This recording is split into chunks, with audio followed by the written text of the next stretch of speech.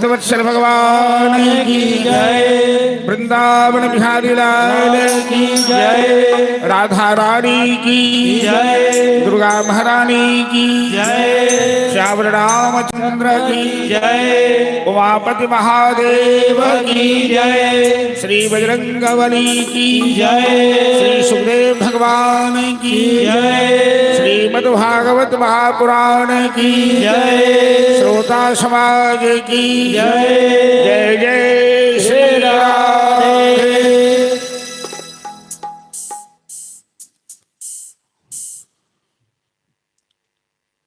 भगवत पादारविंद मकरंद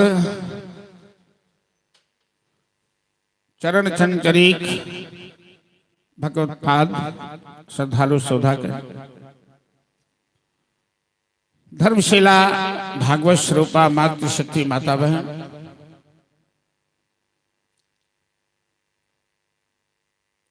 रसराज शेखर नंद नंदन श्याम सुंदर की असीम कृपा से श्री नीलियम आवास पर आयोजित श्रीमद् भागवत कथा सप्ताह के इस पितरपक्ष के पावन अवसर पर हम लोग तृतीय दिवस की कथा में प्रवेश करने जा रहे हैं। सत्संग का सुंदर संयोग है। जीवन में जब भी अच्छा काम करने का अवसर प्राप्त हो जाए, परमात्मा की कृपा समझनी चाहिए। इस कलिकाल में बुरे कर्म की ओर लोगों की जल्दी प्रवृत्ति होती है और अच्छे कर्मों के लिए विचार करना पड़ता है, समय की प्रतीक्षा करनी पड़ती है।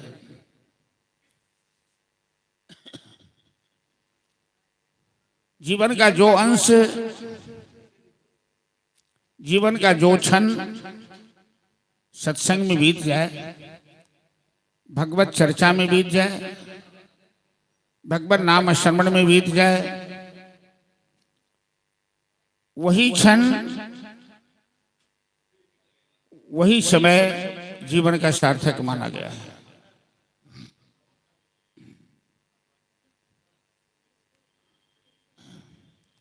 आज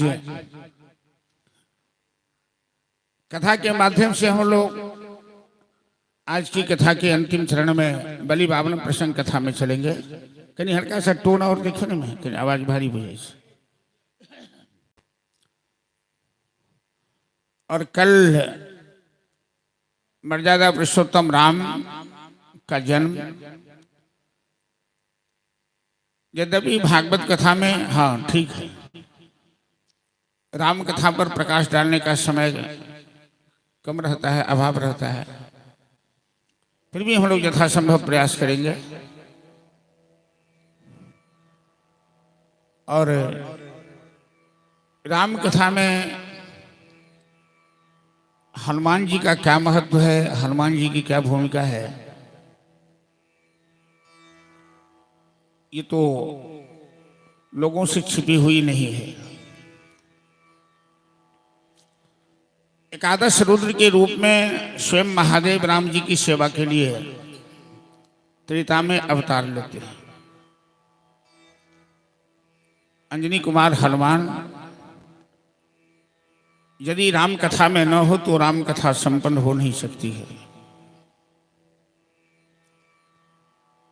एक बार जब रावण का आतंक तीनों लोक में फैला तो देवताओं की एक मीटिंग हुई और ब्रह्मादि नारायण सहित महादेव के पास पहुंचे सब। नारायण ने महादेव से कहा कि भोलेनाथ, रावण तो आपका भक्त है, वो ऐसा भक्त है कि अपना मस्तक काटकर हवन कुंड में हवन कर दिया है 10 बार, और आपकी बड़ी कृपा है रावण के ऊपर, और जब तक रावण के ऊपर आपकी कृपा है तो रावण का वध या रावण का विनाश कोई नहीं कर सकता है। लेकिन आपके वरदान के प्रभाव से रावण तीनों लोक में आतंक फैला दिया है, धर्म का नामो निशान मिटाने वाला है। तो महादेव कहते हैं कि हाँ, मैं तो रावण का विनाश नहीं कर सकता हूं, वो मेरा भक्त है, लेकिन रावण के विनाश के लिए मैं दूसरा रूप धारण कर सकता हूं। रावण ने ब्रह्मा से 2 वरदान लिया है, हम काहू के मरहि न मारे, बानर मनुज जाति दुई बारे। रावण ने ब्रह्मा से वरदान लिया है कि मनुष्य और बंदर को छोड़कर उसे कोई नहीं पराजित कर पाए, कोई नहीं मार पाए। तो महादेव कहते हैं कि मैं बंदर बनूंगा, एकादश रुद्र के रूप में मैं बंदर रूप में जन्म लूंगा, और नारायण स्वयं मनुष्य बनेंगे, सभी देवता बंदर भालू का रूप धारण करेंगे, और राम की वानरी सेना में जितनी भी सेनाएं हैं वो सभी देवलोक से आए हुए हैं, राम की लीला में हाथ बटाने के लिए, रावण का विनाश करने के लिए। तो हनुमान स्वयं महादेव है। और राम कथा में हनुमान की क्या भूमिका है? अनेकों बार राम जी हनुमान की प्रशंसा करते हुए कहते हैं अपने प्रिय भाई भरत से कि भरत भाई, कपि से उरिन हम नाही। भाई भरत, हनुमान का इतना उपकार है हमारे ऊपर जो मैं कभी उरिन नहीं हो सकता। यदि हनुमान नहीं होता तो लक्ष्मण जिंदा नहीं होता, और लक्ष्मण जिंदा नहीं होता तो मैं भी जिंदा नहीं होता, जानकी का उद्धार नहीं होता। एक बार मेघनाद ने ऐसा युद्ध किया कि रामादल में सबको मूर्छित कर दिया, एक हनुमान जी को छोड़कर। जब जामवंत की मूर्छा छूटी, जामवंत जी होश में आए तो विभीषण जी मिले। जामवंत जी ने विभीषण जी से पूछा कि विभीषण जी, हनुमान सुरक्षित है कि नहीं? विभीषण जी कहते हैं कि हनुमान जी पूर्ण सुरक्षित है, लेकिन हमें एक बात का आश्चर्य लग रहा है जामवंत जी कि आपने राम जी के विषय में नहीं पूछा, लक्ष्मण के विषय में नहीं पूछा, वानर राज सुग्रीव के विषय में नहीं पूछा, केवल आपने हनुमान का हालचाल क्यों पूछा? जामवंत जी ब्रह्मा के अवतार हैं और राम के दल में सबसे बूढ़े हैं। जामवंत जी कहते हैं विभीषण से कि विभीषण जी, राम जी के सेना में एक हनुमान ही इतना शक्तिशाली है, वो अकेले सब कुछ संभाल सकता है, उसके रहते हुए वो संकट मोचन है, रामादल में खतरा नहीं हो सकता। रामादल सुरक्षित तब तक है जब तक अंजनी कुमार, केसरी कुमार सुरक्षित है। और राम दुआरे तुम रखवारे, जब राम कथा करता हूं तो बहुत सारी बातें उसमें मार्मिक बातें आती है। अभी हम लोग समस्तीपुर से राम कथा करके ही आए हैं, 9 दिवसीय राम कथा। हनुमान जी के आदेश के बिना राम के दरबार में किसी का प्रवेश संभव नहीं है, ऐसा राम जी ने हनुमान जी को वरदान दिया है। एक बार घटना घटी अयोध्या में, अभी मैं उस पर प्रकाश नहीं डालूंगा, हमें आगे भागवत कथा में चलना है। लेकिन राम जी को मजबूर होकर हनुमान से कहना पड़ा कि तुम्हारी अनुमति के बिना मेरे दरबार में किसी का प्रवेश नहीं हो सकता। राम की कृपा चाहिए तो हनुमान की आराधना पहले करनी पड़ेगी, और हनुमान की कृपा हो गई तो राम की कृपा सहज में ही प्राप्त हो सकती है। गोस्वामी तुलसीदास जी न केवल रामचरितमानस के अंदर बल्कि बजरंग बाण बनाकर हनुमान बाहुक बनाकर, हनुमान चालीसा बनाकर अनेकों ग्रंथ की रचना कर हनुमान की महिमा पर प्रकाश डाला है। तो आज इस भागवत कथा में, सप्ताह कथा में मंगलवार का दिन है और मंगल के दिन हनुमान जी की उपासना की जाती है। लोग व्रत भी रखते हैं और हम लोग हनुमान जी की आराधना के लिए कथा प्रारंभ से पहले हनुमान चालीसा का पाठ करेंगे। सभी आदमी, लगभग लोगों को हनुमान चालीसा याद ही है, सब आदमी साथ देंगे। हनुमान जी की प्रसन्नता के लिए आज हम लोग हनुमान चालीसा पाठ करेंगे। इसके बाद भागवत कथा में प्रवेश करेंगे। श्री गुरु चरण सरोज रज निज मन मुकुर सुधारी, बरनो रघुबर बिमल जसो, जो दायक फल चारि। बुद्धिहीन तनु जानिके, सुमिरो पवन कुमार। बल बुद्धि विद्या देहु मोहि, हरहु कलेश विकार। जय हनुमान ज्ञान गुण सागर, जय कपीस तिहु लोक उजागर।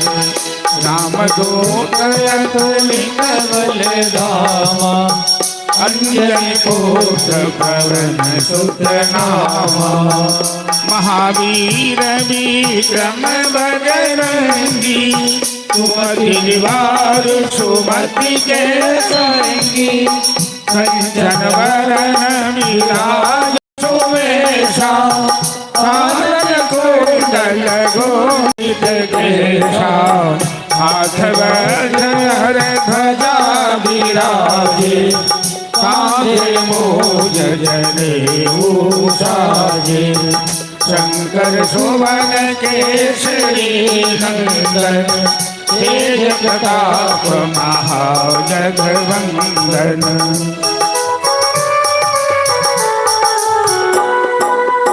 विद्यावान गुणी अति चातुर, राम काज करिबे को आतुर। प्रभु चरित्र सुनिबे को रसिया, राम लखन सीता मन वसिया। सूक्ष्म रूप धरि सिरहि दिखावा, विकट रूप धरि लंक जरावा। भीम रूप धरि असुर संहारे, रामचंद्र की काज समारे।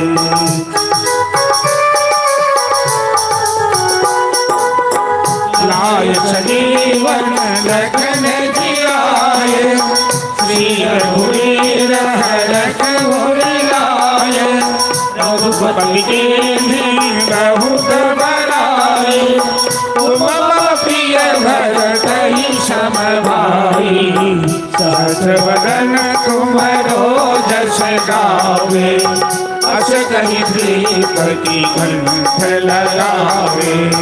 सनकादिक ब्रह्मादि मुनीसा, नारद सारद सहित रहीसा।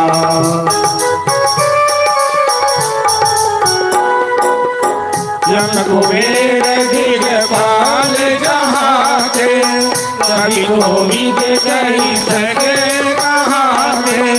तुम उपकार सुग्रीवहि कीना, राम मिलाय राजपद दीना। तुम्हरो मंत्र विभीषण माना, लंकेश्वर भय सब जग जाना। युग सहस्त्र योजन पर भालो, लील्यो ताहि मधुर फल जानो।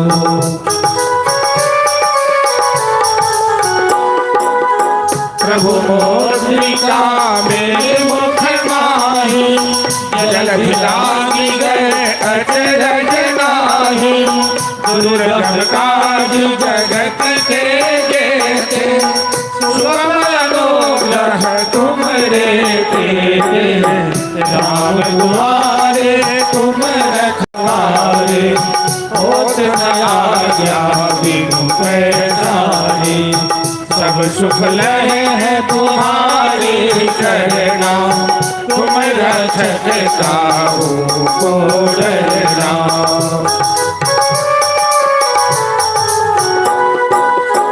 आपन तेज समारो आपे तीनों लोक हाकते कापे भूत पिशाच निकट नहीं आवे महावीर जब नाम सुनावे नास रोग हरे सब पीरा जगत निरंतर हनुमत वीरा संकट से हनुमान छोड़ावे मन क्रम वचन ध्यान जो लावे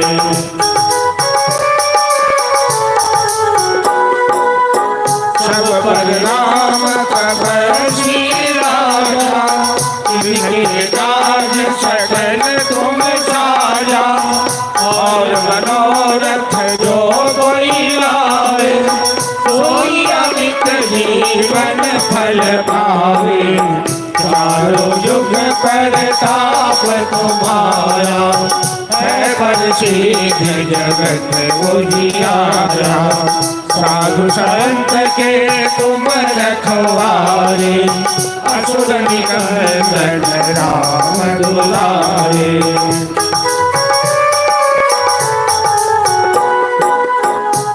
सिद्धि नवनिधि के दाता असवर दीर्घ ज्ञान की माता राम रसायन तुम्हारे बासा सदा हो रघुपति के दासा तुम्हारे भजन राम को भावे जन्म जन्म के दुख बिसरावे और देवता चेतन धरनी हनुमत सर्व सुख करनी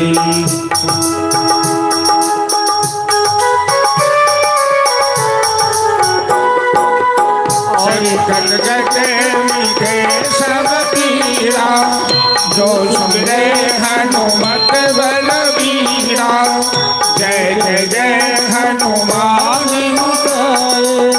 कृपा करहु गुरुदेव की नाई यो शतबार पाठ कर कोई छूट ही बंदी महासुख होई जो यह बढ़े हनुमान चालीसा कोई सीधी साखी गौरीसा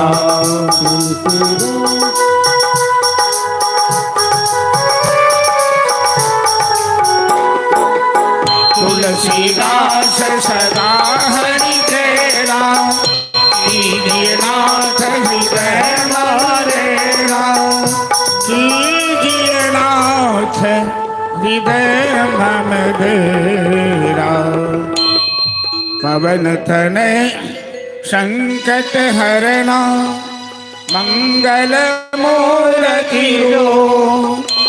राम लखन सीता सहित हृदय बसहु सुरभो बोल वीर बजरंग बली की जय।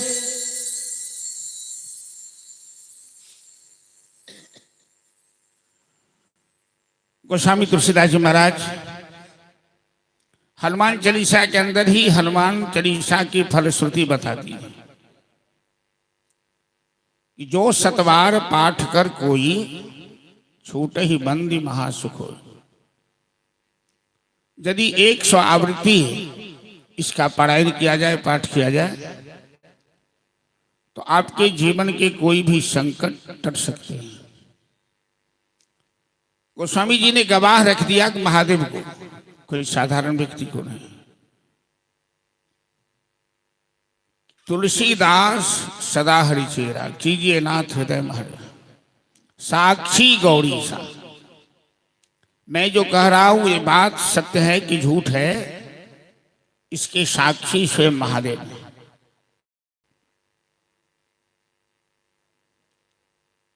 चलिए, आज मंगलवार का पावन मुहूर्त, हम तमाम श्रद्धालु मिलकर भागवत कथा के अंदर राम कथा आने वाली है और इस पावन अवसर पर हनुमान चालीसा का पाठ किए, अपनी वाणी को तृप्त किया। बजरंगबली की कृपा हमेशा भक्तों पर बनी रहे। और कलयुग में बजरंगबली प्रत्यक्ष देवता के रूप में माने गए हैं राम नाम के प्रचार के लिए। और जहां भी भगवान की कथा होती, यत्र यत्र रघुनाथ कीर्तनम तत्र तत्र कृतमस्तकांजलि, जहां भी भगवान की कथा होती है वहां हनुमान जी सर झुकाकर, आंख से आंसू बहाते हुए, रूप बदलकर, भेष बदलकर श्रोता के रूप में विराजमान रहते हैं। हनुमान जी का काम ही है भक्ति का प्रचार करना, राम नाम का प्रचार करना। और उनकी कृपा के बिना परमात्मा के दरबार में, राम के दरबार में प्रवेश संभव नहीं है। भगवान को पाने के लिए पहले भगवान के भक्तों को प्रसन्न करने की जरूरत पड़ती है। कल की कथा में हम लोग कहाँ थे, कहाँ विश्राम दिए थे? ध्रुवोपाख्यान की चर्चा करके हम लोग कथा को विश्राम दिए थे। कथा स्मरण रखते हैं कि नहीं आप लोग? मैं इसीलिए पूछ देता हूं कि कल कहाँ विश्राम दिया। विद्यालय और कॉलेज में जब क्लास चलता है ना, तो जो कुशल टीचर है वो पूछते हैं कि कल कहाँ तक पढ़ाया था, उसके बाद आगे आज पढ़ाना है। इस सत्संग की पाठशाला है और परमात्मा ने सत्संग पाठशाला का हम लोगों को एक छोटा सा शिक्षक बना दिया है। उनकी मर्जी है, वो ब्रह्मा मच्छर को ब्रह्मा बना दे या ब्रह्मा को मच्छर बना दे, उनकी मर्जी है, अपना कुछ नहीं होता है। तो मनुष्य, इंसान का संकल्प शक्ति यदि पक्की हो, आत्मबल यदि मजबूत हो, माता पिता और गुरुजन का आशीर्वाद यदि प्राप्त हो, तो जीवन में कुछ भी असंभव नहीं होता। असंभव को भी संभव किया जा सकता है। आज तो खेत की बात है, जमाना का आबो हवा ऐसा बदलता जा रहा है कि आज के बच्चे माँ बाप का सम्मान करना नहीं जानते या सम्मान करना नहीं चाहते, बड़े बुजुर्गों से आशीर्वाद भी लेना नहीं चाहते। आशीर्वाद से 4 लाभ होता है मानव के जीवन में। अभिवादन शीलस्य नित्यम वृद्धोपि सेविनः चत्वारि तस्य वर्धन्ते आयुर्विद्या यशोबलम्। जो व्यक्ति नमनशील होता है, जो बड़ों के सामने झुकता है, उसकी आयु बढ़ती है, उसकी विद्या बढ़ती है, उसका बल बढ़ता है, यश बढ़ता है। पहले लोग चरण छू के प्रणाम करते थे, अब झुकने में कष्ट लगता है तो घुटना छू के प्रणाम करते हैं। अब घुटना तक भी नहीं, अब तो जैसे मोहम्मदन लोग कहते हैं वालेकुम सलाम, तो यहां भी लोग कहते हैं नमस्ते सर, नमस्ते सर। झुकता वही है जिसमें जान होती है, और अकरना तो मुर्दा की पहचान होती है। जिस व्यक्ति को झुकने में शर्म आती है, समझिए कि वो ज्ञानहीन है, उसके अंदर कुछ नहीं है। ध्रुव 6 साल की उम्र में माता और गुरु के आशीर्वाद से 6 महीना की तपस्या में समस्त ब्रह्मांड को हिला दिया, वैकुंठ लोक को हिला दिया और परमात्मा का साक्षात्कार किया। ये कथा हम कल सुना चुके हैं। सुखदेव जी श्रीमद् भागवत के अंदर अनेक राजाओं की वंशावली का वर्णन करते हैं। मनुवंश, सूर्यवंश, चंद्रवंश। तो जहां उन्हें सत्संग दिखाई देता है वहां व्याख्या करते हैं, जहां सत्संग नहीं दिखाई देता वहां केवल नाम गिनाकर आगे बढ़ जाते हैं। ध्रुव के पुत्र हुए उत्कल, उत्कल के पुत्र हुए वत्सर, वत्सर के पुत्र हुए अंग, अंग के पुत्र हुए वेनु। ध्रुव के वंश में वेनु नाम का राजा बड़ा ही पाखंडी निकला, नास्तिक निकला। उसने अपने राज्य में, अपने शासन काल में यज्ञ जाप पूजा पाठ सब कुछ बंद कर दिया। धरती धर्म के आधार पर ही टिकी हुई है। जिस दिन धरती से धर्म समाप्त हो जाएगा, धर्म शब्द का अर्थ ही यही होता है जो सबको धारण करता है, जिसमें सबको धारण करने की क्षमता होती है। वेणु के कुशासन से धर्म नष्ट हुआ तो धरती कांपने लगी, धरती शक्ति विहीन हो गई। धरती माता ने अपने गर्भ में सभी शक्तियों को, सभी औषधियों को छिपा लिया। बड़ा अकाल पड़ गया, त्राहिमाम मच गया। तो ऋषि मुनि सब राजा वेणु के पास गए, उन्हें समझाया कि महाराज तुम ध्रुव वंश की संतान हो, तुम मनुवंश की संतान हो, तुम इस तरह से नास्तिक पाखंडी कैसे हो गए? तेरे पाप के कारण प्रजाओं को कष्ट झेलना पड़ रहा है, धरती पर अकाल पड़ गया है। तुमने यज्ञ जाप पूजा पाठ सब बंद करवा दिया है। अहंकारी वेणु कहता है, ऋषि मुनियों से कहता है कि तुम लोग बड़े मूर्ख लगते हो। अरे एक राजा के अंदर सभी देवताओं का वास होता है। राजा क्यों पूजा करे, राजा क्यों यज्ञ करे? उल्टी खोपड़ी। अंत में ऋषि मुनियों ने राजा वेणु को शाप दे दिया। राजा वेणु का शरीर नष्ट हो गया। लेकिन बिना राजा से राज्य नहीं चलता। पुनः ऋषि मुनियों ने लकड़ी डालकर वैदिक मंत्रों के द्वारा वेणु के शरीर का मंथन किया। वेणु के शरीर से 2 बालक जन्म लिया। एक ऊपर भाग से जिनका नाम पड़ा पृथु, एक नीचे भाग से जो निषाद कहलाया, मलाह कहलाया। भगवान के 24 अवतार में एक अवतार पृथु माने गए, ये अंशावतार है। पृथु बड़े प्रतापशाली, बड़े धर्मात्मा थे। उन्होंने 100 अश्वमेध यज्ञ किया, धरती पर धर्म की स्थापना की। पृथ्वी माता जो औषधियों को, अन्न को अपने घर में छिपा लिया था, पृथु महाराज ने पृथ्वी का दोहन किया। अन्न प्रकट हुआ, औषधियां प्रकट हुई और अंत में परमात्मा का ध्यान कर पृथु अपना ये शरीर त्याग किए। पृथु के वंश में बरही नाम के राजा हुए, 10 प्रचेता नाम के पुत्र हुए, जिन्हें नारद जी ने रुद्र गीता का ज्ञान दिया। और ये प्रचेता तपस्या करके अपने जीवन को मुक्त किया, गृहस्थाश्रम से दूर रहकर। उसी वंश में प्राचीन बरही नाम का राजा हुआ। राजा प्राचीन बरही बड़ा ही कर्मकांडी था। वो निरंतर यज्ञ ही करता था। उसकी यज्ञशाला के अंदर कभी यज्ञ का धुआं शांत नहीं होता था।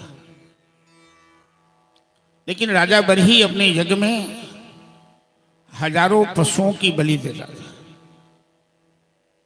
नारद जी आए राजा बरही के दरबार में। नारद जी वैष्णव हैं, संत हैं। नारद जी ने कहा राजा बरही से कि महाराज तुम यज्ञ क्यों करते हो? बरही ने कहा, अरे यज्ञ करने से स्वर्ग की प्राप्ति होती है। यज्ञ करता हूं तो ब्राह्मणों को दक्षिणा देता हूं, भगवान ने सामर्थ्य दिया है तो मैं करता हूं। नारद जी पूछते हैं कि स्वर्ग प्राप्त करके क्या होगा? प्रायः संसार में लोगों का उद्देश्य स्वर्ग प्राप्ति होता है। जो सांसारिक श्राद्ध आदि कर्म किए जाते हैं तो उसमें स्वर्ग प्राप्ति हेतु, फिर तत्व जोनि विमुक्त हेतु ये संबंध पढ़ा जाता है। लेकिन वैष्णवों के शास्त्र में, वैष्णवों की विचारधारा में स्वर्ग का कोई स्थान नहीं है, स्वर्ग का कोई महत्व नहीं है। जहां देवताओं का वास है उसे स्वर्ग कहते हैं। पुण्य आत्मा स्वर्ग जाते हैं और पुण्य आत्माओं को स्वर्ग में कब तक रहने दिया जाता है? जब तक उसके पुण्य की पूंजी जमा होती है। जैसे बैंक बैलेंस है तो बैंक से आप तब तक रुपया निकाल सकते हैं जब तक आपके खाते में पैसा है। स्वर्ग में आप को तब तक रहने दिया जाएगा जब तक आपके पुण्य की कमाई है। तेतम भुक्त्वा स्वर्गलोकम विशालम क्षीणे पुण्य मृतलोकम विशंति। जब पुण्य क्षीण हो जाता है उसे पुनः इस धरती में, इस संसार में आना पड़ता है। एक बार जो स्वर्ग का सुख भोग लेता है और पुनः उसे धरती पर आना पड़ता तो बहुत कष्ट होता है। इसलिए वैष्णवों का कहना है कि स्वर्ग प्राप्ति की इच्छा कभी मत करो, हमेशा गोविंद की शरणागति बनने का प्रयास करो, ठाकुर की शरणागति बनने का प्रयास करो।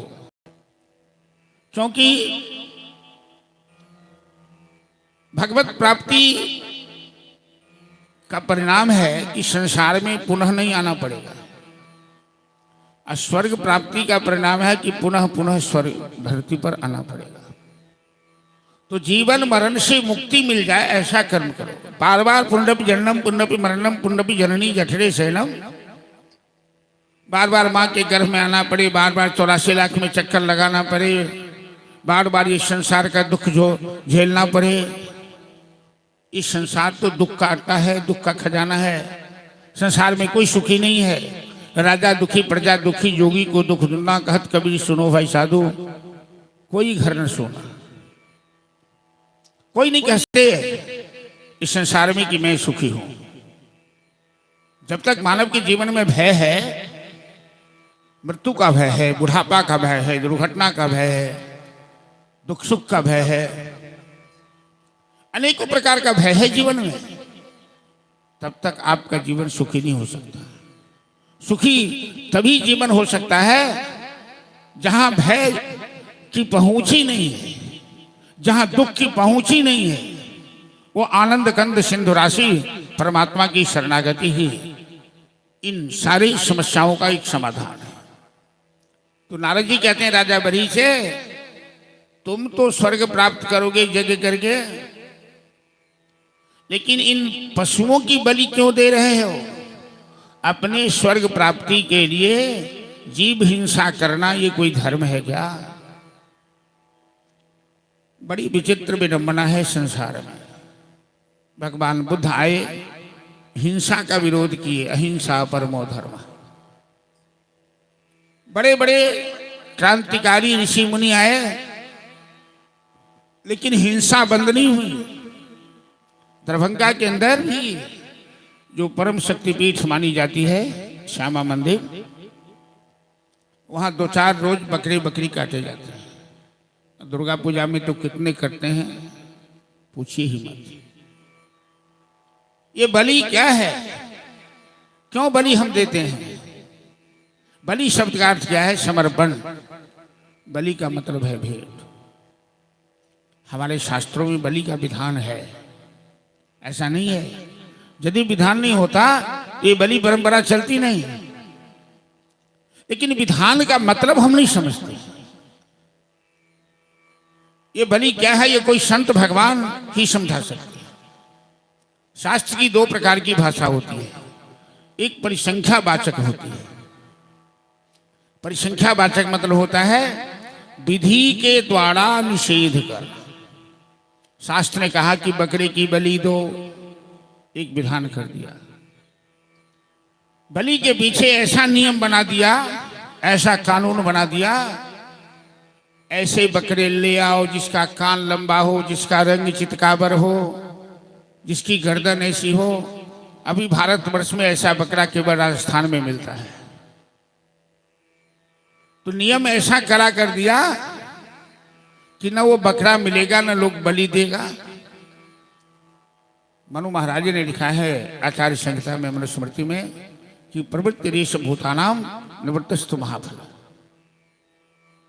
मानव की स्वाभाविक प्रवृत्ति होती है मदिरा मांस की ओर झुकना। इससे निवृत्ति हो जाए तो महाफल प्राप्त होता है। मांस खाने की प्रवृत्ति है तो ऋषि मुनियों ने कहा चलो देवता को अर्पित करके खाओ।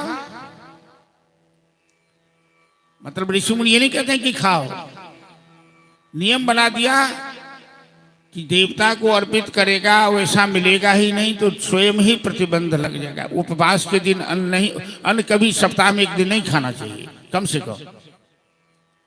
तो लोग नहीं मानता है तो एक नियम कर दिया कि मंगल करोगे तो धर्म होगा, एकादशी करोगे तो धर्म होगा। एक धर्म का नाम दे दिया। अब धर्म की लालच से लोग मंगल एकादशी करते हैं, व्रत करते हैं।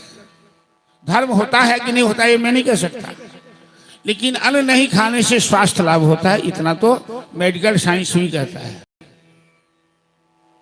भगवती को बकरे चढ़ाए ना जाता। भगवती जगदम्बा है, आज शक्ति है, तुम वैष्णवी शक्ति मनंत ब्रिजा विश्व सबीजम प्रभासी माया। भगवती कहीं अपनी संतान की बलि लेती हो? ऋषि मुनियों ने बलि विधान के द्वारा मांस पर रोक लगाया है। ये है कैसे? एक बच्चे को मिट्टी खाने की आदत थी, एक ही लड़का था। अब कोई डॉक्टर उसकी आदत को छोड़ा नहीं सका और धीरे धीरे वो बीमार पड़ गया। उसके माता पिता सुखी संपन्न थे, बड़ी दुखी थे। तो उन्हें पता लगा किसी आश्रम में कोई संत हैं जो इलाज करते। उन संत के पास उस बालक को ले गया और माता पिता आंसू बहाकर कहने लगे कि बाबा एक ही बेटा है, मिट्टी खाकर मर जाएगा। कैसी आदत लगे, मिट्टी खाना छोड़ता ही नहीं है। आप कृपा कीजिए, इसकी आदत को छोड़ा दीजिए। संत भगवान ने कहा कि मैं गारंटी तो नहीं दूंगा, लेकिन प्रयास करता हूं। 1 महीना इस बच्चे को मेरे आश्रम में छोड़ दो। तुम लोग मिलने नहीं आ सकते हो, 15 दिन के बाद एक मिल सकते हो। और इसके लिए 2 किलो काजू, 2 किलो किशमिश और 5 किलो गंगा जी की मिट्टी लाके रख दो। रख दिया। माता पिता चले गए। संत भगवान पूछते हैं उस बालक से, बेटा तुम्हें मिट्टी बहुत अच्छी लगती है? हाँ बाबा। कितने बार खाते हो? जितने बार मन होता है। ऐसा करो, जहां तहां की गंदी मिट्टी मत खाओ। मैंने तुम्हारे लिए गंगा जी से मिट्टी मंगा के रखा है और ये मिट्टी खाओ, बड़ी स्वादिष्ट लगेगी। और थोड़ा काजू खिलाना शुरू किया। दूसरे दिन संत भगवान पूछते हैं, बेटा यदि 3 बार मिट्टी खाओगे तो काम नहीं चलेगा क्या? सुबह दोपहर शाम। तो बच्चा कहता है कि काजू किशमिश की मात्रा बढ़ा दीजिए, हम 3 ही बार खाएंगे। उसे काजू किशमिश खिलाने लगा और 3 बार मिट्टी खिलाया। 1 सप्ताह के बाद संत भगवान कहते हैं कि 2 ही बार खाओगे तो काम नहीं चलेगा। तो बच्चा कहता है कि थोड़ा काजू की मात्रा थोड़ी सी बढ़ा दीजिए, हम 2 ही बार खाएंगे।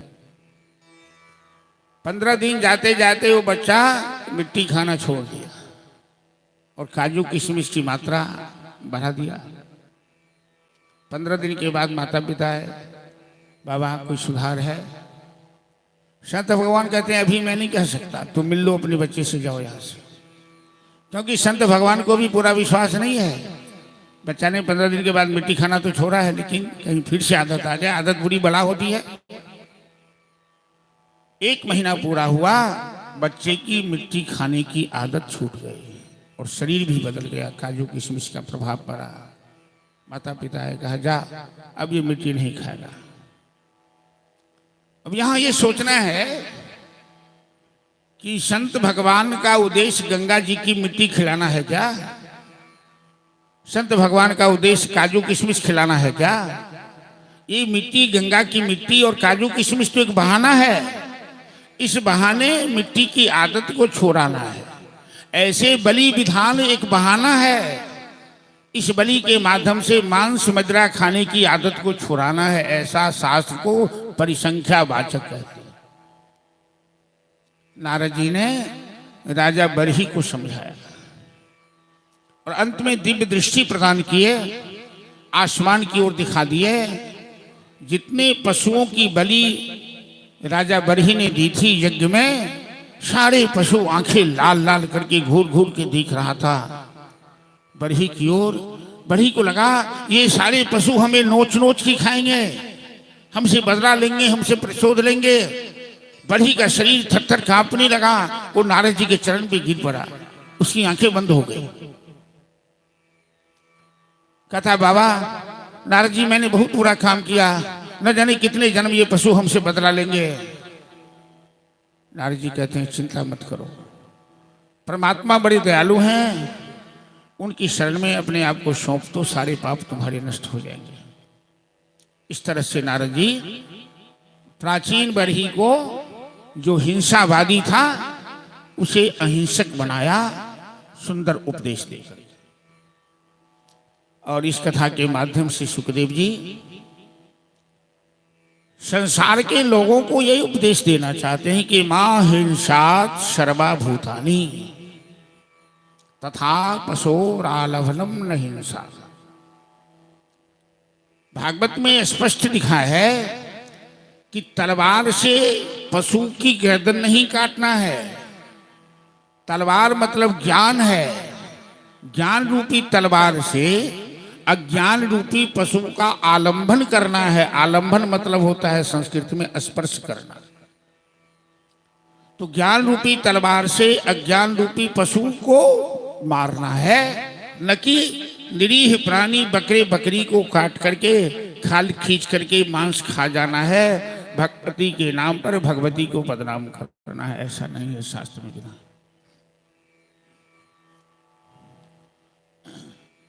उसी वंश में सत्यव्रत, कल मैं बताया हूं कि मनु महाराज के 2 पुत्र थे, 3 पुत्रियां। तो पुत्री वंश की कथा कल सुनाया। प्रियव्रत पहले तो विवाह नहीं किया। ब्रह्मा जी ने आदेश दिया तुम गृहस्थी धर्म स्वीकार करो। उनके वंश में कई पीढ़ियों के बाद नाभि नाम के राजा हुए और नाभि के पुत्र हुए ऋषभदेव, जो जैन संप्रदाय के प्रवर्तक माने जाते हैं, संस्थापक माने जाते हैं। ऋषभदेव के 100 पुत्र थे। ऋषभदेव का जब बुढ़ापा आया, वैराग्य लेने का समय आया, तो अपने सभी पुत्रों को बैठाकर शिक्षा देते हैं। बड़े पुत्र का नाम भरत है, जिनके नाम पर इस देश का नाम भारतवर्ष पड़ा था। तो सबसे बड़े पुत्रों को आगे बैठाया, इसके पीछे 9 पुत्र को, उसके पीछे 18 पुत्र को, उसके पीछे 36 पुत्र को, इस तरह से 100 पुत्रों को बैठाया।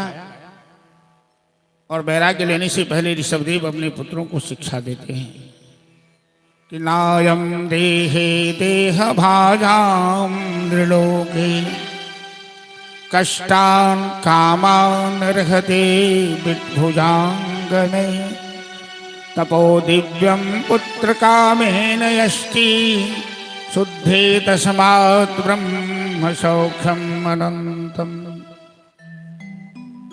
ऋषभदेव अपने पुत्रों से कहते हैं कि पुत्रों, 84 लाख योनियों में परमात्मा ने जो सुंदर मानव का शरीर दिया है, इस शरीर का उद्देश्य सांसारिक विषयों का भोग करना नहीं है। हम सब सांसारिक विषयों के भोग में आकंठ मग्न हैं। अरे भोग और योग में क्या अंतर है? शूकर खूकर कर तुहें खान पान रस भोग, तुलसी वृथा न खोइए यह तन भजन के योग। जो आनंद मनुष्य को खोआ राबड़ी मलाई खाने में आता है, वही आनंद कुत्ते को, सूत्र को, पशु को सड़क की गंदगी खाने में आता है। खाना पीना, बाल बच्चे पैदा करना, ये पशु भी पक्षी भी करते हैं, मनुष्य भी करता है। तो ऋषभदेव कहते हैं, पुत्रों, ये शरीर भोग के लिए भगवान ने नहीं दिया है, ये शरीर योग के लिए दिया है। कि यही तन कर भल विषय न भाई, भजिए राम सब काम बिहाई, भजिए राम सब काम बिहाई। बड़े भाग्य मानो सकल बाबा, सुर दुर्लभ शत ग्रंथ निगावा, सुर दुर्लभ शत ग्रंथ निगावा।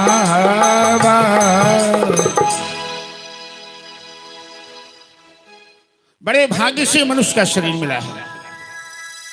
तो विषय भोग के द्वारा इस शरीर को बर्बाद मत करो, समय को नष्ट मत करो। भोग करने वाला रोगी होता है, भोगी रोगी होता है। आप देख लीजिए, आज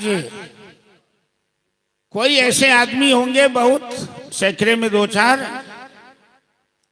हमें तो नहीं लगता कि सैकड़े में दो चार भी निकलेंगे जो दवाई नहीं खाते हो, डॉक्टर के पास नहीं जाना पड़ता हो। कुछ न कुछ बीमारी सबों को है, और डॉक्टर मना कर देता है, तेल मत खा, मसाला मत खा, मिर्च मत खा। ये हलवा पूरी राबड़ी खाने की जो आदत लग गई है, डॉक्टर कहता है तो मर जाओगे। सब कुछ भगवान ने दिया और डॉक्टर कहता है मत खाओ। हिंदुस्तान के सबसे बड़े धनवान बिरला साहब जौ का सत्तू खा के रहते थे। डॉक्टर ने मना किया, कुछ मत खाओ। तो भोग करने वाला को रोग होता है। ऋषभदेव कहते हैं, इस शरीर से भोग नहीं, इस शरीर से योग करो, साधना करो। यही शरीर एक ऐसा माध्यम है जो परमात्मा को शुद्धि तस्मात् ब्रह्म सौख्यम। 84 लाख जोनियों में मानव का शरीर अंतिम है। इसके बाद पुनः शरीर में नहीं आना है। और शरीर में नहीं आना है, इसके लिए क्या करना पड़ेगा? तो शरीर देने वाले परमात्मा की शरण में जाना पड़ेगा। और परमात्मा की शरण में तभी जा सकते हो जब भोग की प्रवृत्ति पर नियंत्रण करो, योग साधना करो।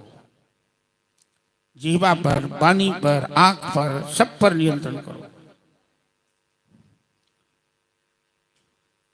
भक्त लोग भगवान से प्रार्थना करते हैं कि हे बांके बिहारी, इस दुनिया में आकर अच्छा नहीं किया। ये दुनिया दुख का खजाना है, और ऐसी कृपा करना, अपनी शरण में हमें ले लेना। हमें इस संसार में बार बार मत भेजो। मैं संसार में बार बार आना नहीं चाहता हूं। बांके बिहारी,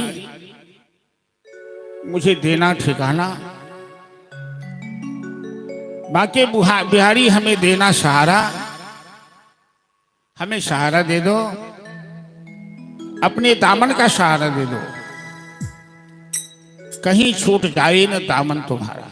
चलिए भगवान से प्रार्थना करें कि प्रभु आपकी कृपा के बिना आपकी शरण में जीव नहीं आ सकता है, बांके बिहारी हमें देना सहारा।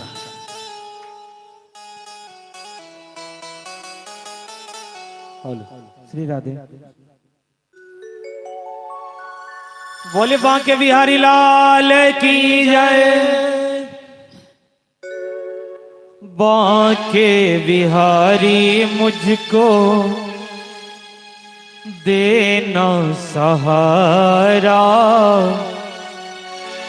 कहीं छूट जाए ना दामन तुम्हारा। बांके बिहारी मुझको देना सहारा, कहीं छूट जाए ना दामन तुम्हारा।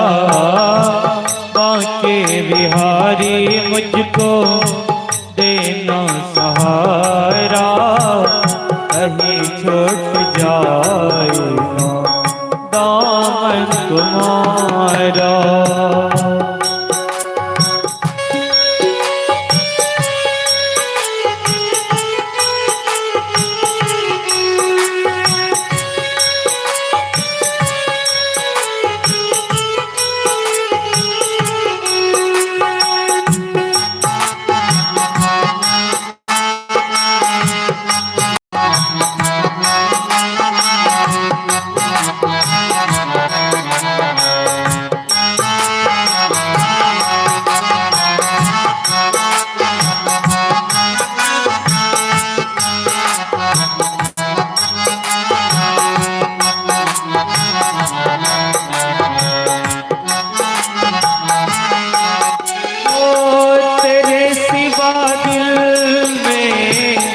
समाइन कोई तेरे सिवा दिल में, समाइन कोई लगन का ये दीपक बुझाए न कोई।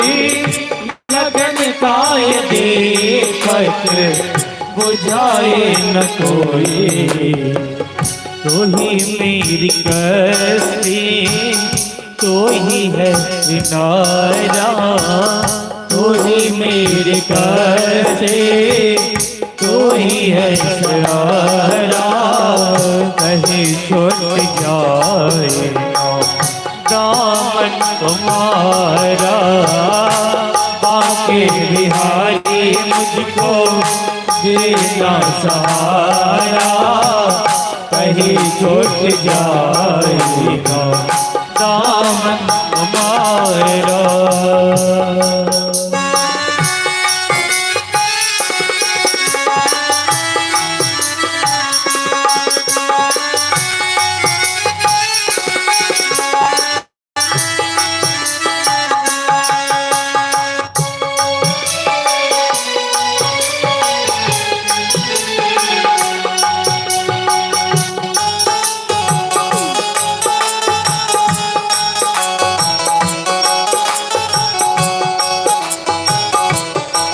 हरि बोल।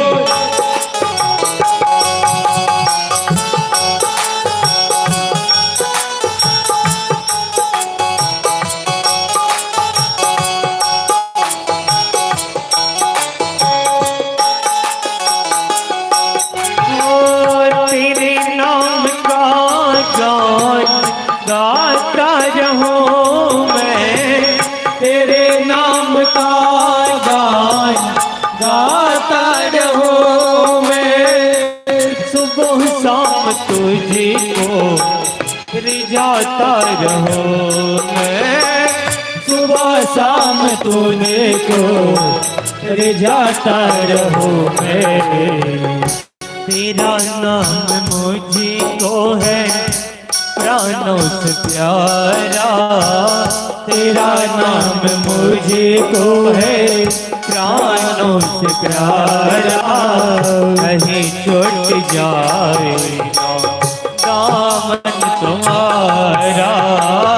बांके बिहारी मुझको सहारा कहीं छूट जाए दामन तुम्हारा।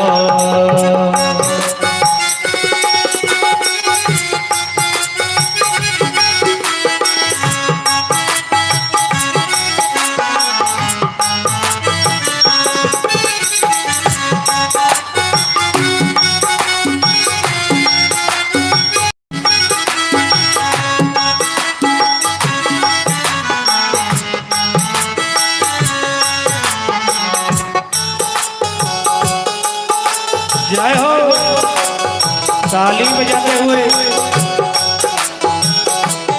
हरि बोल।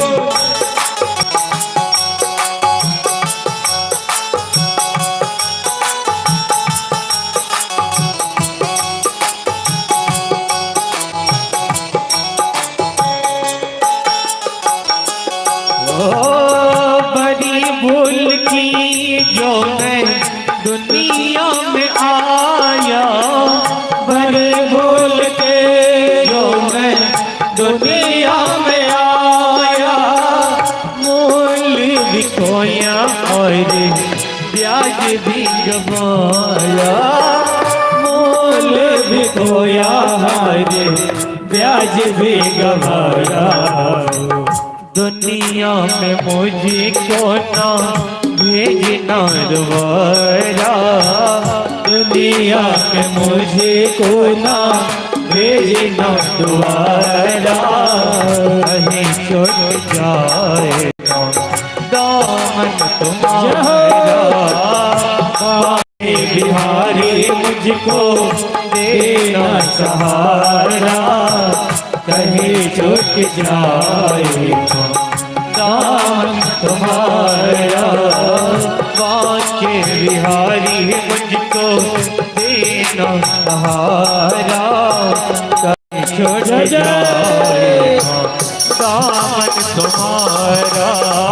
बाके बिहारी मुझको देना सहारा, कहीं छूट जाए दामन तुम्हारा, कहीं छूट जाए दामन तुम्हारा, कहीं छूट जाए दामन तुम्हारा। जय जय श्री राधे।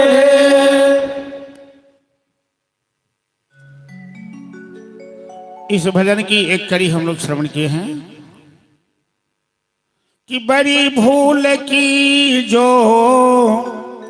दुनिया में आया, दुनिया में आया तो बड़ी भूल किया। क्यों?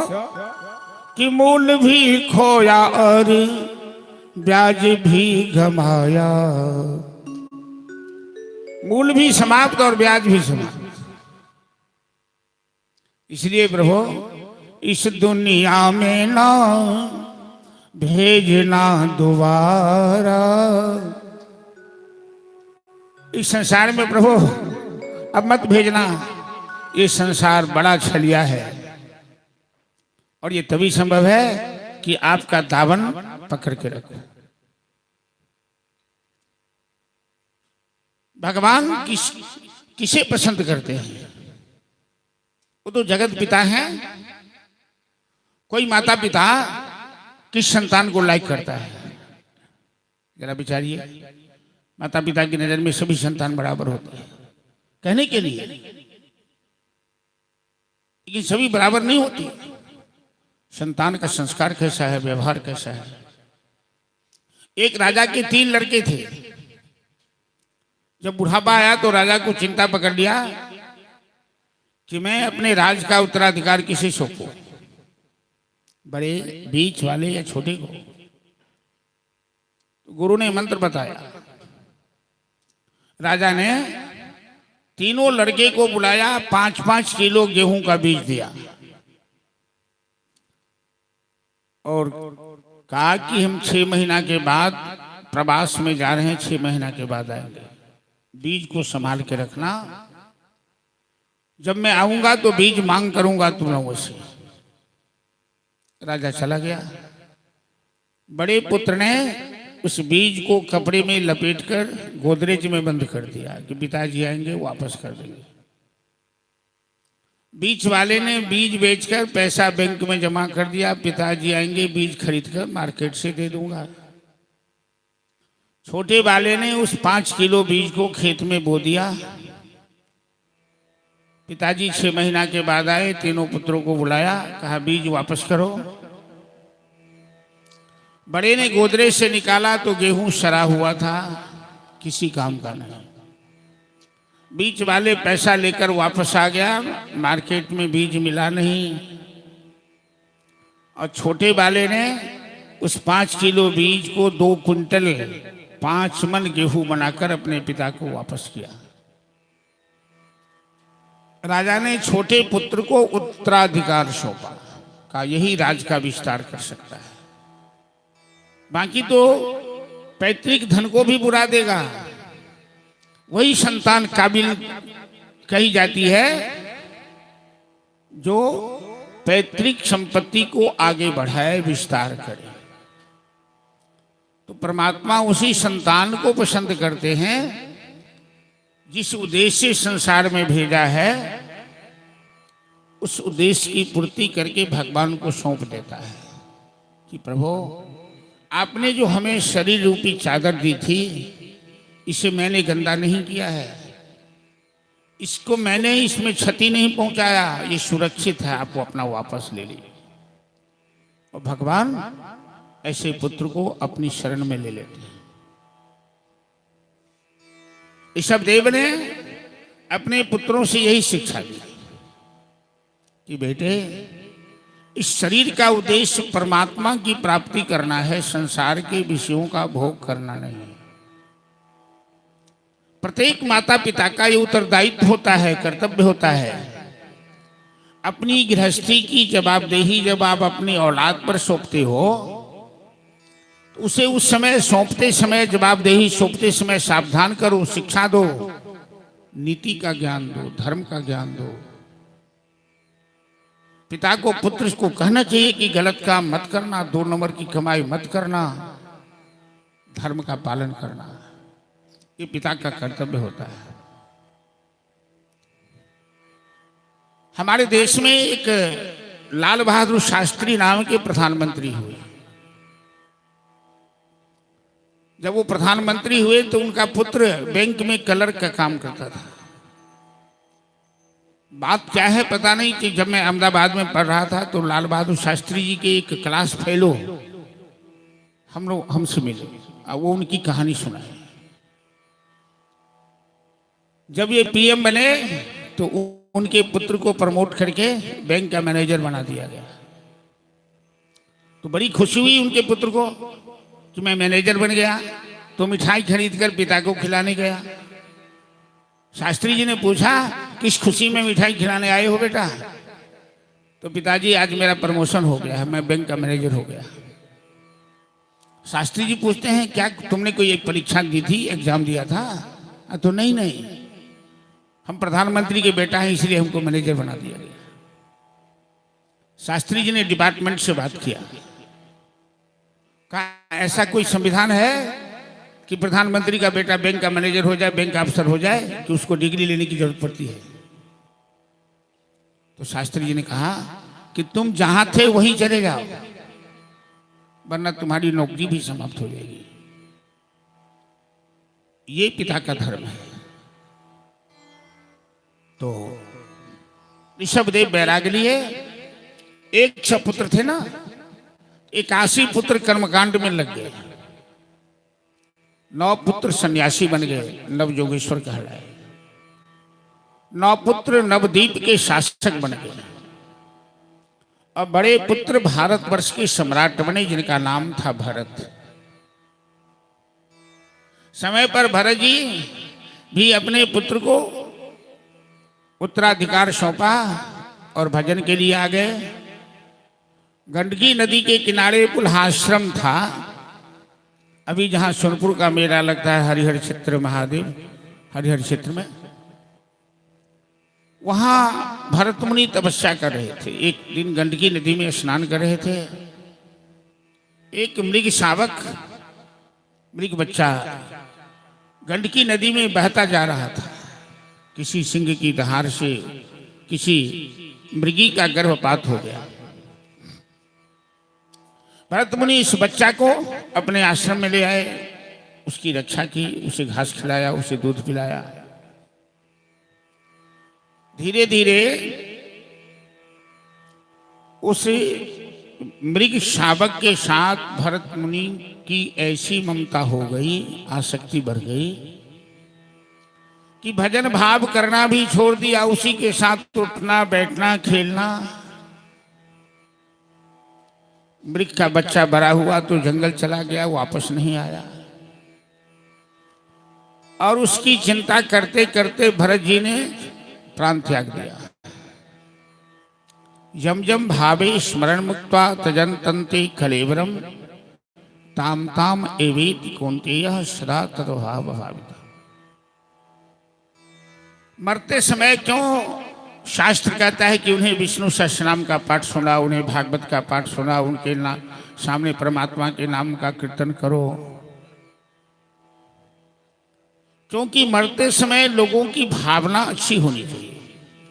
पहले दिन की कथा में मैं निवेदन कर चुका हूं कि भीष्म पितामह भगवान से ही वरदान मांगते हैं कि अंत काल में आपके नाम का स्मरण बना रहे। इतना तो करना स्वामी जब प्राण तन से जाए। भरत मुनि मृग शावक का चिंतन करते हुए शरीर त्याग किए तो परिणाम हुआ कि अगला जन्म उनका मृग योनि में हो गया, मृग बन गए।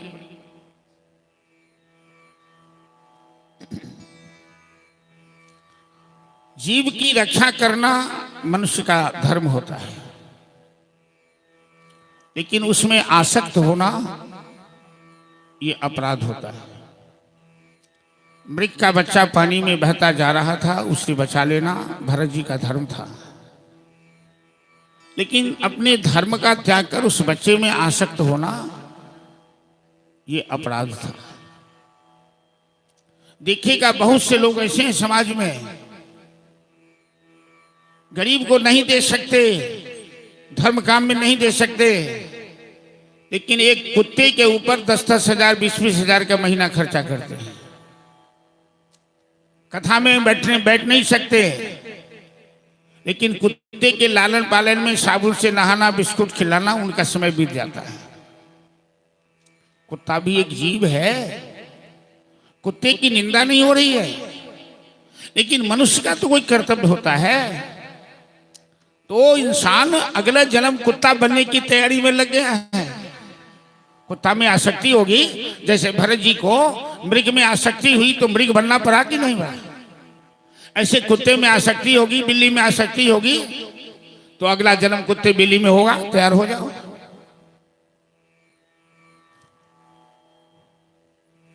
पंडौल क्षेत्र में एक बार मैं कथा कर रहा था। एक बैंक मैनेजर रिटायर, उनके घर के बगल में कथा हो रही थी। कथा में नहीं कि कभी आते थे, लेकिन ठीक कथा के समय कुत्ते को लेकर उसकी रस्सी पकड़ के उसको टहलाने के लिए, वॉकिंग के लिए निकाल दिया। एक दिन 2 दिन मैंने देखा, मैंने मन से कह दिया कि इंसान जानबूझकर अगले जन्म कुत्ता बनने की तैयारी में लगा हुआ है। बड़ा बुरा लगा, वो हमसे झगड़ा करने है। मैं कहा पढ़े लिखे इंसान हैं, इसी को पढ़ाई लिखाई कहते हैं, यही शिक्षा कहलाती है क्या? कुत्ते की सेवा के लिए आपके पास समय है, सत्संग करने के लिए आपके पास समय नहीं है क्या? ऐसी शिक्षा तो आपकी बेकार है। भरत मुनि को बड़ा अफसोस हुआ और जल्दी मृग शरीर त्याग कर अगला जन्म फिर उन्हें ब्राह्मण वंश में हुआ। तो ब्राह्मण वंश में जन्म हुआ तो बड़े सावधान हो गए। पूर्व जन्म का सारा ज्ञान उन्हें प्राप्त है, शास्त्रों का, वेद आदि। परमहंस के रूप में भी 9 भाई हैं, न पढ़ने में मन लगता, न गृहस्थी के काम में मन लगता। पिता बड़े चिंतित हैं, आपस में सभी भाई झगड़ा करता है। ये केवल खाता है, केवल पड़ा रहता है, कोई काम नहीं करता है। पाठशाला में पढ़ने के लिए पिता ने दाखिल किया तो शिक्षक भी थक गया। कहा, शिक्षक ने कहा मैं इस बच्चे को नहीं पढ़ा सकता, इसकी बुद्धि जर है, इनका नाम है जर भरत। उनकी बुद्धि जर नहीं थी, उन्हें तो दिव्य ज्ञान था, लेकिन दुनिया की नजर में वो जड़ बने हुए थे। लोग समझे हमें पागल है, अंदर तो दिव्य ज्ञान था, ब्रह्म ज्ञान था। पिताजी तंग आकर उन्हें गांव घर से बाहर कहीं जमीन का प्लॉट था, उसमें फसल थी, उसकी रखवाली के लिए वहां रख दिया कि तुम चलो बैठे बैठे यही काम करो। भरत जी को जब फसल की रक्षा के लिए रखा खेत पर, वो सोचने लगे कि जमीन किसकी है भाई, और जमीन का मालिक कौन है? ये धरती तो वसुंधरा माता है, नारायण की पत्नी है, नारायणी इसका नाम है। विष्णु पत्नी नमस्तुभ्यम धरती को प्रणाम करने का मंत्र है। समुद्र वसने देवी पर्वत अस्तर मंडले विष्णु पत्नी नमस्तुभ्यम पादस्पर्शम क्षमस्व। तो भरत मुनि ने सोचा जमीन का मालिक तो भगवान है, सबे भूमि गोपाल की, फसल के मालिक भी भगवान है, तो मैं क्यों किसी को बाधा डालूं? कोई चिड़िया को खाना है खा ले, पशु को खाना है खा ले, मैं रोक नहीं सकता। दूसरों खेत से भी मवेशियों को अपने खेत में लगा देते थे, खाओ जितना खाना है। क्योंकि भरत जी की सोच क्या है कि राम जी की चिड़िया राम जी का खेत, राम जी की चिड़िया राम जी का खेत, आजा चिड़िया खा जा खेत। राम जी की चिड़िया राम जी का खेत, आजा चिड़िया खा जा खेत। राम जी की चिड़िया राम जी का खेत, आजा चिड़िया खा जा खेत। राम जी की चिड़िया राम जी का खेत, आजा चिड़िया खा जा खेत। आजा चिड़िया खा जा खेत, आजा चिड़िया खा जा खेत।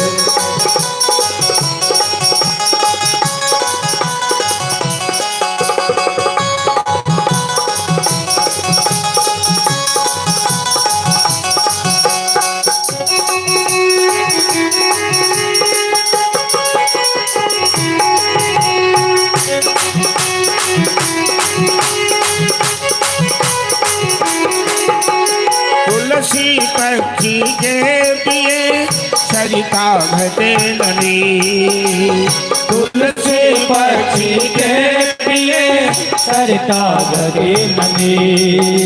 धर्म किए धन नाही घटे, यो सहाय रघुवीर। धर्म किए धन नाही घटे, तो सहाय रघुवीर। अजगर करे न चाकरी, पंछी करे न खाओ।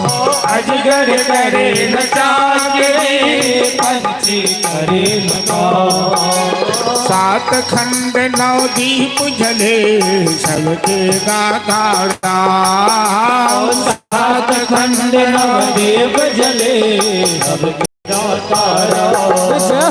राम जी की चिड़िया राम जी का खेत, खाजा चिड़िया भर भर पेट। राम जी की चिड़िया राम जी का खेत, आजा चिड़िया भर भर पेट। राम जी की चिड़िया राम जी का खेत, आजा चिड़िया खाजा खेत। राम जी की चिड़िया राम जी का खेत, आजा चिड़िया भर भर पेट।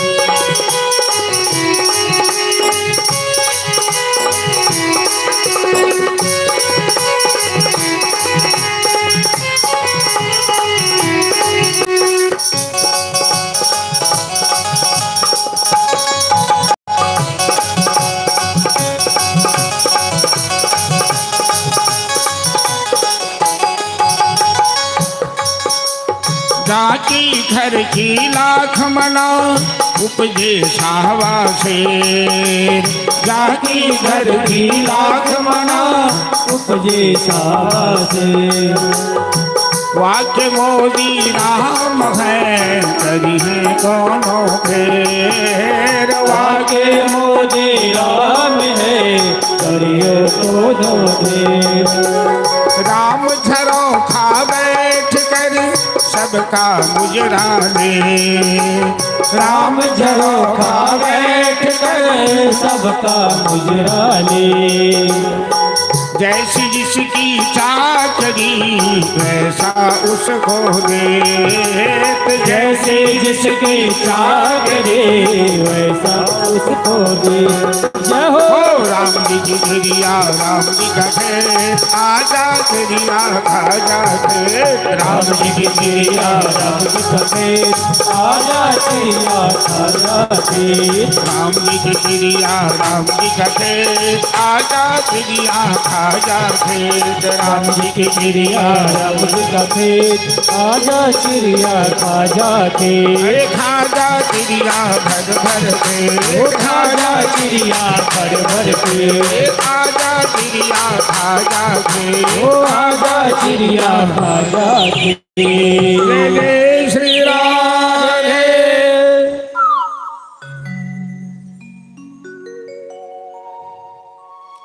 एक बार एक वकील से मेरा पाला पड़ा तो कहता है पंडित जी इस संसार में सबका हिस्सा है। वकील का हिस्सा है, डॉक्टर का हिस्सा है, मजदूरों का हिस्सा है। आप संपत्ति के अकेले मालिक नहीं बन सकते, सबको देना पड़ेगा नहीं। तो चिड़िया का भी हिस्सा है ना। चिड़िया कोई खेती करती है क्या? हम आप जो करते हैं वही उसकी खेती है। और ऐसा उदार विचार रखना चाहिए। बहुत से ऐसे भी लोग हैं कि एक फल चिड़िया को नहीं खाने देते, गुलेटी बना के रखते। ये संसार इस तरह से परमात्मा ने बना है, एक दूसरे का पूरक है। अकेला सब अधूरा है और सबसे सबकी जरूरत पड़ती है। एक डकैत ने, राहुल जी हमारे जजमान जी मैथिली भाषा बहुत सुंदर बोलते हैं, तो भगवती का एक भजन मैथिली में निकाल के रखिए। एक डकैत ने भद्रकाली भगवती से मनौती किया था कि हमें पुत्र होगा तो नर बलि देंगे। मिथिला में खासकर ये परंपरा ज्यादा है, हमें लड़का होगा तो हम खसी चढ़ाएंगे, ये चढ़ाएंगे। ऐसी लोग मनौती कर देते। तुम्हें लड़का होगा दूसरे लड़का की गर्दन कटवा दो, ये कोई का न्याय है क्या? कोई दूसरी चीज नहीं मनौती कर सकते हो? कहा नर बलि देंगे, तो उसे लड़का हुआ। एक बात जानते हैं कि भगवती का दो रूप है, एक माता का रूप है और एक भैरवी रूप है। कवि विद्यापति की एक रचना है कि जो मिथिला में घर घर में गोसाउनी गीत के रूप में गाया, जय जय भैरवी असुर भयावनी पशुपति भामिनी माया। तो इस पद की प्रथम पंक्ति में विद्यापति भगवती को भैरवी कहते हैं और अंतिम पंक्ति में कहते हैं माता। भैरवी मतलब संहार करने वाला रूप। महिषासुर का संहार, चंडमुंड का संहार, रक्त बीज का संहार भगवती भैरवी रूप में, चंडी के रूप में करती है और माता रूप में संसार का कल्याण करती है। तो भद्रकाली से मनौती किया हमें पुत्र होगा, तो भैरवी रूप तो है, चलो उसे पुत्र दे दिया। अब नर बलि देने के लिए देखा एक मोटा तगड़ा आदमी, जैसे मैं मोटा तगड़ा हूं वैसे भरत जी भी मोटा तगड़ा था। उनको पकड़ लिया डकैतों का आदमी ने, क्योंकि गांव घर से दूर थे। वो ऐसे परमहंस हैं कि किसी से पूछा भी नहीं कि तुम कौन हो, कहाँ ले जा रहे हो, तो परमहंस हैं। चलो, कहा चलो तो चलो।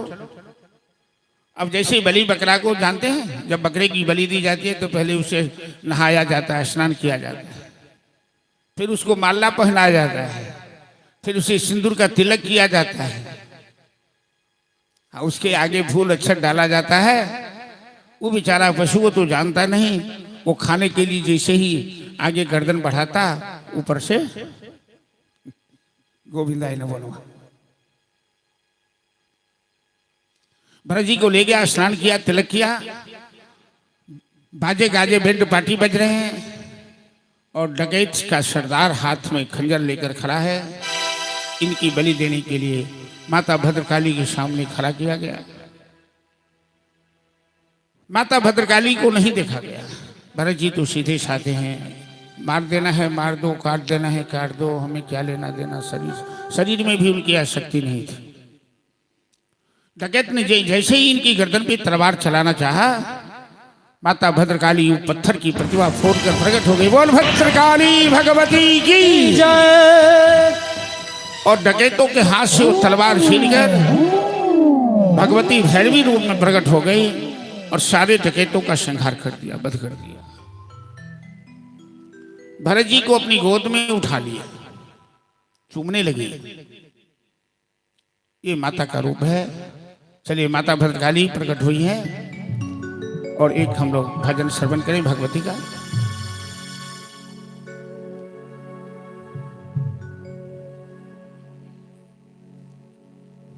बोलिए दुर्गा महारानी की जय।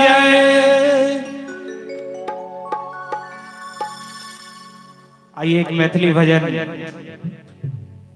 मां जगदम्बा के चरण कमल में। हमारे यजमान जी बहुत सुंदर मैथिली बोलते हैं, क्योंकि हम लोग मिथिला धाम में हैं तो थोड़ा बहुत मैथिली सभी लोग बोल लेते हैं और प्रायः सभी लोग समझ लेते हैं।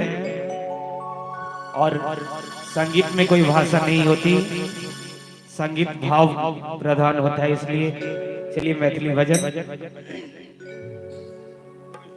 मैया है सुनियो हमरे विपतिया, माँ हमको ना रहबई है। मैया है सुनियो हमरे विपतिया, माँ हमको ना रहबई है। मैया है सुनियो हमरे विपतिया, माँ हमको ना रहबई है।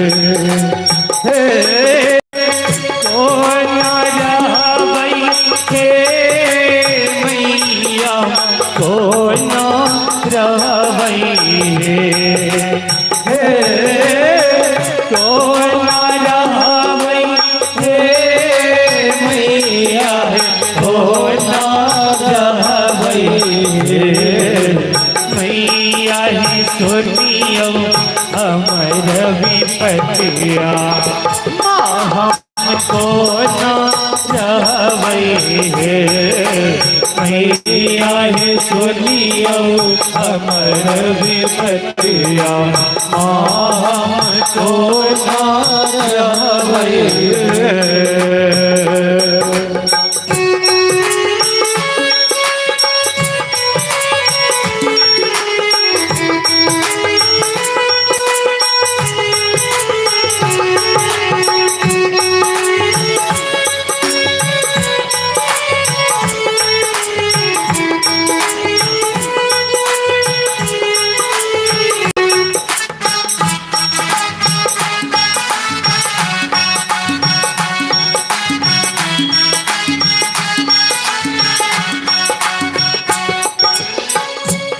निर्धन अज्ञान बने लो, कनियों का ज्ञान दे लो। निर्धन अज्ञान बने लो, कनियों का ज्ञान दे लो। हम कतरा कहबई कतरा कहबई मैया है सुनियो हमर विपतिया, माँ हमको ना रहबई है। मैया है सुनियो हमर विपतिया, माँ हमको ना रहबई है।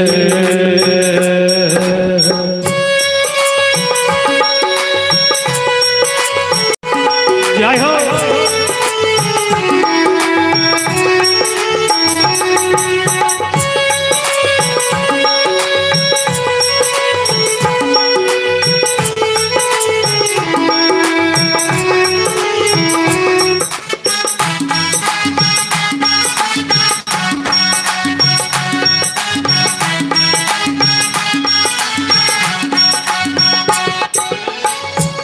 हरि में दुआरी दिलो मैया दुखी आप सहलो नैया हरि में दुआरी दिलो मैया दुख आप सहलो नैया मोर संकट हरियो हे मोर संकट हरियो हे भैया हे सुनियो हमर विपतिया माँ हमको ना रहई हे भैया हे सुनियो हमर विपतिया माँ हमको ना रहई हे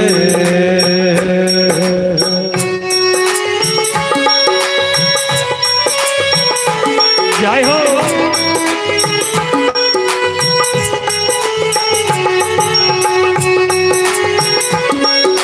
काली की सेवा करते हुए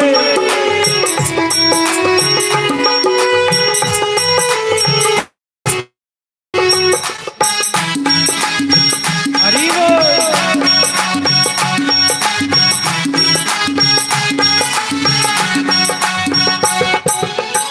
ओ जग सो ठुकिरायल गेल थे शरण अही के आयल थी जग सो ठुकिरायल गेल थे शरण अही के आयल थे कनियो दया देखबियो हे कनियो दया देखबियो हे भैया हे रुदियो हमर विपतिया माँ हमको ना रहई हे भैया हे सुनियो हमर विपतिया माँ हमको ना रहई हे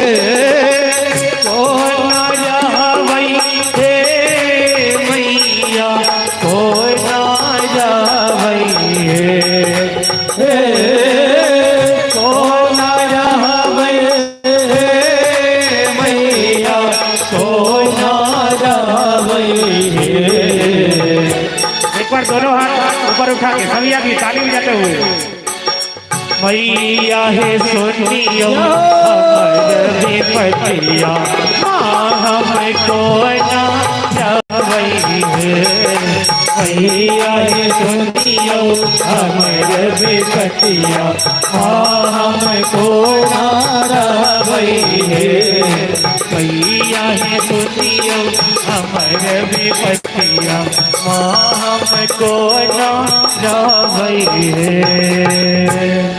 जय जय जगदम्बा हे जय भरतमुनि माता भद्रकाली राधे राधे।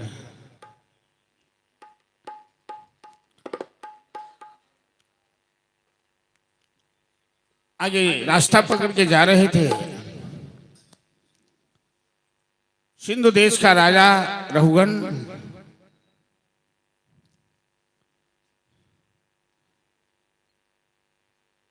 वो गुरु जी के पास जा रहा था डोला पर बैठकर और उसके डोले में 3 कहार लगे हुए थे। चौथे कहार की जरूरत थी। भरतमुनि सड़क पकड़ के जा रहे थे। राजा रहुगन ने आदेश दिया और उन्हें डोले में लगा दिया, कहार बना दिया। 4 कहार हुए, लेकिन पुराने कहारों के साथ भरत जी की चाल में कोई तालमेल नहीं बैठ रहा था। ये तो ब्रह्मज्ञानी थे, अपने हिसाब से चलते थे।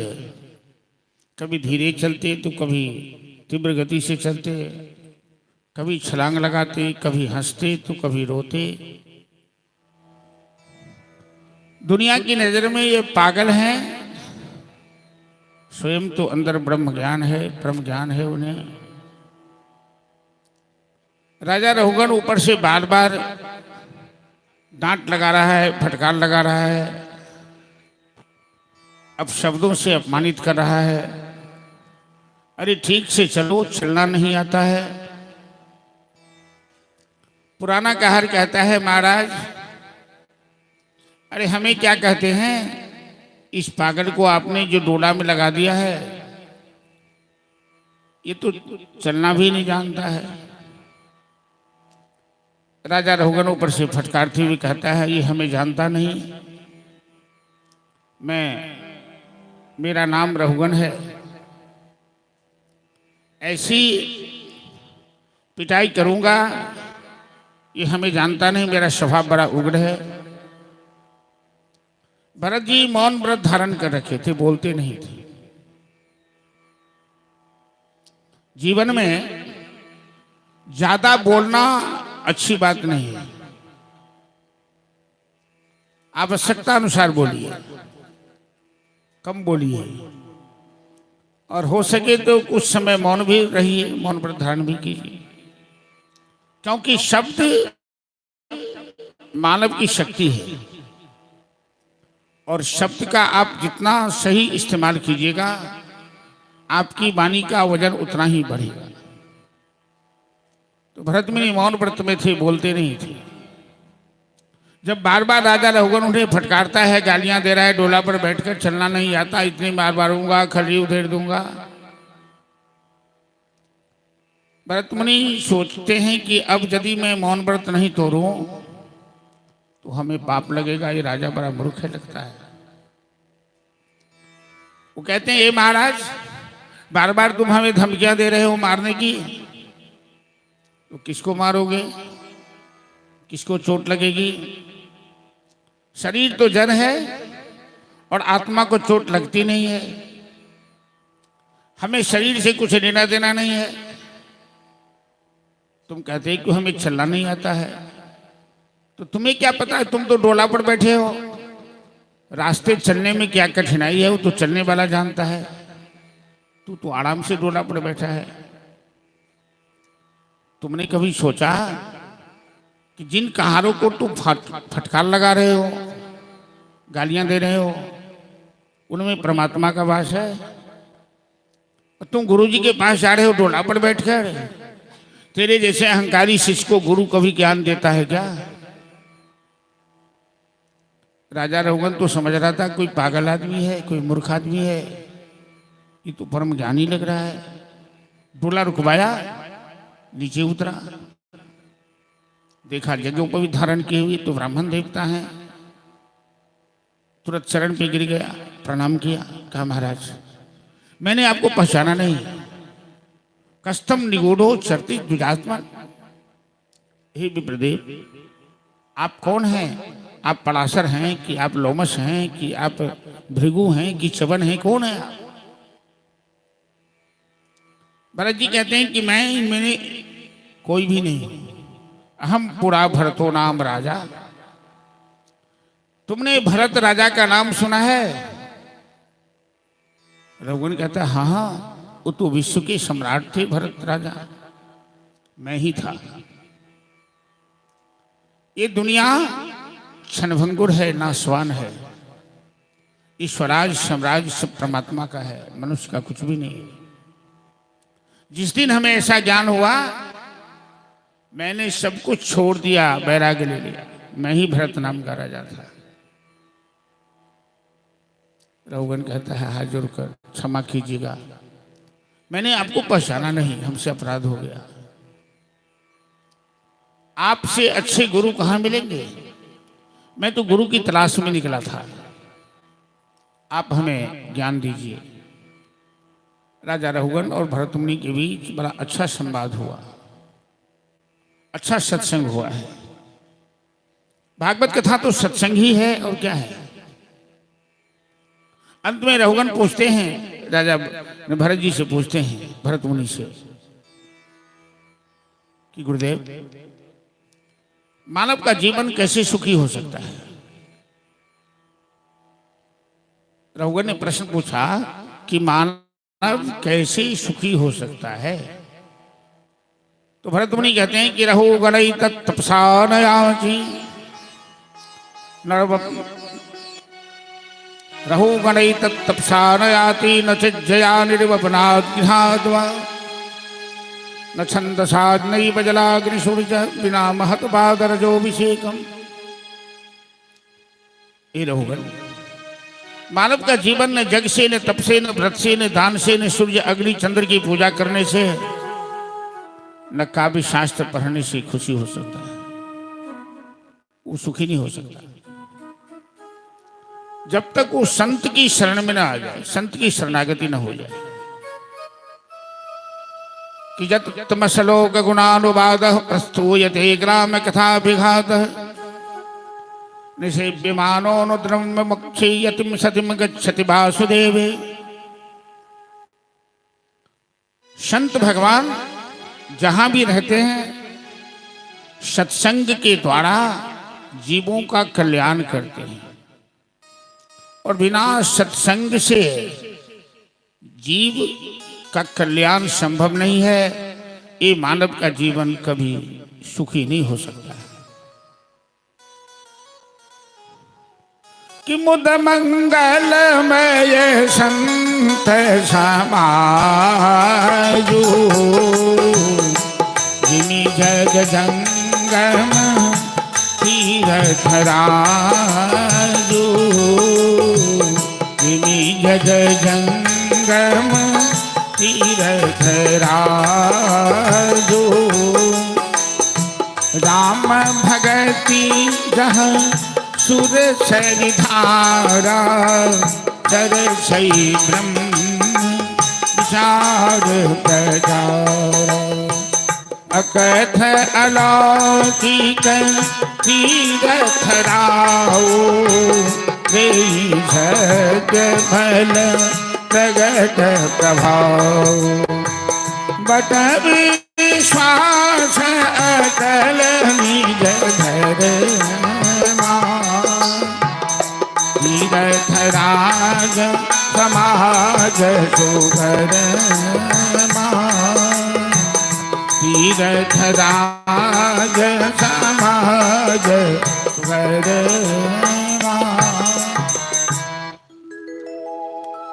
जरा आप लोग का ध्यान इधर उधर कुछ ज्यादा बढ़ जाता है और हमें बाधा होती है कि हमारा भी ध्यान भटक जाता है।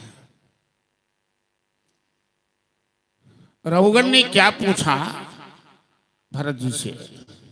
एक राजा एक संत की, एक गुरु की तलाश में चले डोला पर बैठकर। गुरु की तलाश डोला पर बैठकर करना अपराध माना, अहंकार का प्रतीक होता है। तीन कहार था, चौथे अनजान व्यक्ति को उसमें डोले में लगा दिया। जो भरत जी डकैतों की पंजा से छूटे, माता भद्रकाली का आशीर्वाद प्राप्त किया, तो रघुगण से पाला पड़ा उन्हें डोले में लगा दिया। राजा रघुगण डोले पर बैठकर बार बार डांट रहा है, गालियां दे रहा है, ठीक से चलो, चलना नहीं आता है।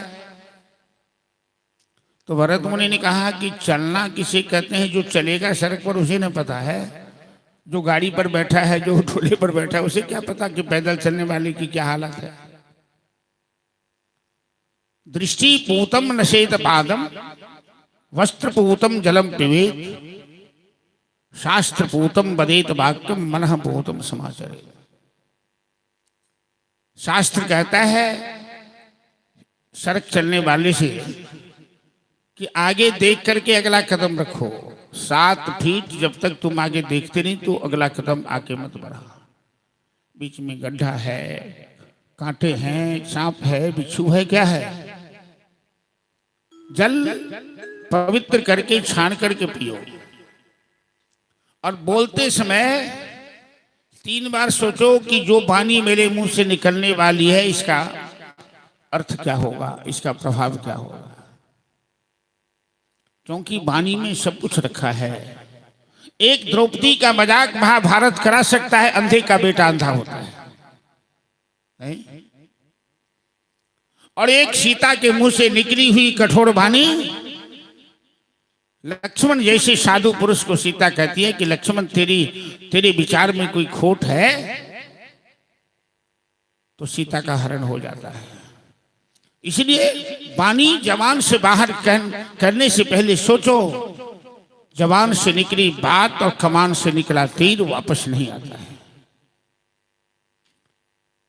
भरत मुनि ने रघुवन को समझाया। रघुवन ने पूछा कि मानव का जीवन कैसे सुखी हो सकता है। हम आप अपने जीवन में किस चीज की तलाश में लगे हैं? विद्यार्थी पढ़ाई क्यों करता है? कि पढ़ लिख के हमें अच्छी नौकरी मिलेगी तो जीवन सुखी होगा। शादी ब्याह लोग क्यों करता है? लड़की की इच्छा होती है कि हमें अच्छा लड़का मिले कि सुख मिलेगा, लड़का की इच्छा होती है कि अच्छी लड़की मिले कि हमें सुख मिलेगा।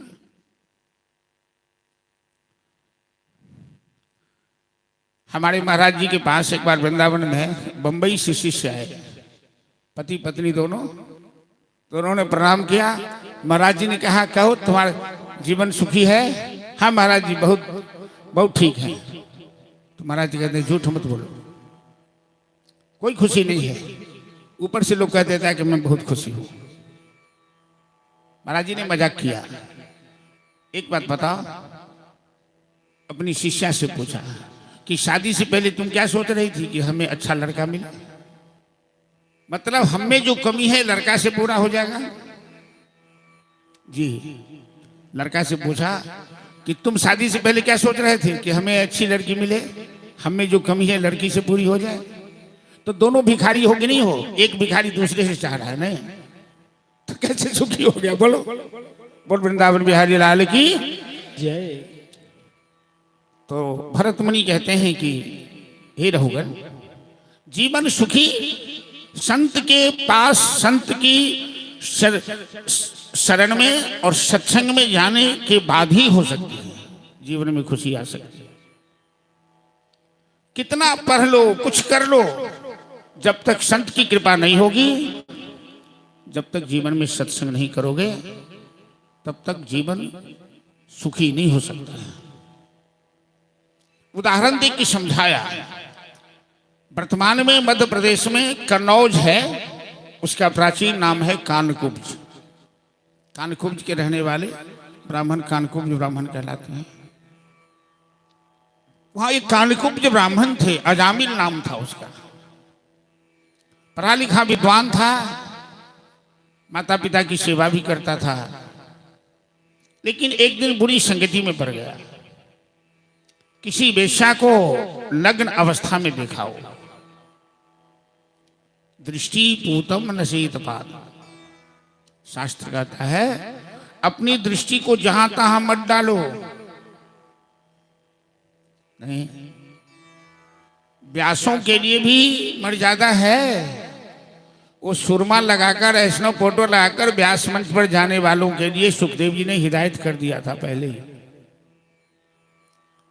यदि तुम्हें स्त्रियों को आकर्षित नहीं करना है तो तुम फैशन किस लिए करते हो? और स्त्री की ओर दृष्टिपात करते हैं तो ऐसा सोचो कि वो स्त्री मेरी माँ है, इसमें कन्हैया का वास है। मातृवत परदारेषु, दूसरी स्त्री में माता का भाव रखो, तेरे मन में विकार नहीं आएगा। तब दृष्टिपात करो, वरना आंखें मूंद करके रहो। डोंगरी जी महाराज का नाम सुने होंगे, गुजराती कथाकार थे। उनके लिखे हुए प्रवचन हम लोग पढ़ के कथा करते हैं। और सत्य उनकी कथा सुनने का सौभाग्य भी, क्योंकि अहमदाबाद में मैं 6 साल विद्यार्थी रूप में था, तो एक बार उनकी कथा हुई थी, सुनने गए थे। ऐसे संत थे कि मंच पर कभी आंख खोलते ही नहीं थे, न किसी को चरण छूने देते थे। हम लोग तो डर के मारे चरण छूने देते हैं, लोग कहेगा ढोंगी का ढोंग है, चरण नहीं छूने का भी एक ढोंग करता है, ऐसा भी मान लेता है। ऐसे संत थे, आंख मूंद कर कथा करते थे। सामने कन्हैया जी का फोटो रहता था, कभी आंख खोलते तो उनका दर्शन करते थे। क्योंकि आपके मन में जब तक कन्हैया है तो विकार नहीं आ सकता है। जहां राम वहां काम नहीं, जहां काम नहीं राम, तुलसी कबहु न रही सकई, रब रजनी एक ठाम। जहां राम है वहां काम नहीं है, और जहां काम है वहां राम नहीं है। तो रघुगण ने कहा संत की कृपा के बिना जीवन सुखी नहीं हो सकता। कांचकुब्ज प्रदेश में अजामिल नाम का ब्राह्मण था। एक दिन नग्न अवस्था में वेश्याओं को देखा, उसके प्रति आकर्षण हो गया, उससे संबंध बना लिया। अंत में उससे ब्याह कर उसे पत्नी बनाकर घर ले गया। माता पिता का स्वर्गवास हुआ, 9 बच्चे हुए उस वेश्या से। उसे पैतृक संपत्ति नष्ट हो गई तो अजामिल डकैती करना शुरू किया, मदरा पीना, जुआ खेलना, अपने इलाके का मशहूर डाकू हो गया। एक दिन की बात है, उस गांव से कुछ संतों की टोली जा रही थी। शाम हो गई तो संतों ने बच्चों से पूछा कि इस गांव में कोई वैष्णव ब्राह्मण है या वैष्णव है, हम लोग रात्रि विश्राम करेंगे। बच्चों ने मजाक कर दिया, संत भगवान से कहा हाँ एक ही वैष्णव है इस गांव में, अजामिल। डकैती घर संतों को भेज दिया। संत भगवान गए अजामिल के घर। सीताराम सीताराम। तो अजामिल तो गया था डकैती करने। उसकी पत्नी निकली, बाबा क्या बात है, अजामिल का घर यही है? कहा हाँ, हम लोग रात्रि विश्राम करना चाहते हैं, सवेरे चले जाएंगे। उनकी पत्नी के मुंह से निकल गया ठीक है, आप विश्राम कीजिए, हमसे जो बन पड़ेगा हम सेवा करेंगे। संतों ने अपना आसन लगा दिया, भजन करना शुरू किया। संतों का काम है भजन, माला फेरना और क्या है। भोजन भी हुआ, विश्राम में गए। डकैती करके अजामिल 12 बजे रात में घर आया। और जब अजामिल का चेहरा देखा संतों ने, तो संत भगवान समझ गए कि ये तो कोई वैष्णव नहीं लगता है, ये तो कोई डकैत लगता है, क्योंकि डाकू का स्वरूप अपना एक अलग होता है।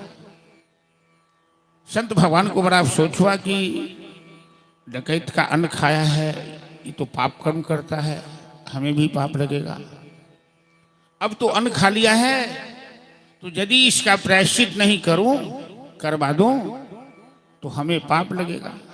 प्रातःकाल सभी संत भगवान बढ़िया बिस्तर समेटने लगे और अजामिल को बुलाया। कहा अजामिल तुमने हमारी सेवा की, अब हम लोग जा रहे हैं, जाते जाते कुछ दक्षिणा दे दो। अजामिल हंसने लगा, ए महात्मा, मैं कोई संत महात्मा नहीं हूं, मेरा नाम अजामिल है, मैं इस इलाके का मशहूर डाकू हूं। अभी तक तुम्हारा बुढ़िया बिस्तर कमंडल नहीं छीन लिया, यही मेरी दक्षिणा है, जाओ जाओ यहां से। संत में सहन शक्ति होती है, जिसमें सहन शक्ति न हो वो संत हो ही नहीं सकता। संत भगवान हंसने लगे, कहने लगा अजामिल, अरे हम तुमसे रुपया पैसा दक्षिणा में नहीं मांगते, तो तेरी पत्नी गर्भवती है और लड़का जन्म लेने वाला है। अजामिल कहता है तुम कैसे बता सकते हो लड़का होगा कि लड़की होगी, अब ये तो घर में है। अरे संत की वाणी पर विश्वास रखो, लड़का ही होगा। तो होने वाले पुत्र का नाम नारायण रख लेना, यही मेरी दक्षिणा है। अजामिल कहता है मैं अपने पुत्र का नाम कुछ रखूं, उससे तुम्हें क्या लेना देना है? अरे भाई, मेरे प्रभु का नाम नारायण है, और तू अपने पुत्र का नाम नारायण रखेगा, उसका नाम लेकर पुकारेगा, तो हमें खुशी होगी कि तूने भगवान का नाम तो लिया इस बहाने से। भगवान की माया प्रेरणा, अजामिल ने कह दिया ठीक है, हम होने वाले पुत्र का नाम नारायण रखेंगे। संत भगवान चले गए। संत की सोच, संतों की दूरदर्शिता देखिए। पहले हमारे यहाँ 16 संस्कार में एक नामकरण संस्कार भी होता था।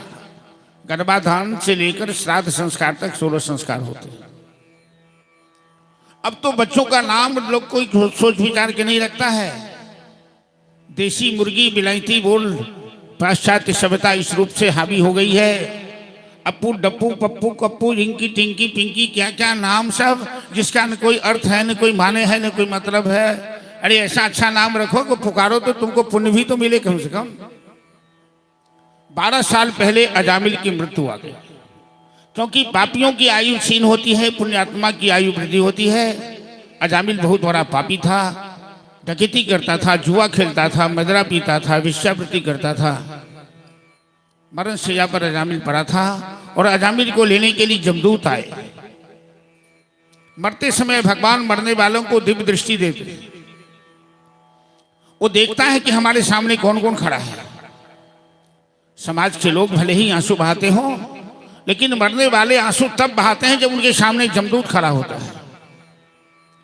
और जब उनके सामने भगवान के पार्षद खड़े होते हैं तो मुस्कुराता रहता है, हंसते हंसते प्राण त्यागता है। अजामिल ने जैसे देखा जमदूतों को, लंबे केश, लंबे दाढ़, लंबे बाल, हाथ में वो ब्रह्मपाश, भैंसा पर सवार।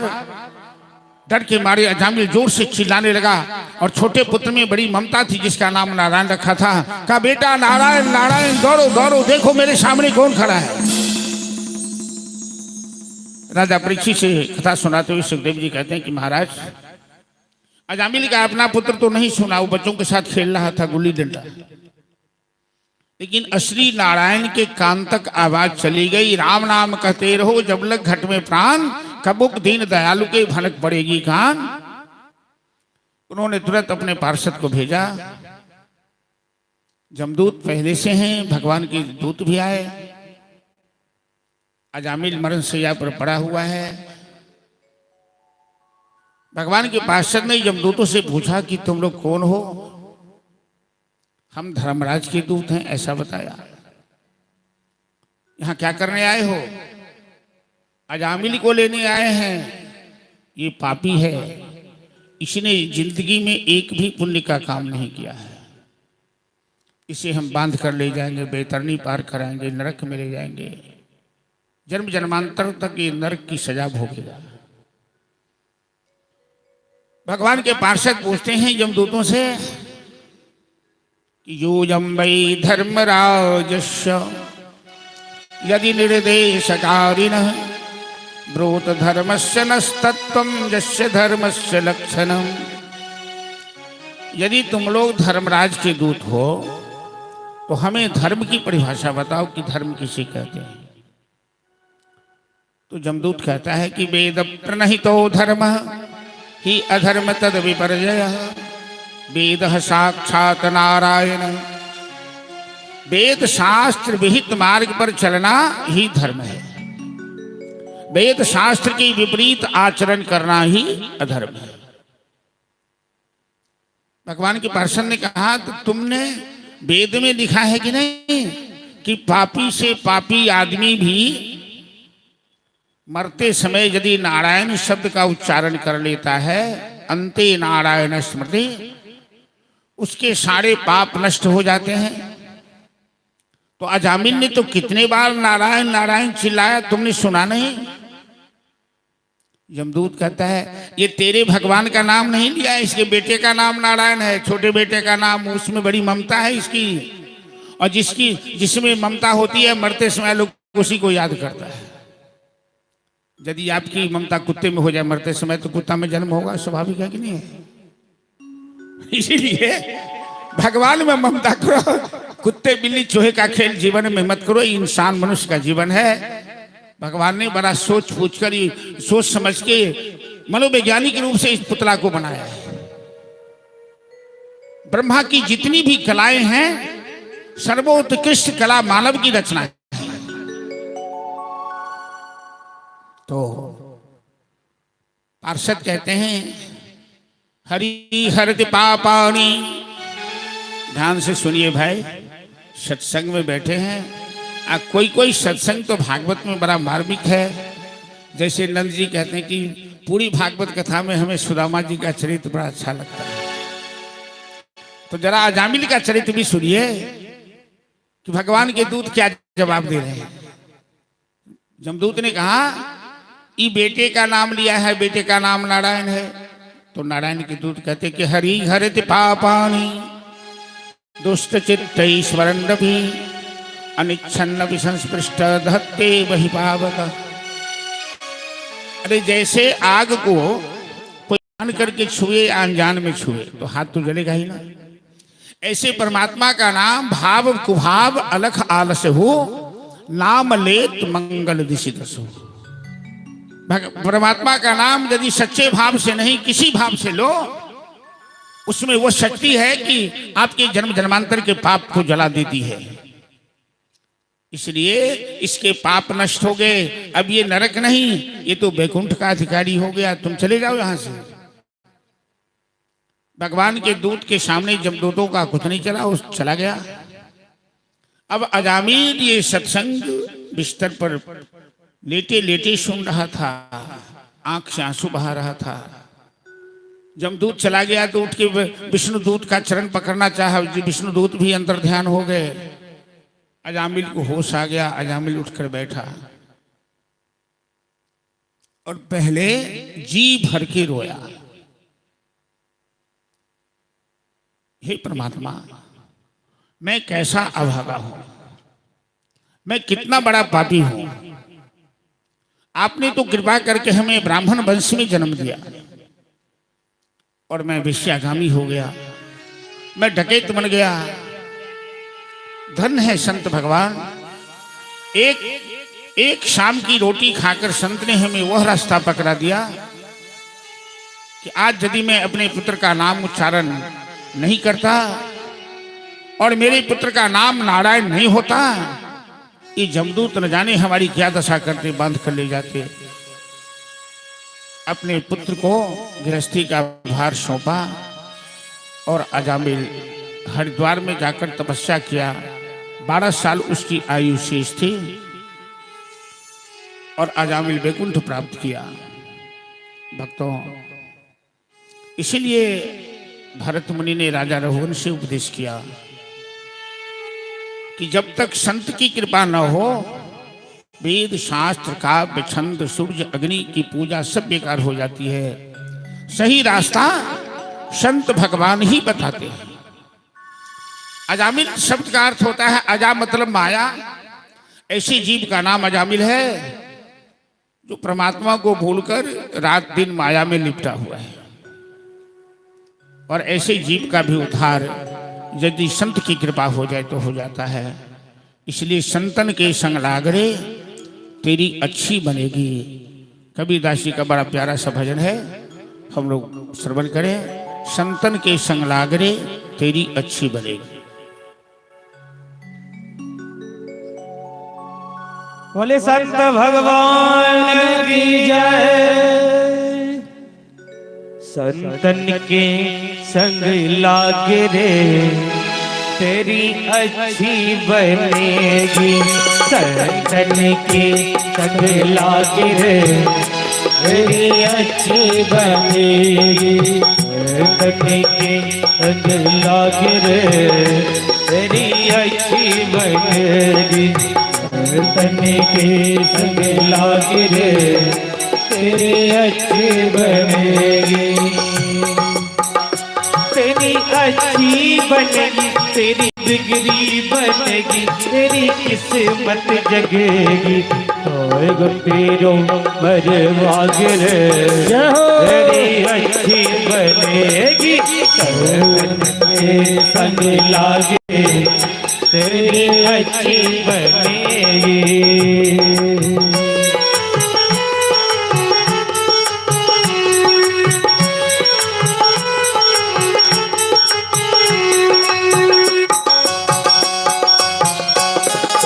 जय हो।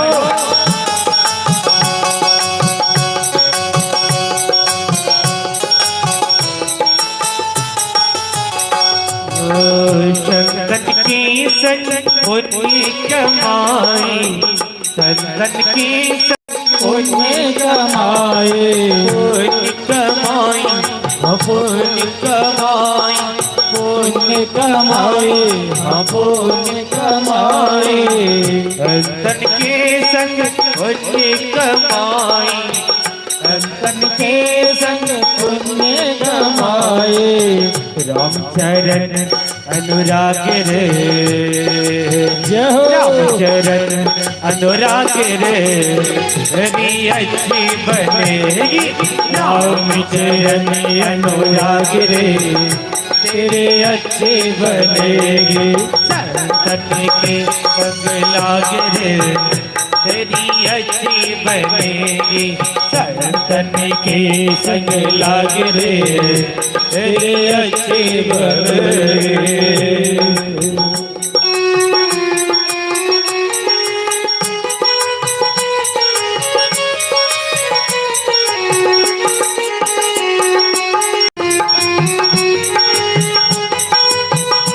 जय हो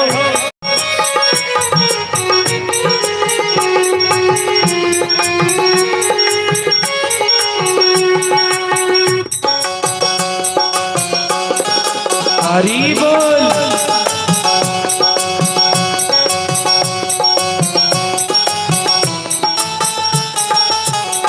मोह निशा में बहुत दिन सोए मोह निशा में बहुत दिन सोए बहुत दिन सोए बहुत दिन सोए बहुत दिन सोए बहुत दिन सोए मोह निशा में बहुत दिन सोए मोह निशा में बहुत दिन सोए जाग सके तो जाग रे जाग सके तो जाग रे तेरी अच्छी बनेगी जाग सके तो जाग रे तेरी अच्छी बनेगी तेरी संग लाग रे तेरी अच्छी बनेगी संतन के संग लाग रे तेरी अच्छी बनेगी।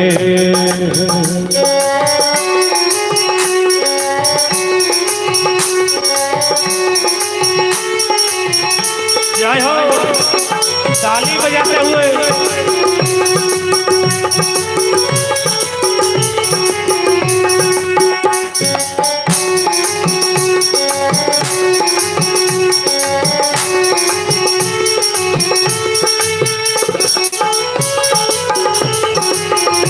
हरि बोल।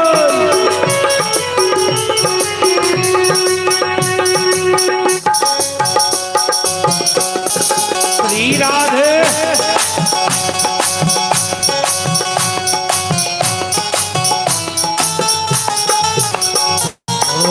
कहत कबीर सुनो भाई साधो कहत कबीर सुनो भाई साधो सुनो भाई साधो सुनो भाई साधो सुनो भाई साधो सुनो भाई साधो कहत कबीर सुनो भाई साधो कहत कबीर सुनो भाई साधो राम सुमिरन में लाग रे राम सुमिरन में लाग रे तेरी अच्छी बनेगी राम सुमिरन में लाग रे तेरी अच्छी बनेगी संतन के संग लाग रे तेरी अच्छी बनेगी संतन के संग लाग रे तेरी अच्छी बनेगी संतन के संग लाग रे तेरी अच्छी बनेगी संतन के संग लाग रे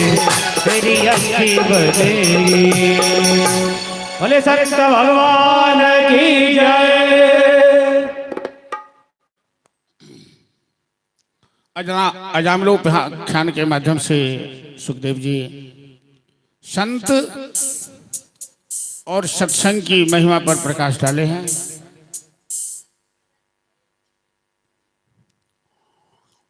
भगवान ने 12 रूप धारण कर हिरण्याक्ष का उद्धार किया, जो मैं कल चर्चा कर चुका हूं। कश्यप ऋषि की 13 पत्नियों में 2 प्रमुख थी, दीति और अदिति। दीति से दैत्य वंश और अदिति से देवताओं का वंश चला। दीति की संतान हिरण्यकश्यप और हिरण्याक्ष दोनों पुत्र थे। सुखदेव जी परीक्षित बड़े सावधान श्रोता हैं, और यदि श्रोता सावधान हो तो वक्ता स्वयं सावधान हो जाते हैं। परीक्षित ने पूछा, गुरुदेव कश्यप ऋषि तो ब्रह्म दृष्टा थे। आधे घंटे के बाद जाना, अभी थोड़ा देर लगेगा। हाँ। तो कश्यप ऋषि तो ब्रह्म दृष्टा ऋषि थे, और ऐसा कहा जाता है कि आत्मा वही जायते पुत्र, पिता के समान पुत्र होता है, मां के समान पुत्री होती है। तो ऋषि की संतान राक्षस कैसे हो गए? हम लोगों को आश्चर्य लगना चाहिए इस बात से। और कई जगह इस तरह की समस्याएं आती है कि अच्छे माँ बाप की संतान बूढ़े कैसे हो गए। इसमें विद्वानों ने, संतों ने कारण बताया कि यदि जिस समय आप गर्भाधान करते हैं वो मुहूर्त यदि ठीक न हो तो संतान भी गलत पैदा लेती है। अच्छे माँ बाप की भी बुरी संतान होती है। इसलिए गर्भाधान एक संस्कार है। मुहूर्त लगन का विचार किया जाता था पहले, इसलिए अच्छे विद्वान संतान पैदा होते थे। एक बार दीति शाम के समय श्रृंगार करके अपने पति के पास पहुंच गई। पति से कहा, पति पत्नी का धर्म निर्वाह करने के लिए। तो कश्यप जी कहते हैं, देवी शाम के समय स्त्री पुरुष का संयोग नहीं होना चाहिए। रुद्र भगवान और लक्ष्मी नारायण शाम के समय भ्रमण करते हैं, प्रत्येक के घर जाकर हिसाब लेते हैं। उस समय भजन करना, आरती करना, ये कर्म होना चाहिए। स्त्री पुरुष का संयोग यदि शाम के समय होगा तो राक्षस संतान पैदा लेगी। लेकिन दीति काम वासना से ऐसी उद्दीप्त हो गई थी कि मजबूर कर दिया अपने पति को, और ये दोनों राक्षस हिरण्यकश्यप हिरण्याक्ष जन्म लिया। जब दोनों राक्षस पुत्र को देखा तो दीति घबरा गई।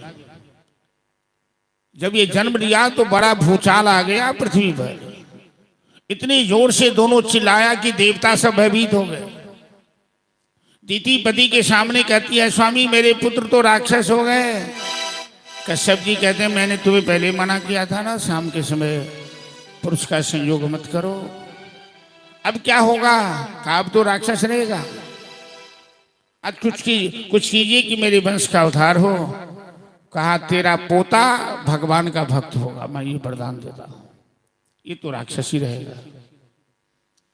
उसी हिरण्याक्ष का वध भगवान ने वाराह रूप, सूगर का रूप धारण करके किया।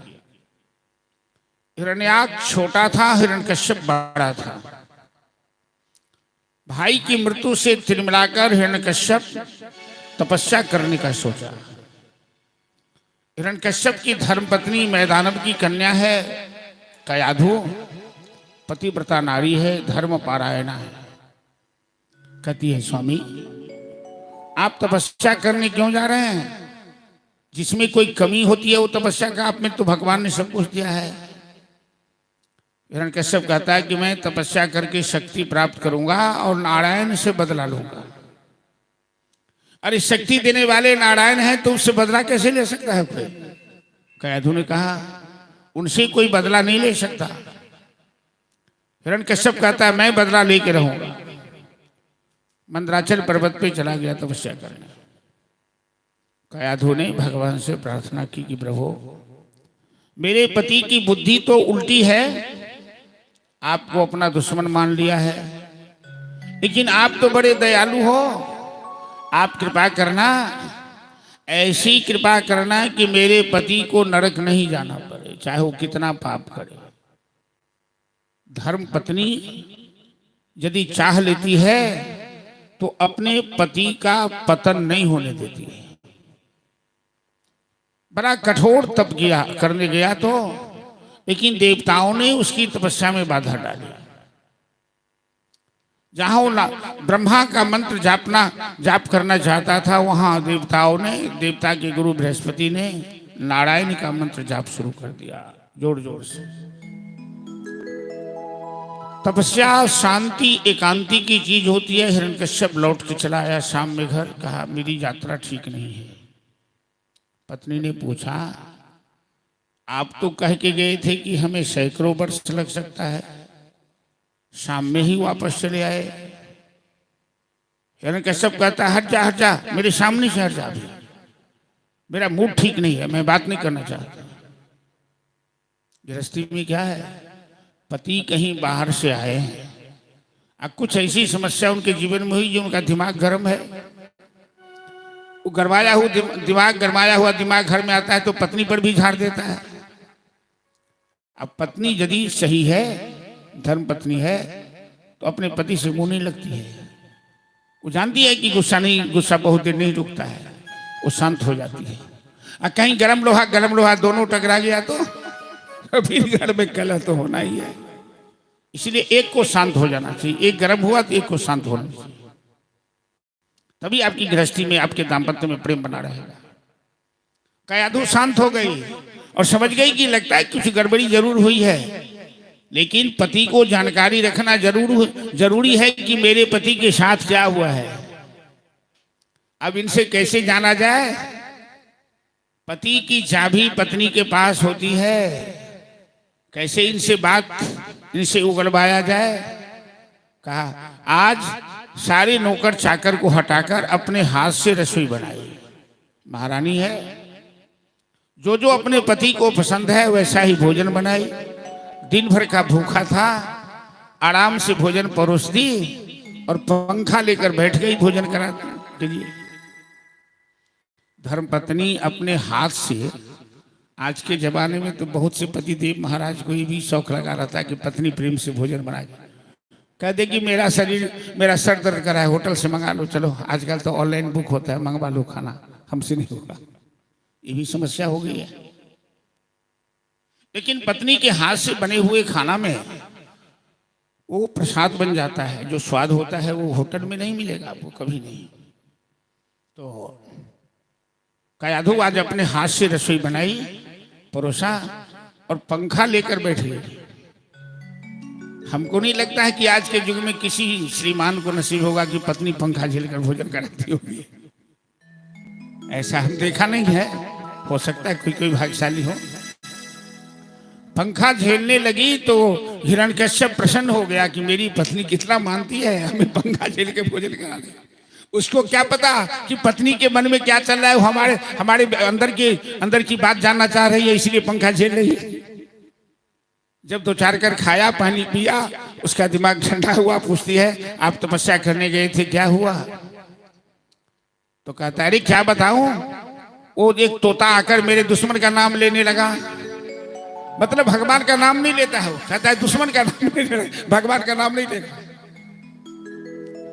संस्कार बनाना पड़ता है।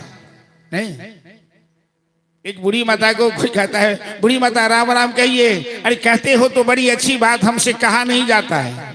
मत तो इतनी बात बोल गई, कहते हो बड़ी अच्छी बात, हमसे कहा नहीं जाता, सीधे राम नहीं कह सकती है, ये संस्कार नहीं है। राम राम कहने का अभ्यास हो तब तो कम से कम। तो कयाधु कहती है कि तोता क्या बोल रहा था, स्पष्ट बोलिए ना। अरे तोता बोल रहा था नारायणाय नमः, नारायणाय नमः, नारायणाय नमः, 2 4 बार 10 बार बोला झोंक में आकर। कयाधु चली गई पाक घर में, कोई सामान लाने के बहाना फिर परोस के बैठ गई। हाँ तो क्या कह रहे थे आप? तोता बोल रहा था नारायणाय नमः, नारायणाय नमः। कितना जोर से बोल रहा था? अरे बड़ा जोर से बोल रहा था नारायणाय नमः, नारायणाय नमः। वो पागल की तरह 108 बार नारायण शब्द का उच्चारण कर लिया। पत्नी का काम हो गया। वो चाहती थी कि किसी तरह मेरे पति के मुंह से 108 बार नारायण शब्द का उच्चारण हो जाए ताकि इनको नरकवास न हो। उसी रात के संसर्ग में कयाधु के घर में भक्तराज प्रहलाद का आगमन हुआ। प्रातः काल होते ही वो चला गया फिर तपस्या के लिए, और इंद्र ने कयाधु का अपहरण किया तो नारद जी उसे छुड़ाकर अपने आश्रम में ले गए। जब तक कयाधु गर्भवती थी, नारद मुनि के आश्रम में संतों के साथ वेद, गीता, रामायण, भागवत का सत्संग किया। और प्रहलाद जी को मां के गर्भ में ही सारे शास्त्रों का ज्ञान प्राप्त हो गया। गर्भवती महिला जैसा आचरण करती है बच्चों पर उसका सीधा प्रभाव पड़ता है। आप जानते हैं कि महाभारत में सुभद्रा जब गर्भवती थी तो अर्जुन चक्रव्यूह भेदन विद्या का ज्ञान दे रहे थे सुभद्रा को। 7 फाटक की कथा होती है। 6ठे फाटक तक सुभद्रा ने सुना, 7वें में आते आते नींद आ गई और माँ सोती है तो बच्चा भी सो जाता है। 7वें फाटक की बात अभिमन्यु माँ के घर में सुन नहीं पाया क्योंकि माँ सो गई थी, और 7वें फाटक पर अभिमन्यु की मौत होती है। लारियासराय कचहरी में गीता जयंती में एक छपरा के प्रोफेसर आए हुए थे। बहुत दिन हो गया इस बात का। 4 साल की उनकी एक लड़की थी। वो प्रोफेसर साहब प्रवचन कर रहे थे, लड़की को साथ में लाए थे। लड़की को गीता कंठस्थ। 4 साल की बच्ची की बोली तोतली होती है, वो बोली तोतली बोलती थी लेकिन गीता शुद्ध पढ़ती थी, एकदम कंठस्थ। मंच पर सुनाया, हम लोग सुने थे।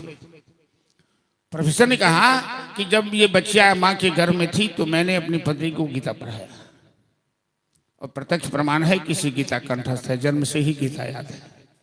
इसलिए गर्भवती महिला को हमेशा सावधान रहना चाहिए। गलत खाना नहीं करना चाहिए, गलत बोली नहीं बोलना चाहिए, गलत दृश्य नहीं देखना चाहिए। हिरण्यकश्यप मनो अनुकूल वरदान प्राप्त कर लिया ब्रह्मदेव से। दिन में न मरो, रात में न मरो, घर में नहीं, बाहर में नहीं, धरती में नहीं, आकाश में नहीं, आदमी से नहीं, पशु से नहीं, अस्त्र से नहीं, शस्त्र से नहीं। दुर्जन को बल मिल जाए, विद्या मिल जाए और धन मिल जाए तो दुरुपयोग करता है। विद्या से विवाद करता है, बल से कमजोर को सताता है और धन से गरीबों का शोषण करता है। यही तीनों चीज यदि किसी सज्जन को मिल जाए तो विद्या से ज्ञान दान करता है, बल से कमजोर की रक्षा करता है और धन से गरीबों की सहायता करता है। विद्या विवादाय धर्मदाय। हिरण्यकश्यप को तीनों चीज मिल गई। अब वो अहंकार में भूल गया, नारायण को शत्रु मान लिया, तीनों लोक पर आक्रमण कर दिया, पाताल धरती स्वर्ग तीनों लोक को अपने वश में कर लिया। कोई उससे मुकाबला करने वाला नहीं था। यज्ञ जाप पूजा पाठ सब बंद करा दिया, हाहाकार मच गया। और इतना अहंकार, कहने लगा मैं स्वयं जगदीश हूं, मैं भगवान हूं, मेरे अलावा कोई भगवान नहीं। सब देवता भगवान से प्रार्थना की कि प्रभु इस पापी का अंत कैसे होगा। भगवान ने कहा चिंता मत करो, इसका अंत इसका बेटा ही करेगा। निश्चिंत रहो, समय आ रहा है। एक बार 4 पुत्र थे हिरण्यकश्यप के। सबसे छोटे पुत्र का नाम था प्रहलाद। पाठशाला से पढ़ के आया, 6 साल की उम्र है। बड़े प्रेम से गोद में लेकर हिरण्यकश्यप पूछा, बेटा आज तुम पाठशाला में जो उत्तम पाठ पढ़े हो वो हमें सुनाओ। जिसको होमवर्क चेक करना कहते हैं, वो चेक किया। प्रहलाद जी कहते हैं सोच रहे हैं कि इनकी पाठशाला में तो दैत्य पाठशाला है, वहां अच्छी बात तो पढ़ाई नहीं जाती है, मारो लूटो खसोटो दूसरों को सताओ यही सिखाया जाता है।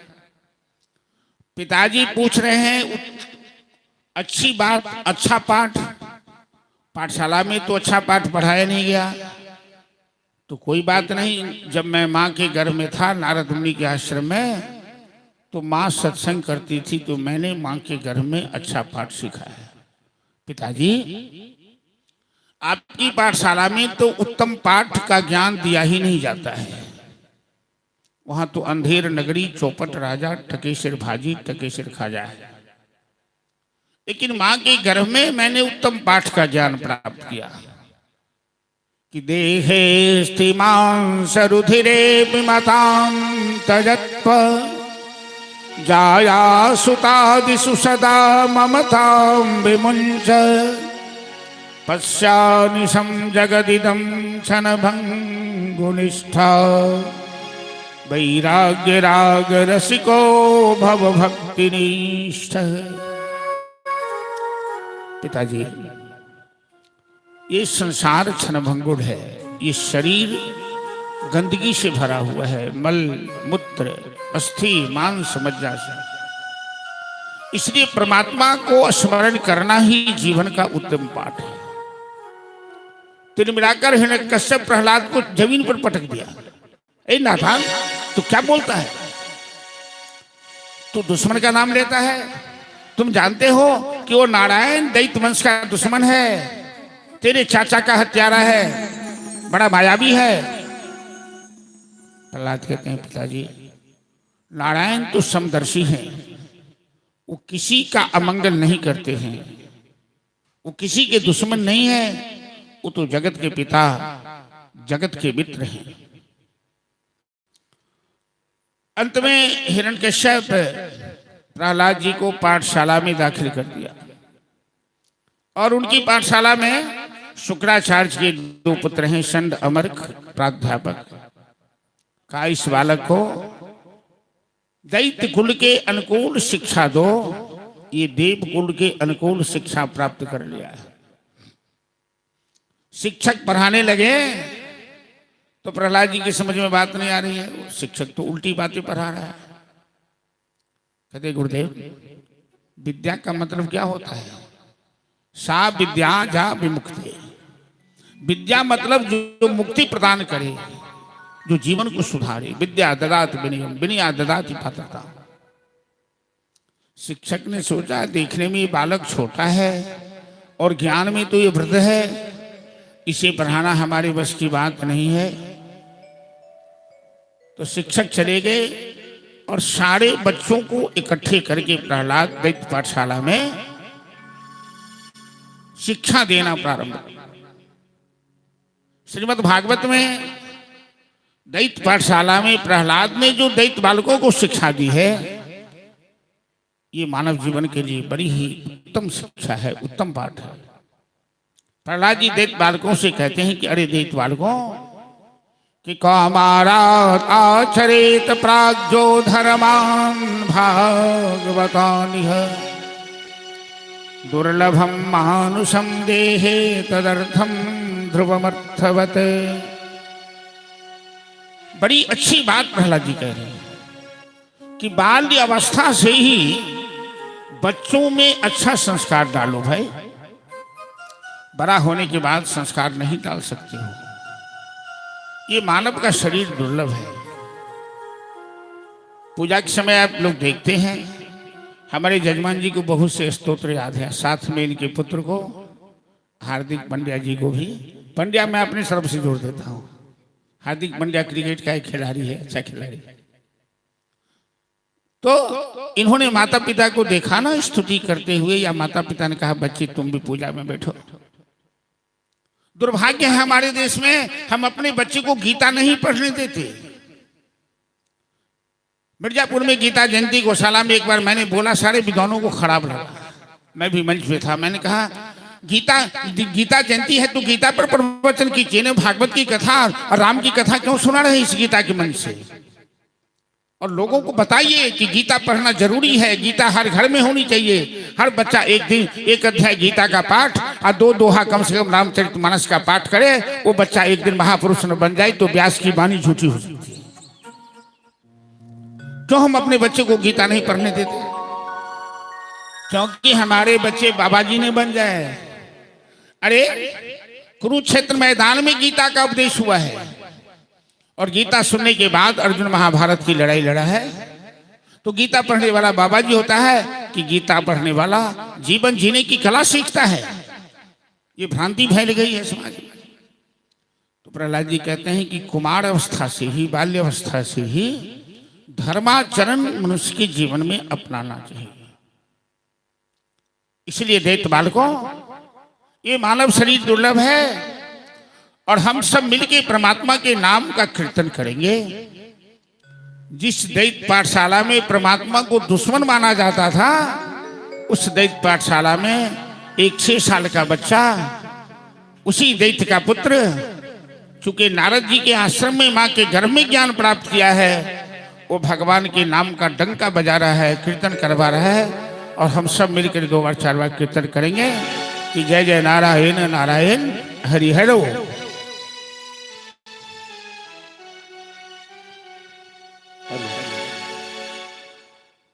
बोले भक्तवत्सल भगवान की जय।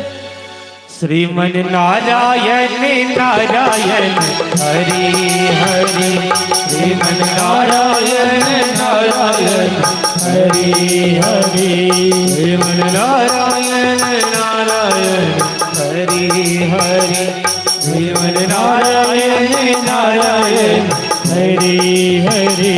तेरी लीला सबसे प्यारी प्यारी हरि हरि, तेरे लीला सबसे प्यारी प्यारी हरि हरि। हो तेरी महिमा, तेरी महिमा सबसे प्यारी प्यारी हरि हरि, श्रीमन नारायण नारायण हरि हरि, श्रीमन नारायण नारायण हरि हरि। बोलो नारायण नारायण हरि हरि, भगवान नारायण नारायण हरि हरि। भगवान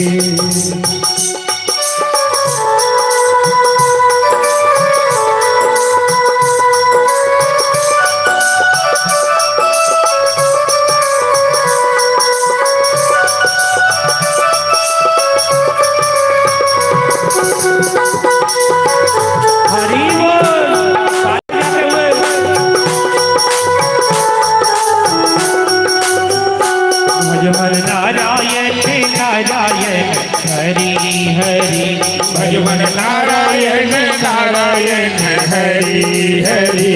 जय जय नारायण नारायण हरि हरि, जय जय नारायण नारायण हरि हरि। ओ तेरी महिमा प्रभु है प्यारी प्यारी हरि हरि, ओ तेरी महिमा प्रभु है प्यारे प्यारे हरि हरि। ओ तेरी लीला प्रभु है प्यारी प्यारी हरि हरि, ओ तेरी लीला प्रभु है प्यारे प्यारे हरि हरि। ओ लक्ष्मी नारायण नारायण हरि हरि, ओ लक्ष्मी नारायण नारायण हरि हरि, श्रीमन नारायण नारायण हरि हरि, श्रीमन नारायण नारायण हरि हरि। हरि ओम नमो नारायण, ओम नमो नारायण, हरि ओम नमो नारायण, हरि ओम नमो नारायण, हरि ओम नमो नारायण, ओम नमो नारायण, हरि ओम नमो नारायण, हरि ओम नमो नारायण। श्रीमन नारायण नारायण हरि हरि, श्रीमन नारायण नारायण हरि हरि। बोलो नारायण नारायण हरि हरि, बोलो नारायण नारायण हरि हरि, बोलो नारायण नारायण हरि हरि, बोलो नारायण नारायण हरि हरि।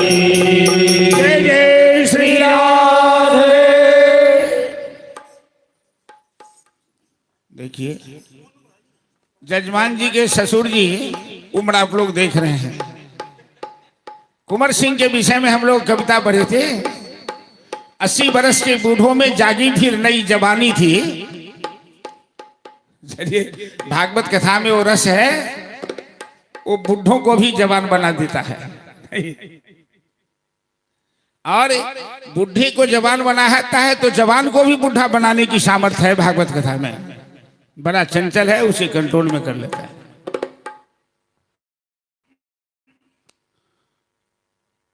हिरण्यकश्यप आया, देखा पूरी पाठशाला में मेरे दुश्मन के नाम का डंका बज रहा है। ए मास्टर, ए शिक्षक, ये क्या कर रहे हो? शिक्षक एक सम्मानित पद होता है, वो राजा हो या कोई हो, शिक्षक का सम्मान वो गुरु होते हैं, सब करते हैं।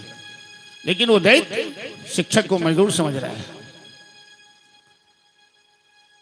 दोनों शिक्षक कहते हैं महाराज इस बालक को ले जाइए, वरना ये दैत्य पाठशाला नहीं, ये देवता की पाठशाला बन जाएगी। हिरण्यकश्यप अंतिम बार अपने पुत्र को गोद में लेकर कहता है, बेटा तू मेरा पुत्र है इसीलिए अभी तक जिंदा है, वरना मेरी दंड संहिता में फांसी के अलावा दूसरी कोई सजा नहीं है। तू दुश्मन का नाम लेना बंद करेगा, वरना मैं तुझे फांसी पर चढ़ा दूंगा। प्रहलाद जी कहते हैं, पिताजी बार बार मारने की धमकी क्यों दे रहे हो? हमें तो नारद मुनि के आश्रम में यही ज्ञान दिया गया है। क्या दिया गया है? कि मारने वाला है भगवान, बचाने वाला है भगवान। बाल न बाका होता उसका, जिसका रक्षक दया निधान। अंत में हिरण्यकश्यप ने सोचा इस बालक को मार देने में ही, मरवा देने में ही कल्याण है। ये किसी की बात सुनने वाला नहीं। जल्लाद को बुलाया, कहा ले जा इस बालक को पहाड़ की चोटी से फेंक दे। हजारों फीट पहाड़ ऊंचाई, पहाड़ की चोटी से उस बालक को जल्लाद ने फेंक दिया। और माता लक्ष्मी ने कमल के फूल पर प्रहलाद जी को सहारा दे दिया। प्रहलाद के शरीर में खरोच तक नहीं आई। अब तो उसे परमात्मा पर इतना विश्वास हो गया, वो डंका की चोट से घोषणा करने लगा। मैं कहता डंके की चोट से, ध्यान से सुनियो लाला, अपना हरि है हजार हाथ वाला। चलिए भजन का आनंद लीजिए। विनीता जी आप भी एक भजन सोच के रखिएगा, कुछ देर के बाद कहिए। मैं कहता डंके की चोट पर,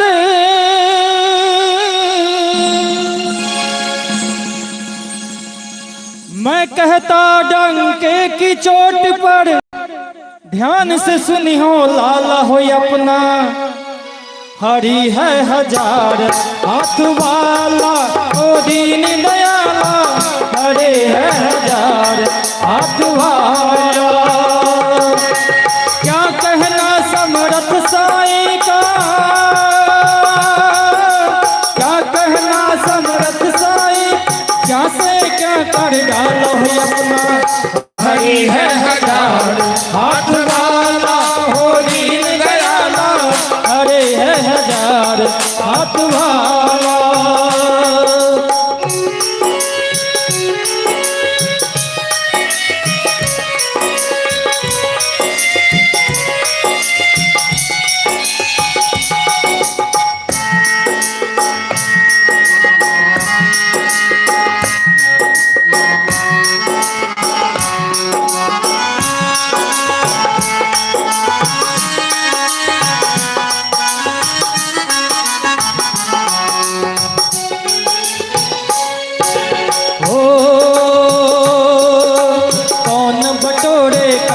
पत्थर जब हो हाथ में हीरा, जब हो हाथ में हीरा। कंचन सदा रहेगा कंचन और कबीर कबीरा, और कबीर कबीरा।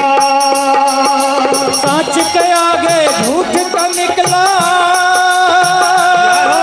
सच के आगे झूठ का निकला। हरदम दीवाना हो अपना हरि है हजार हाथ वाला। हो दीन दयाला हरि है हजार हाथ वाला।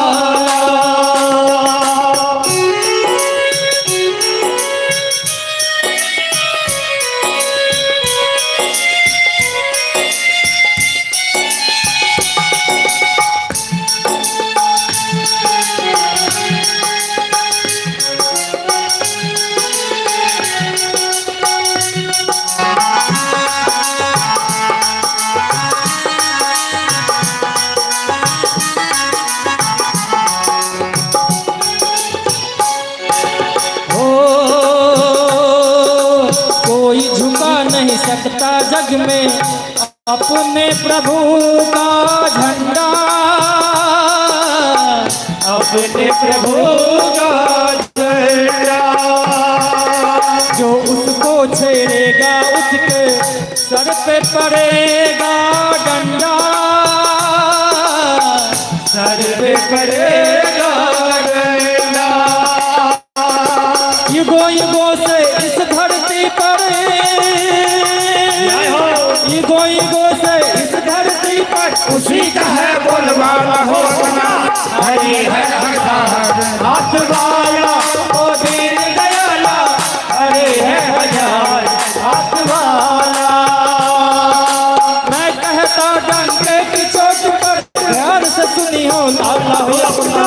हरे है हजार हाथ वाला ओ दीन दयाला, हरे है हजार हाथ वाला ओ दीन दयाला, हरे है हजार हाथ वाला ओ दीन दयाला, हरे है हजार हाथ वाला। जय जय श्री राम। हिरण्यकश्यप ने प्रहलाद को कारागार में बंदी बना लिया। 1 महीना तक के लिए उसका राशन पानी बंद कर दिया। 1 महीना के बाद जब कारागार से निकाला गया तो प्रहलाद के चेहरे पर कोई शिकन नहीं थी। दैत्यराज ने पूछा, रे नादान, कारागार में तुम्हें कौन भोजन पहुंचाया? नाम बताओ उसका, हम उसे फांसी पर चढ़ा देंगे। प्रहलाद जी कहते हैं, पिताजी 1 महीना कारागार में भोजन किसने दिया, ये सोचकर आप इतने हैरान हो?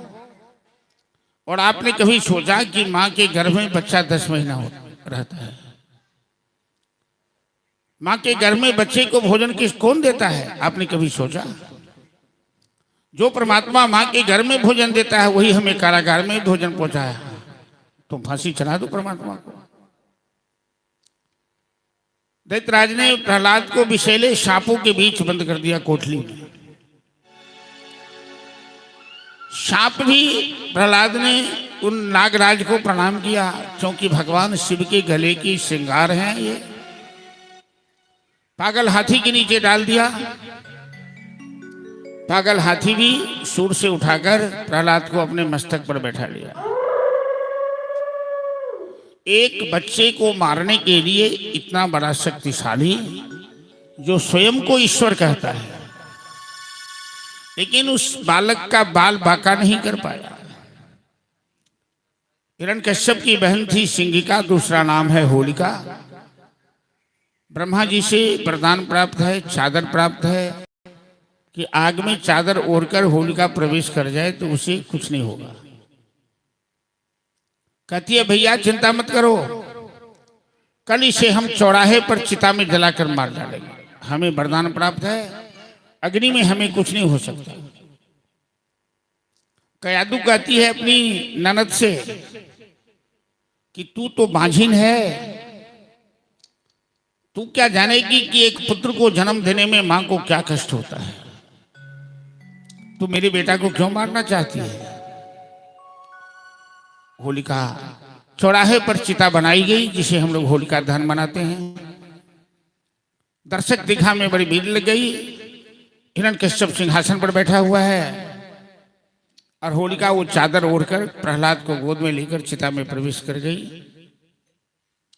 भगवान कभी किसी मर्यादा को तोड़ते नहीं, किसी के वरदान को खंडित नहीं करते, सर्व सामर्थ्यवान रहते हुए भी, और अपने भक्तों का कभी बाल बांका भी नहीं होने देते हैं। ऐसा हवा का झोंका आया कि होलिका के शरीर से चादर उड़ गई आसमान में। उसी चादर के प्रभाव से होलिका जिंदा रहती थी। होलिका उसी अग्नि ज्वाला में जलकर राख हो गई और प्रहलाद जी बाल बाल सुरक्षित रहे। बोल भक्तराज प्रहलाद की। सिंहासन पर बैठा दैत्यराज चिल्लाने लगा, अरे नादान, क्या अग्नि तुम्हें नहीं जला पा रही है? तो प्रहलाद जी चिता के अंदर से कहते हैं कि ताते सबहनी पवने ऋतोपी न मां दहति यत्र समन्ततोऽहं पश्यामि पद्मास्तरणास्त्रतानि शीतानि सर्वाणि दिशां मुखानि। पिताजी, ये अग्नि की ज्वाला तो हमें चंदन के समान शीतल लग रही है। आश्चर्य करने की बात नहीं है। हनुमान जी ने लंका जलाई नहीं, हनुमान जी की पूंछ में आग लगी और सोने की लंका धू धू करके जल गई, लेकिन एक विभीषण की फूस की कुटिया नहीं जली। गोस्वामी तुलसीदास जी की चौपाई साक्षी है कि जारा नगर निमिख एक माही, एक विभीषण कर गृह नाही। क्यों? कि अग्नि के अंदर जो दाहक शक्ति है, अग्नि में जो दाहकता है, वो मेरे परमात्मा की दी हुई है। परमात्मा के मुंह से अग्नि की उत्पत्ति है। मुखाद अग्नि जायत। वो अपने भक्तों का अमंगल नहीं होने देते हैं। प्रहलाद का बालवा का नहीं हुआ। केहू ने बिगारी हुनका, केहू ने बिगारी जी, राम ने बिगारे हुनका, केहू ने बिगारी जी, राम ने बिगारे हुनका, केहू ने बिगाड़े जी, राम ने बिगाड़े। केहू ने बिगारी हुनका, केहू ने बिगारी जी, राम ने बिगाड़े हुनका, केहू ने बिगाड़े जी, राम ने बिगाड़े।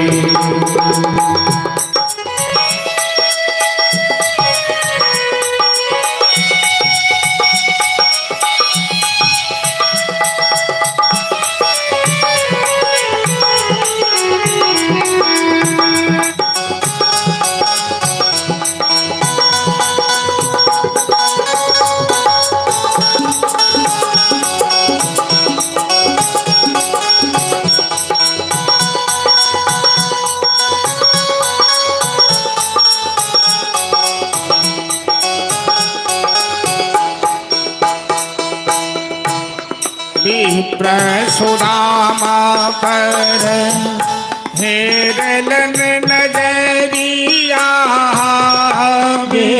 प्रसुदामा पर हेरलन नजरिया, प्रसुदामा पर हेरलन नजरिया, प्रसुदामा पर हेरलन नजरिया। झोपड़ी से बनी गईले महल अटारी जी, राम ने उनका, केहू ने बिगाड़े जी, राम ने बिगाड़े।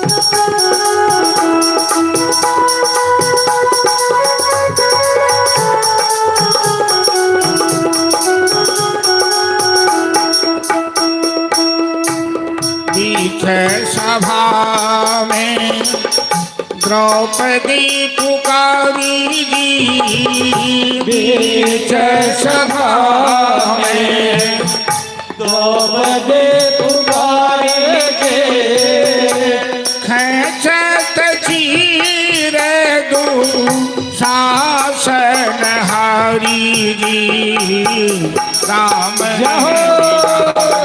उनका, केहू ने बिगाड़े जी,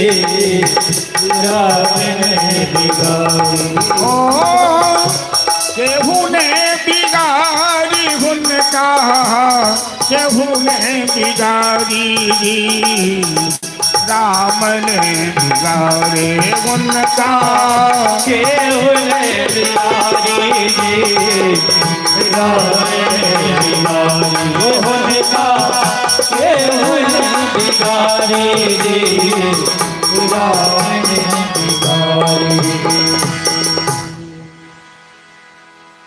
यदि परमात्मा पर भरोसा हो तो कोई नहीं बिगाड़ सकता। प्रहलाद जी सुरक्षित रहे, अंत में दैत्यराज ऐसा नीच है, अपना बेटा कैसा भी नालायक हो तो पिता पुत्र का वध नहीं करता, लेकिन हिरण्यकश्यप इस नीचता पर भी उतर आया। लोहे की खंभा में प्रहलाद को जकड़ दिया जंजीर से, हाथ में तलवार लेकर कहता है जस त्वया मंद भागो तो मदन्यो जगदीश्वर है।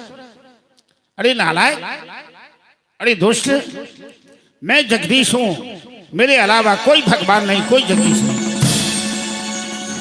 और यदि तेरा कोई भगवान है तो हमें दिखाई क्यों नहीं देता, मेरे सामने क्यों नहीं आता है। प्रहलाद जी कहते हैं पिताजी, भगवान को देखने के लिए दृष्टि चाहिए ना, आपकी दृष्टि में मोतिया बिंद है, आपको दिखाई नहीं देता है। हमें तो आपकी तलवार में भी दिखाई देता है। क्या इस खंभा में तेरा भगवान है? क्या हाँ, इस खंभे में है। न के बबलम, प्रहलाद जी कहते हैं कि पिताजी न के बलम में भक्तश्च राजन सबई बलम बलम बलि राम का परेशान, परे बड़े भी स्थिर जंग माया ब्रह्मा दयो जैन वशम प्रणीता। मेरे भगवान बलवानों के बल हैं, धनवानों के धन हैं, सब जगह व्याप्त हैं। जोर से लात मारा, खींचकर खंभे को तोड़ दिया। इस खंभा में क्यों नहीं दिखता है तेरा भगवान? सुखदेव जी कहते हैं महाराज परीक्षित, सत्यम विधातुम निजवृत्त भाषितम व्याप्तम च भूते जघरेषु चात्मन है। अपने भक्त की वाणी को सिद्ध साबित करने के लिए भगवान खंभा से प्रकट हो जाते हैं, ऊपर से सिंह, नीचे से मनुष्य, नरसिंह रूप में। बोल नरसिंह भगवान की जय। देवता लोग फूलों की वर्षा करने लगे, गरजने लगे। सिंह का स्वभाव है। हिरण्यकश्यप कहता अच्छा, अरे मायावी, ऐसा तो आज तक किसी इतिहास में नहीं पढ़ा। एक व्यक्ति दो वो पशु भी हो सकता है, मनुष्य भी हो सकता है।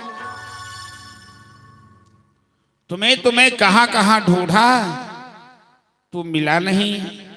आज गदा के प्रहार से तेरा मस्तक चूर कर दूंगा। हिरण्यकश्यप गदा लेने दौड़ा, जैसे कोई सिंह अपने शिकार को अपने पंजा में दबोच लेता है। नरसिंह भगवान हिरण्यकश्यप को पकड़कर जांग पर बैठाया। कहा दुष्ट, तेरे पास अब गदा लेने का वक्त नहीं रहा, अब तू मरने के लिए तैयार हो जा।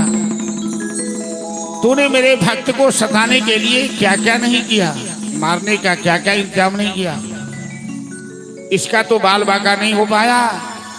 अब तुम मरने के लिए तैयार हो जा। तुमने ब्रह्मा से जो जो वर दिया है मैंने सबको पूरा किया है। न धरती है न आकाश है, तू मेरे जांग पर है। न घर है न बाहर है, तू देहली पे है। न मैं आदमी हूं न पशु हूं, दोनों मिलाकर हूं। न अस्त्र है न शस्त्र है, नाखून है। जैसे फूट तरबुज्जा को हम लोग फाड़ते हैं, नरसिंह भगवान हिरण्यकश्यप का पेट फाड़कर उसकी आंत निकालकर अपने गले में माला धारण किया। बड़ा उग्र रूप ये भगवान का आवेश अवतार है। पृथ्वी कांपने लगी, समस्त देवता भयभीत हो गए। लक्ष्मी माता को बुलाया गया। लक्ष्मी माता गई मनाने के लिए, प्रभु प्रभु अपना गुस्सा अपना क्रोध शांत कीजिए। भगवान एक बार गरज करके अपना रूप दिखाया। लक्ष्मी माता भयभीत होकर भग गई। अरे आज तो ये किन्हीं के नियंत्रण में आने वाले नहीं हैं, इनका क्रोध कैसे शांत होगा। तो ब्रह्मा जी कहते हैं बेटा प्रहलाद, भक्त को भगवान ही प्रसन्न कर सकते हैं और कोई नहीं कर सकता। सब पर गुस्सा करते हैं लेकिन अपने भक्त पर भगवान कभी गुस्सा नहीं करते। प्रहलाद जी सामने जाकर कहते हैं फिर प्रभु कि ब्रह्मादय सुरगणा मुनयोथ सिद्ध सत्वैकता ममतयो वचसां प्रवाहि नाराधितुं पुरगणा अधुना पिप्रुः किं तोस्तु हरिहति समे हरिरुग्रजादे। प्रभु ब्रह्मादि समस्त देवता आपके क्रोध से भयभीत हैं, मैं आपको कैसे प्रसन्न कर सकता हूं? मैं तो दैत्य कुल का बालक हूं। लेकिन एक बात का हमें विश्वास है कि मन्ने गृहाभिजन रूप तपः सुतौज तेज प्रभाव बल पौरुष बुद्धि योगा। आप बल से, विद्या से, बुद्धि से प्रसन्न नहीं होते हैं। भक्त्यातुतोष भगवन गजयुत्थपाय, आप तो गजराज का भी उद्धार करने वाले हैं प्रभु, प्रसन्न हो जाइए। इतना करते कहते प्रहलाद भगवान के चरण में प्रणाम किया और उनकी गोद में जाकर बैठ गया। माता पिता की गोद की क्या महिमा है। माँ कितना भी क्रोध में हो, बच्चे को मारने के लिए माँ के हाथ में यदि छड़ी हो, डंडा हो, अब बच्चा यदि माँ के आंचल में छिप जाए, माँ की गोद में छिप जाए, तो माँ के हाथ का डंडा चलता नहीं बच्चे के ऊपर। ये क्रोध, ये गोद की ममता है, ये आंचल की ममता है। जैसे प्रहलाद जी भगवान की गोद में बैठे, इनका क्रोध, इनकी आंखें जो ऊपर की ओर तनी हुई थी नीचे झुक गई। और जैसे गाय बच्चे को जन्म देकर बछड़े को चाटती है, उसकी गंदगी को दूर कर देती है चाट कर, वैसे नरसिंह भगवान प्रहलाद को चाटने लगे। सिंह का स्वभाव है, ये भगवान का वात्सल्य है। गाय बछड़े को चाटती है, ये वात्सल्य है। इसी को वात्सल्य शब्द कहते हैं। कहते बेटा प्रहलाद, मैं आज प्रसन्न हूं, जो मांगना है मांग ले। प्रहलाद जी कहते हैं प्रभु ये कोई बनिया की दुकान है, आप जब मिल गए तो मांगने की क्या जरूरत है, हमें कुछ नहीं चाहिए। एक आपसे प्रार्थना है प्रभु कि मेरे पिता ने आपका विरोध किया, उन्हें नरक मत डालिएगा, मैं उनका पुत्र हूं ना। भगवान कहते हैं बेटा प्रहलाद कि कुलम पवित्रम जननी कृतार्था वसुंधरा पुण्यवती चेन विशाल संचित सुख सागरेस्मिन् लीनम परे ब्रह्मण यस्य चेतः। बेटा प्रहलाद, तेरे जैसा वैष्णव जिस वंश में, जिस खानदान में जन्म लेता है, उसकी 21 पीढ़ी का मैं उद्धार कर देता हूं, तुम चिंता मत करो। तेरे वंश पर मैं कभी क्रोध नहीं करूंगा 21 पीढ़ी तक। प्रहलाद जी कहते हैं प्रभु एक मेरे मन में संदेह है, यदि आप आदेश कीजिए तो मैं प्रश्न करूं आपसे। मुस्कुराते हुए भगवान कहते हैं क्या संदेह है। दुनिया आप नहीं बनाते तो आपका क्या बिगड़ता, दुनिया बनाकर आपने लोगों को उलझा दिया।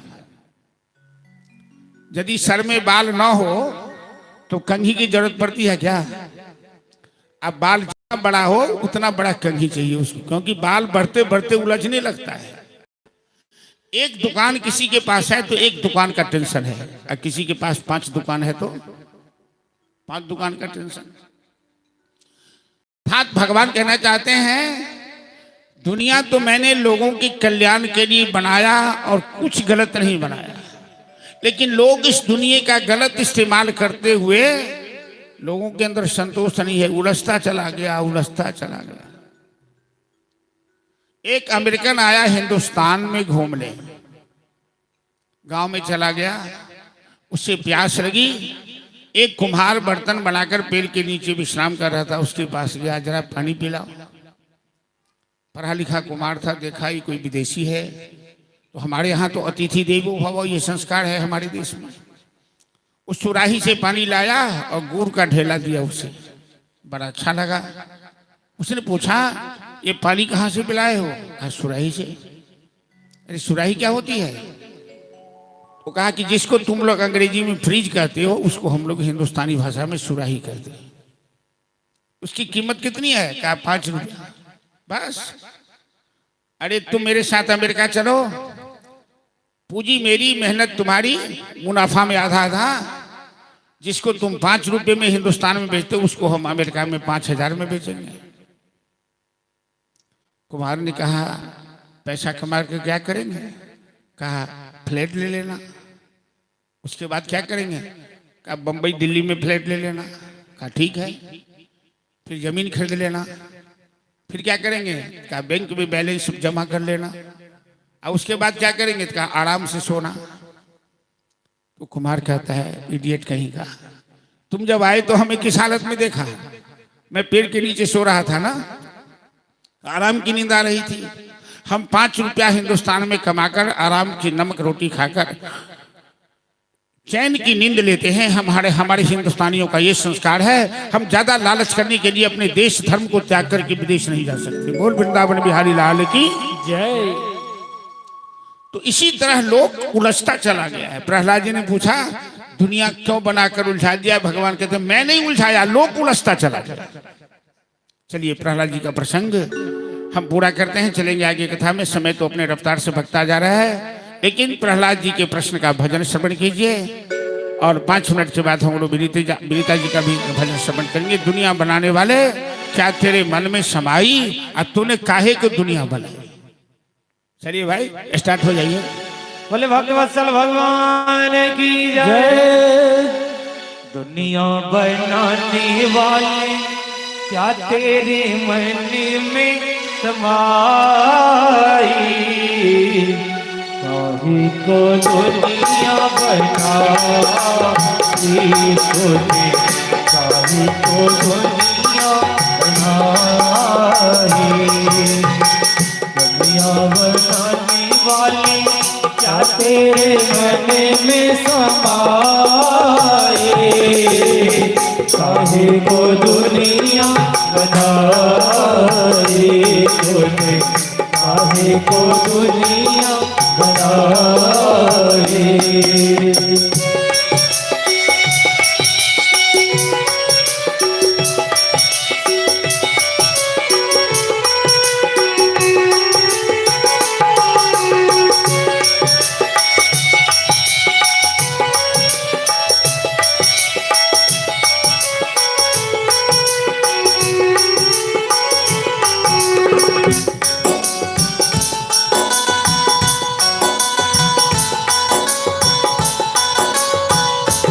जय हो।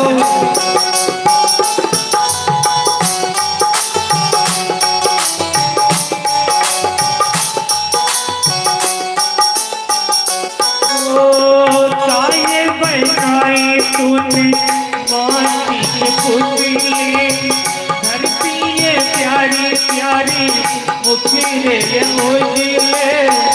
ताये बनाया तूने दुनिया का खेला, ताये बनाया तूने दुनिया का खेला। इसमें लगाया जवानी का मीरा, चुप चुप तमाशा देखे, चुप चुप तमाशा देखे, वाह रे तेरी खुदाई, काहे को दुनिया बनाई तूने, काहे को दुनिया बनाई।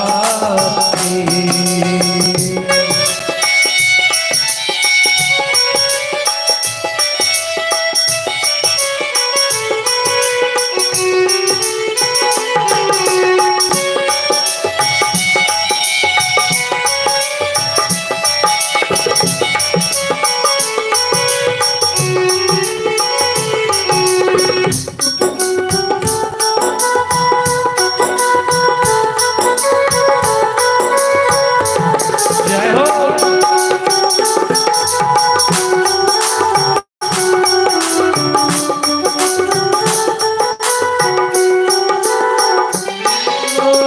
तू भी तो तड़पा होगा मन को बना कर, तू कोई प्यार का मन में छुपा कर।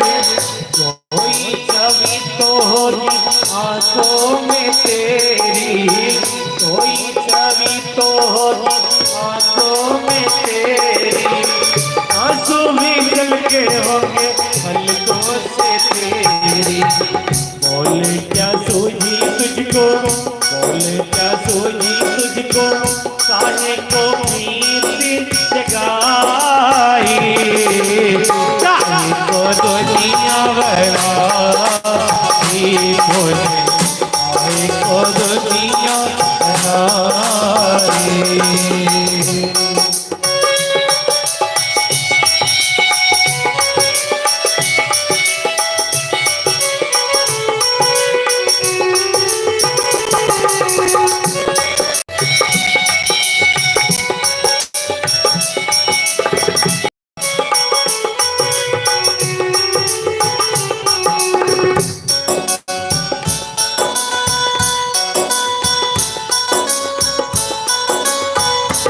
जय हो।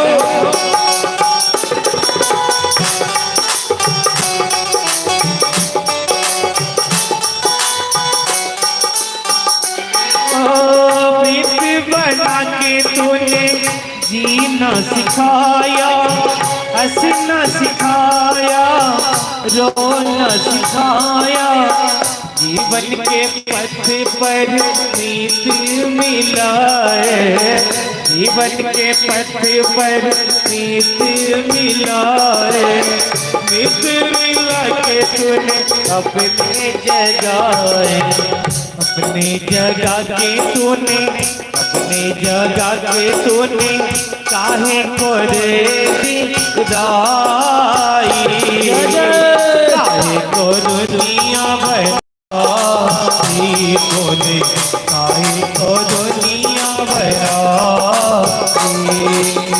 दुनिया बनाने वाले क्या तेरे मन में समाई, काहे को दुनिया बनाई, तूने काहे को दुनिया बनाई, तूने काहे को दुनिया बनाई, तूने काहे को दुनिया बनाई, काहे को दुनिया बनाई।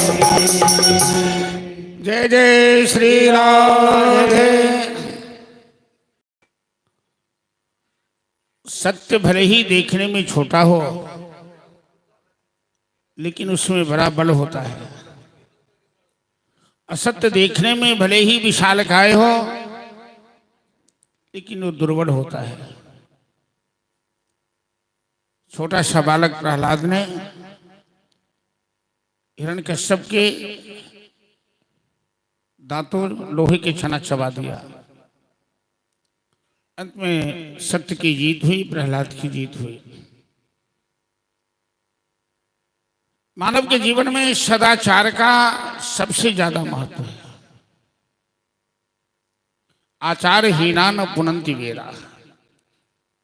जिस व्यक्ति के जीवन में सदाचार न हो, उसे वेद भी पवित्र नहीं कर सकता। आचरण उत्तम बनाना चाहिए हमेशा। यदि धन नुकसान होता है तो उतना नुकसान नहीं माना गया, हेल्थ भी खराब हो तो उतना नहीं माना गया,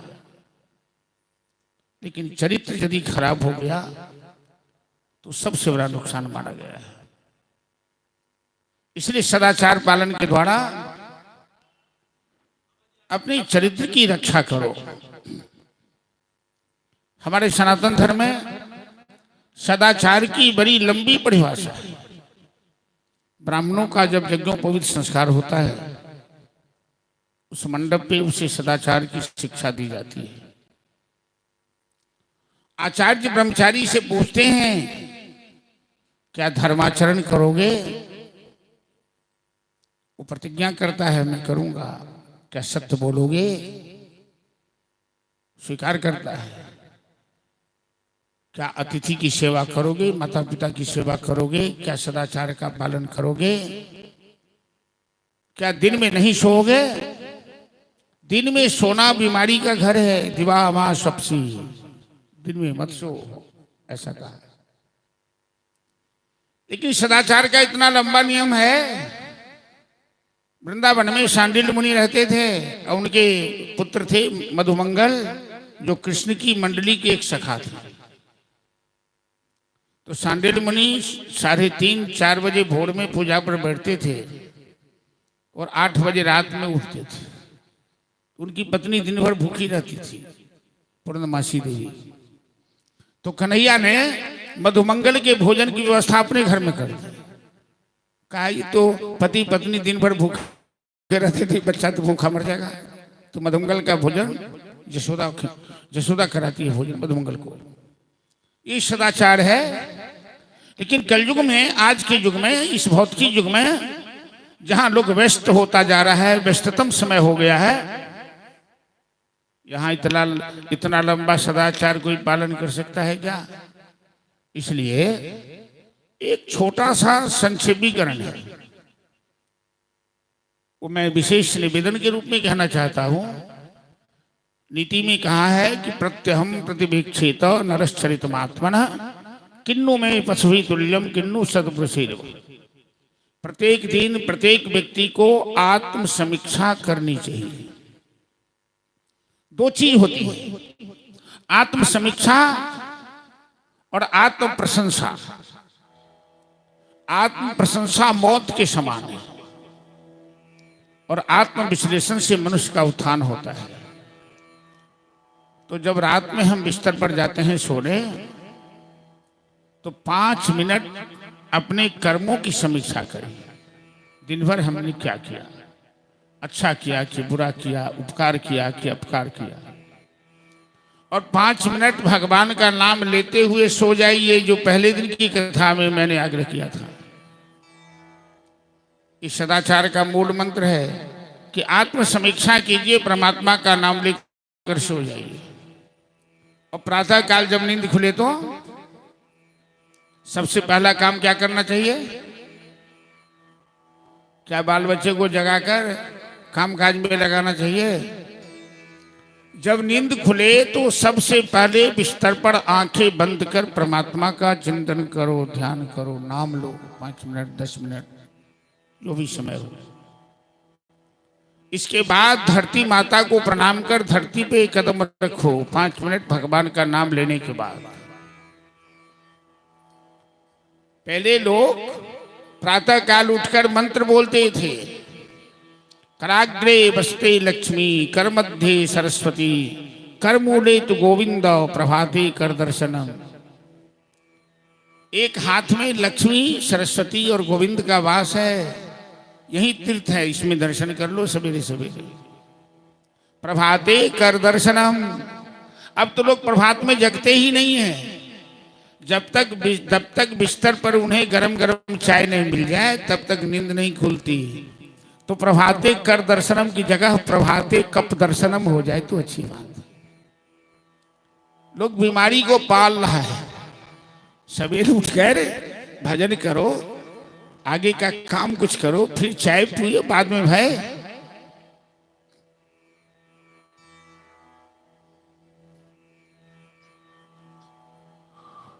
यदि ऐसा नियम पालन किया जाए कि सोते समय आत्म समीक्षा, परमात्मा का नाम, जगने के बाद सबसे पहले परमात्मा का नाम, तो सारा सदाचार आपके जीवन में आ जाएगा, आपके जीवन का उत्थान हो जाएगा। कैसा भी नास्तिक आस्तिक बन जाएगा, कैसा भी पाखंडी धर्मात्मा बन जाएगा। ऐसा अपने जीवन में आप 15 दिन 1 महीना पालन करके तो देखो। एक गजराज गर्मी महीना में तिलमिलाकर प्यास से त्रिकूट पर्वत पे रहता था, सरोवर में पानी पीने गया और 7 हथनियां उसके साथ में थी। केवल सरोवर में पानी पीकर बाहर आ जाता तो कोई बात नहीं, वो हथनियों के साथ मस्ती करना शुरू किया। गजराज को पता नहीं इसी सरोवर में मेरी मृत्यु भी बैठी हुई है, ग्राह भी बैठा हुआ है। जैसे गजराज असावधान हुआ, ग्राह ने हाथी की टांग अपने गाल में फंसा दी। दोनों बलवान है, अंतर यही है कि एक जमीन का रहने वाला है, एक जल का रहने वाला है। दोनों में लड़ाई शुरू हुई। जब ग्राह हाथी पर भारी पड़ने लगा तो सभी हथनियां सूंड से पकड़कर हाथी को बचाने का प्रयास किया, ऊपर खींचने का प्रयास किया, लेकिन 7 हथनियों पर, 7 हाथी पर ग्राह अकेले ही भारी पड़ा। ये गजेंद्र मोक्ष की कथा सुखदेव जी राजा परीक्षित से सुना रहे हैं। ये जीव हाथी है, ये संसार सरोवर है और मृत्यु रूपी ग्राह संसार में बैठा हुआ है। वो केवल समय का इंतजार कर रहे हैं, समय आते ही उठा लेगा। विषय रूपी जल भरा हुआ है संसार में। मृत्यु जब आती है तो बड़े बड़े डॉक्टर वैद्य देखते रह जाते हैं, सारी दुनिया मिलकर भी मरने वाले को नहीं बचा सकती है। एक मृत्यु पूरे संसार पर भारी पड़ती है। मृत्यु से बचाने वाला एकमात्र परमात्मा ही है जो बचा सकता है, वो महाकाल है। हाथी ने देखा ये ग्राह हमें पानी में डुबोकर मार डालेगा। सारी हथनियां ने साथ छोड़ दिया, सब सरोवर के किनारे खड़ी हो गई। सुखदेव जी राजा परीक्षित से गजेंद्र मोक्ष की कथा सुनाते हुए कहते कि महाराज, एवं व्यवसितो बुद्ध्या समाधः ये मनोहृदि जजाप परमं जाप्यं प्राग्जन्मनुशिक्षितम्। ये हाथी को पूर्व जन्म का स्मरण आया। ये पूर्व जन्म में अगस्त ऋषि का शिष्य था और अगस्त ऋषि के शाप से ये हाथी बन गया है। लेकिन पूर्व जन्म की स्मृति जैसे आई, ये समझ गया कि मृत्यु से बचाने वाला एकमात्र परमात्मा है। एवं गजेंद्रमुपवर्णित निर्विशेषम ब्रह्मादयो विविध लिंग विधाभिमान नैते यदोपि शशपुर निखिलात्म तत्वा तत्राखिलामरमयो हरिराविराज। हे अनंत कोटि ब्रह्मांडा नायक, हे असरण शरण करुणा वर्णालय भूत भावन पतित पावन प्रभो, ये मृत्यु, ये ग्राह साक्षात मृत्यु है हमारे लिए। हमें डुबोकर पानी में मार डालेगा प्रभु। नान्यत् त्वदभयं पश्ये यत्र मृत्यु परस्परम। आपके अलावा मृत्यु से बचाने वाला संसार में कोई नहीं है। हे गोविंद, हे गोपाल, अब तो जीवन हारे, मैं तो जीवन से हार चुका हूं। ये ग्राह हमें मार डालेगा। प्रभु विलंब मत करो, जल्द आकर मेरी रक्षा कर लो। इस तरह से हाथी सुर उठाकर, हाथी तो मूक प्राणी है, बोल नहीं सकता, नहीं विद्या नहीं बाहुबल, लेकिन अपनी भावना से आंख से आंसू बहाते हुए घायल ग्राह के गाल में हाथी की टांग फंसी हुई है और आंसू बहाकर अपने गोविंद को पुकार रहा है। चलिए, हे गोविंद राखो शरण है आपके पास विनीता जी? हे गोविंद राखो शरण।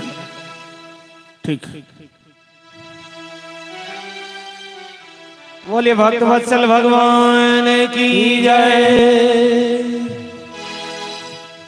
हे गोविंद, हे गोपाल,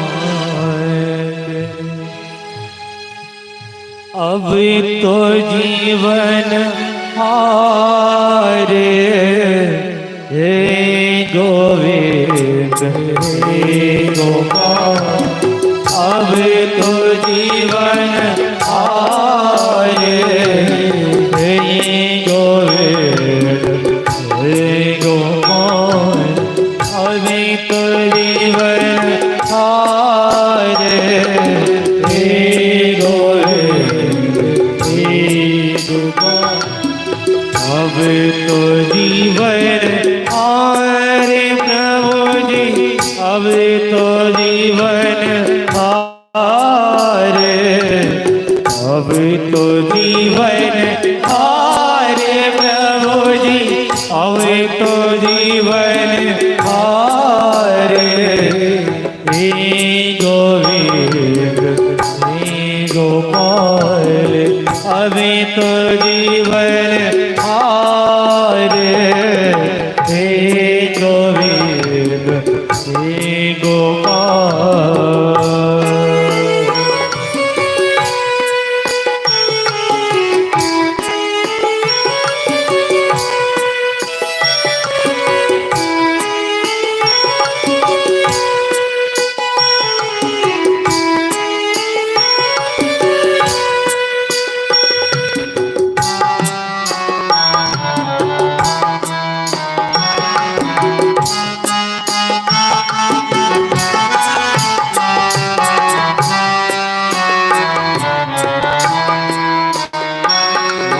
नीर पीवन हे तू गए दुगे किनारे, नीर पीवन हे तू गए दुगे किनारे। सिंधु बीच बसत ग्रास, सिंधु बीच बसत ग्रास, चरण गई पछारे। सिंधु बीच बसत ग्रास, चरण गई पछारे। हे गोविंद हे गोपाल।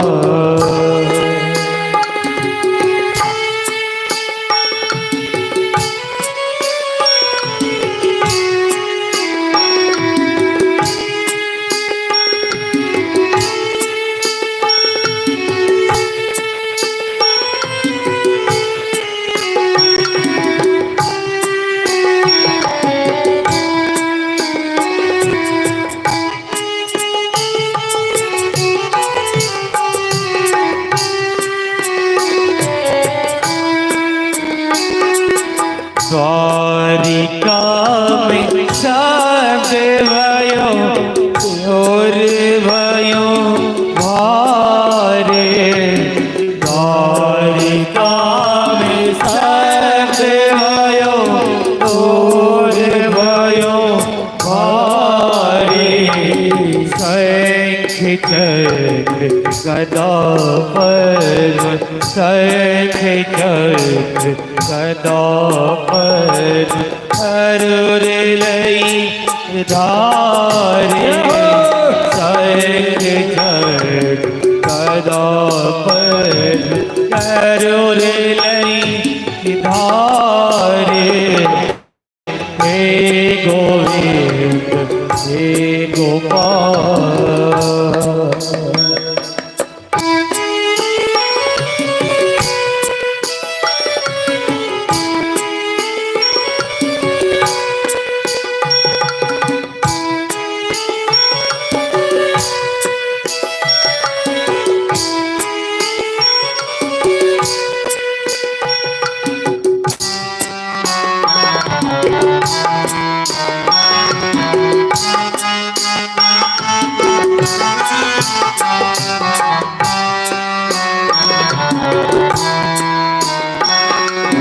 सोर कहे श्याम सुनो, करन है तिहारे। सोर कहे श्याम सुनो, करन है तिहारे।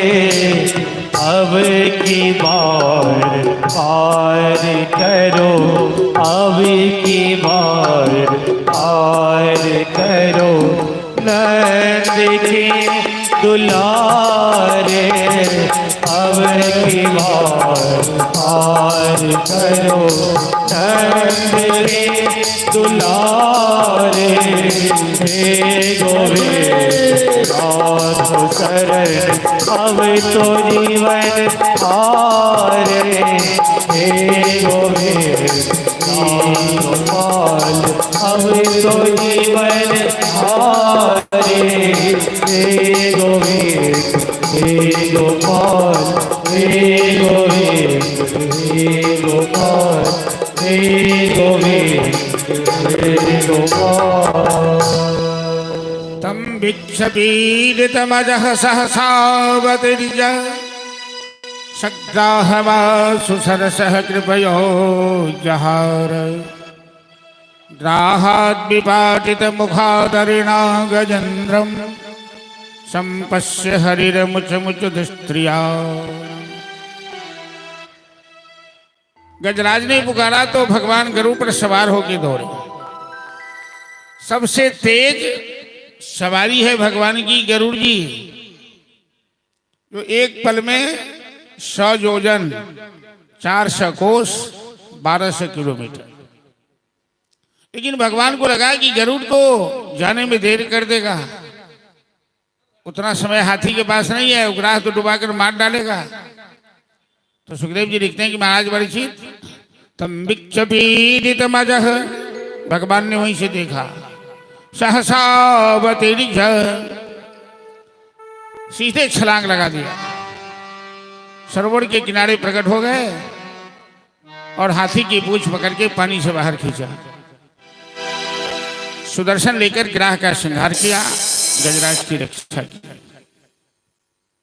और गजराज ने आंख से आंसू बहाते हुए बगल में एक कमल का फूल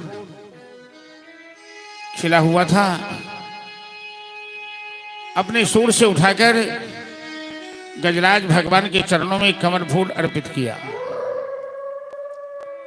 कि नहीं विद्या नहीं बाहुबल नहीं जेठी कछुदाम, मौसम पतित पतंग के तुए पति राख हो राम। प्रभु मैं तो हाथी हूं, मैं मूक प्राणी हूं, न हमें बाहुबल है, न तब्बल है, न जब्बल है, न बल है, न छात्र बल है, कुछ नहीं। लेकिन आप तो भक्त वत्सल हो प्रभु, आपने मुझे इस मौत से बचा लिया। मैं आपको क्या दे सकता हूं, क्या सेवा कर सकता हूं। भक्तों, भगवान हमेशा अपने भक्तों पर कृपा दृष्टि ही बरसाते हैं। कमी उनमें नहीं है, वो हमें छोड़ दिए, हमें ठुकरा दिए, वो कभी किसी को छोड़ते नहीं है।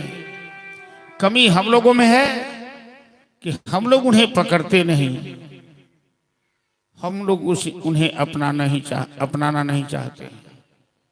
उनका स्वभाव बड़ा ही उत्तम है, बड़ा ही दयालु है, वो समदर्शी हैं। वो शरण में आए हुए को ये नहीं देखते कि ये पापी है कि पुण्यात्मा है, सफेद कपड़ा पहना है कि गंदा कपड़ा पहना है,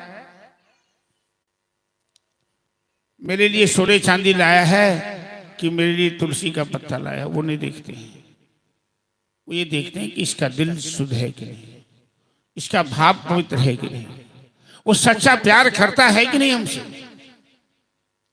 क्योंकि सच्चा प्यार जिससे जो करता है उसके लिए अपने प्राण भी दे सकता है। हम लोग परमात्मा से प्रेम करेंगे, परमात्मा 10 कदम आगे बढ़कर हमारा स्वागत करेंगे, वो तैयार रहते हैं। ये यथा माम प्रवर्धन्ते तांस तथैव भजामि। भगवान कहते हैं कि जो हमें जिस रूप में भजता है मैं उसे उसी रूप में भजता हूं। मैं कभी अपने भक्तों का मान नहीं जाने देता, मैं कभी अपने भक्तों को नीचे नहीं दिखाने देता हूं। जिसने भगवान के चरणों में अपना जीवन समर्पित कर दिया है कि तेरे जैसा मान बढ़ाया नहीं कोई रे। कल भजन सुनाया था हम लोगों को कि तेरे जैसा श्याम हमारा नहीं कोई रे। जब से मैंने तुझे अपनाया, तूने मुझको गले से लगाया, तेरे जैसा मान बढ़ाया नहीं कोई। अभी गाएंगे नहीं, समय देख रहे हैं। तो मुझको है प्राणों से प्यारा, तुझ पर मैंने सब कुछ मारा, क्योंकि तेरे जैसा यार हमारा नहीं कोई रे।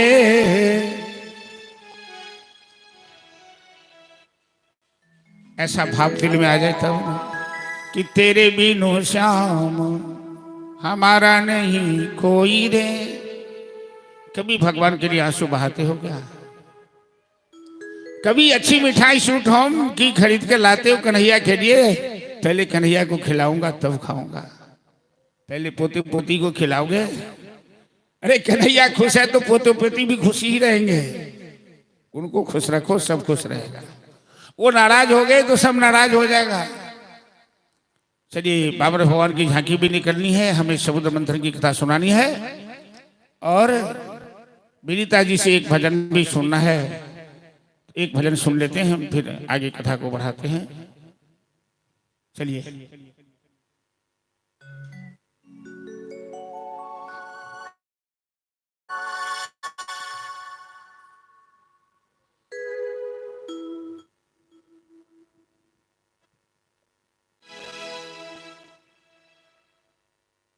राधे, आइए अपने अंत आत्मा को हम शुद्ध करते हैं। आदत बुरी सुधार लो, बस हो गया भजन, बस हो गया भजन, हो गया भजन, हो गया भजन, हो गया भजन। आदत बुरी सुधार लो, आदत बुरी सुधार लो, बस हो गया भजन, बस हो गया भजन, हो गया भजन, बस हो गया भजन। जीवन को तुम सवार लो, जीवन को तुम सवार लो, बस हो गया भजन, बस हो गया भजन, बस हो गया भजन।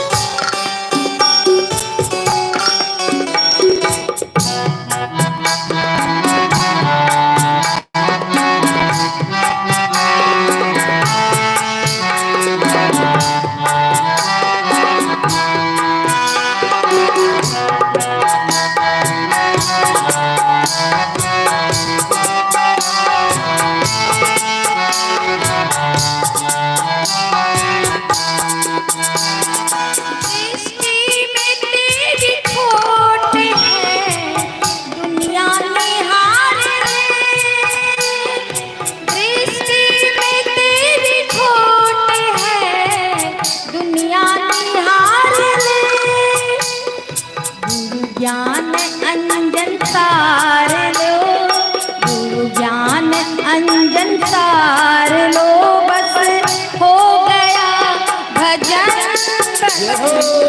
हो गया भजन, हो गया भजन, हो गया भजन। आदत बुरी सवार लो, आदत बुरी सुधार लो, बस हो गया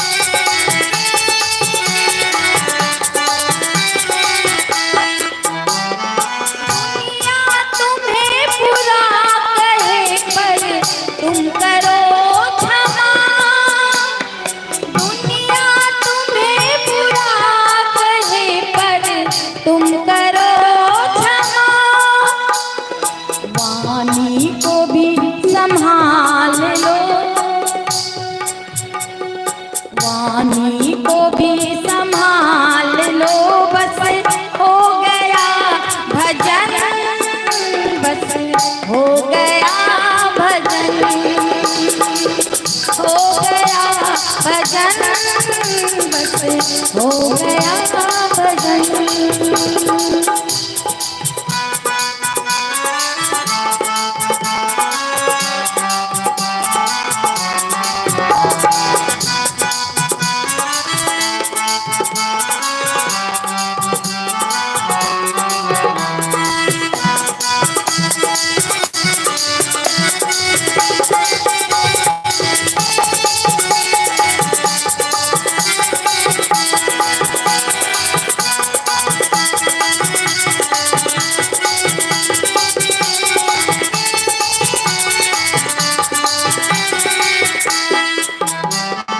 विषयों की तीव्र आग में जलता ही जा रहा, विषयों की तीव्र आग में बस जलता ही जा रहा।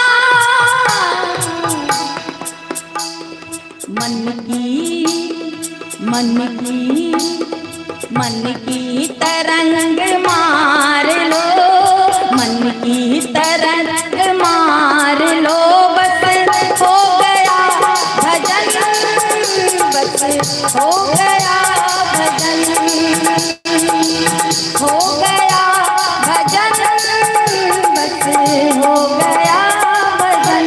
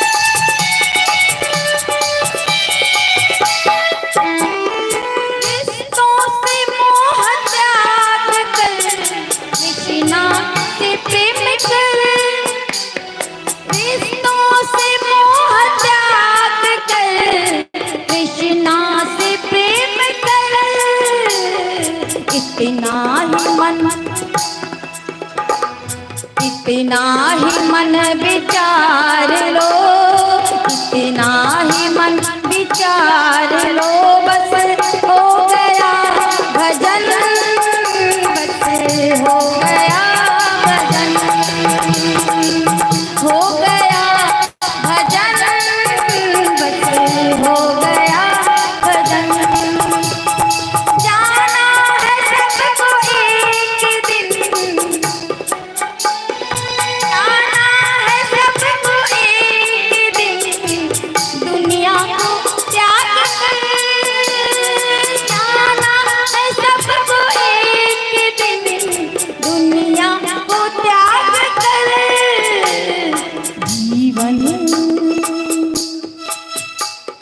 जीवन को तुम संभाल लो, जीवन को तुम संभाल लो, बस हो गया भजन, बस हो गया भजन। जीवन को तुम संभाल लो, बस हो गया भजन, बस हो गया भजन।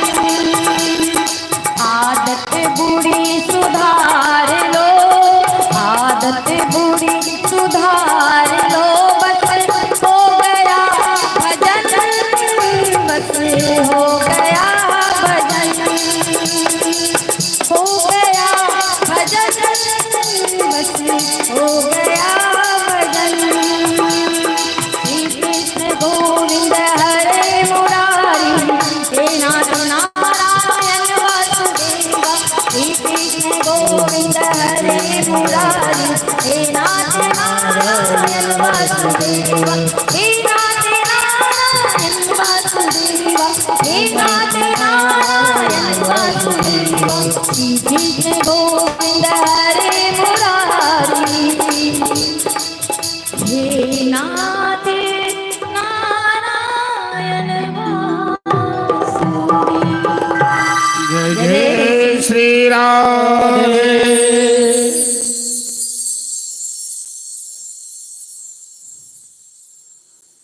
आदत को सुधारना ही तो भजन है।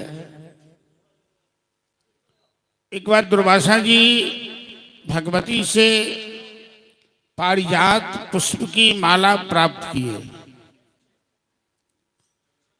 जिस माला का फूल कभी मुरझाता नहीं था, स्वर्गलोक में गए, देवराज इंद्र को माला दुर्वासा जी ने भेंट की। इंद्र के बगल में मेनका नाम की अप्सरा बैठी थी। उसका ध्यान अप्सरा पे आकर्षित था। माला को हाथी पर फेंक दिया। हाथी उस माला के तेज को सहन नहीं कर पाया। हाथी छलांग लगाया, माला नीचे गिर गई, हाथी के पांव के नीचे कुचल गई। दुर्वासा जी बड़े क्रोध में आ गए। उन्होंने इंद्रदेव को शाप दे दिया। इंद्र, तुमने फूल का अपमान किया है। तुम्हें मालूम होना चाहिए कि फूल में लक्ष्मी का वास होता है। लक्ष्मी पुष्पवासिनी मानी गई है। माला में भगवती का वास होता है। तुमने माला का अपमान किया है, इसलिए तुम दरिद्र हो जाओ, तुम्हें दरिद्र आ जाए। आजकल तो उल्टा पुल्टा व्यवहार चल रहा है, लेकिन शास्त्र के अनुसार फूलों का दुरुपयोग नहीं होना चाहिए। फूलों को जहां तहां नहीं फेंकना चाहिए। फूल में लात नहीं लगनी चाहिए, झाड़ू नहीं लगना चाहिए, क्योंकि फूल में लक्ष्मी का वास होता है। यदि फूल का अपमान हुआ तो लक्ष्मी का अपमान होता है, लक्ष्मी नाराज होती है। दुर्वासा जी शाप देकर तो चल दिए। इंद्रदेव बड़े परेशान हो गए, दरिद्र आ गई उन्हें। नारायण की शरण में गया इंद्र। नारायण कहते हैं, लक्ष्मी तो क्षीर सागर में निवास कर रही है। लक्ष्मी प्राप्त करने के लिए क्षीर सागर का मंथन करना होगा। मंदराचल पर्वत उठा लो, दैत्यों से भी समझौता कर लो। स्वकार्यम साधे धीमान, कार्यम धंसो ही मूर्खता। आवश्यकता पड़े तो दुश्मन से भी दोस्ती कर लेनी चाहिए, नीति यही कहती है। देव दानव मिलकर भी मंदराचल को उठा नहीं पाए। नारायण ने देवताओं की सहायता के लिए पर्वत को उठाकर गरुड़ जी के ऊपर रखा, क्षीर सागर के पास लाए।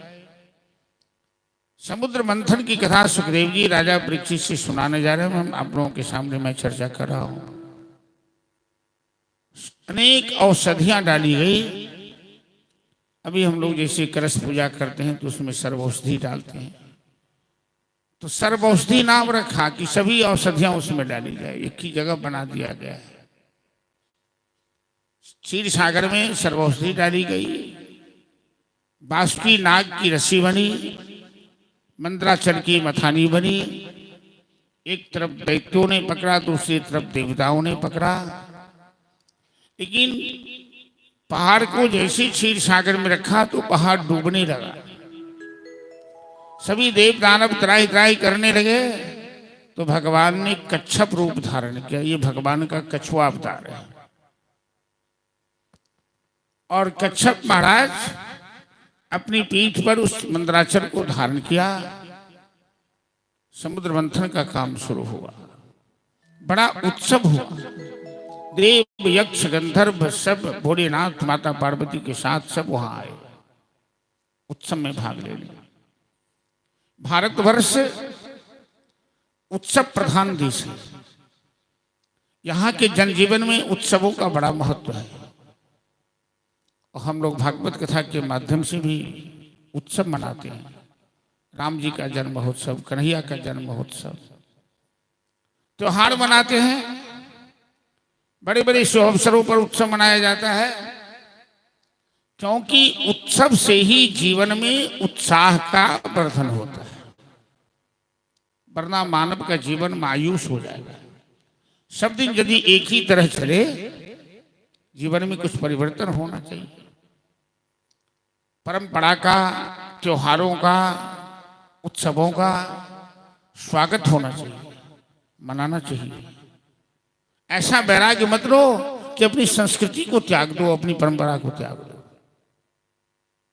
बड़ी भीड़ हुई, समुद्र मंथन शुरू हुआ।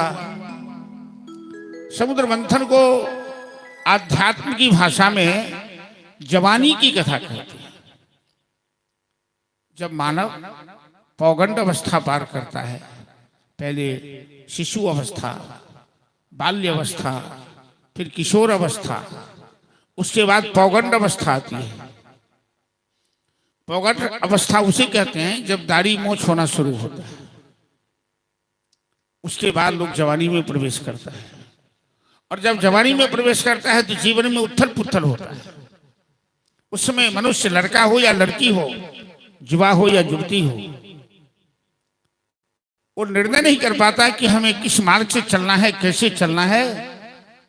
और यदि उस अवस्था को नियंत्रित कर लिया तो आदमी आगे बढ़ता है, कहीं डगमगा गया तो गड़बड़ हो जाता है।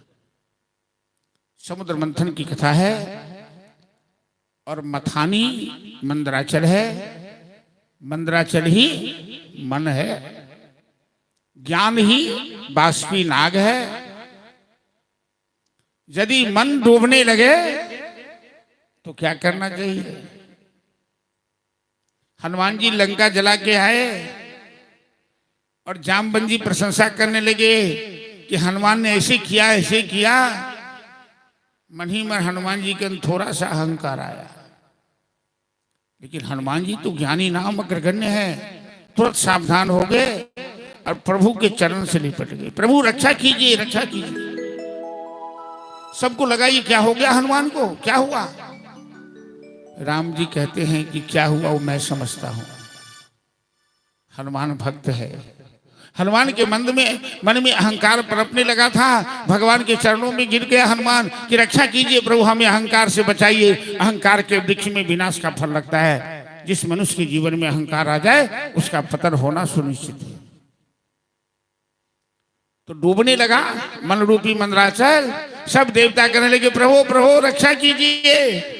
तो भगवान के सहारे मन को सौंप दिया। भगवान ने कच्छप रूप धारण किया, मंदराचल पर्वत को अपनी पीठ पे उठाया। जवानी के मंथन में सबसे पहले क्या मिलता है? कोई आदमी कह दे जब वो जीवन का संघर्ष प्रारंभ करता है तो पहले उसे खुशहाली मिलती हो, अमृत मिलता हो। अमृत तो जीवन के अंत में मिलता है, सबसे पहले विष मिलता है। कठिनाइयां आती है, संघर्ष आता है, तो सबसे पहले क्षीर सागर से विष की ज्वाला निकली, सबको जलाने लगी। त्राहिमाम त्राहिमाम। तो नारायण कहते हैं भोलेनाथ विषपान तो आप ही कर सकते हैं, आप में ही सामर्थ्य है।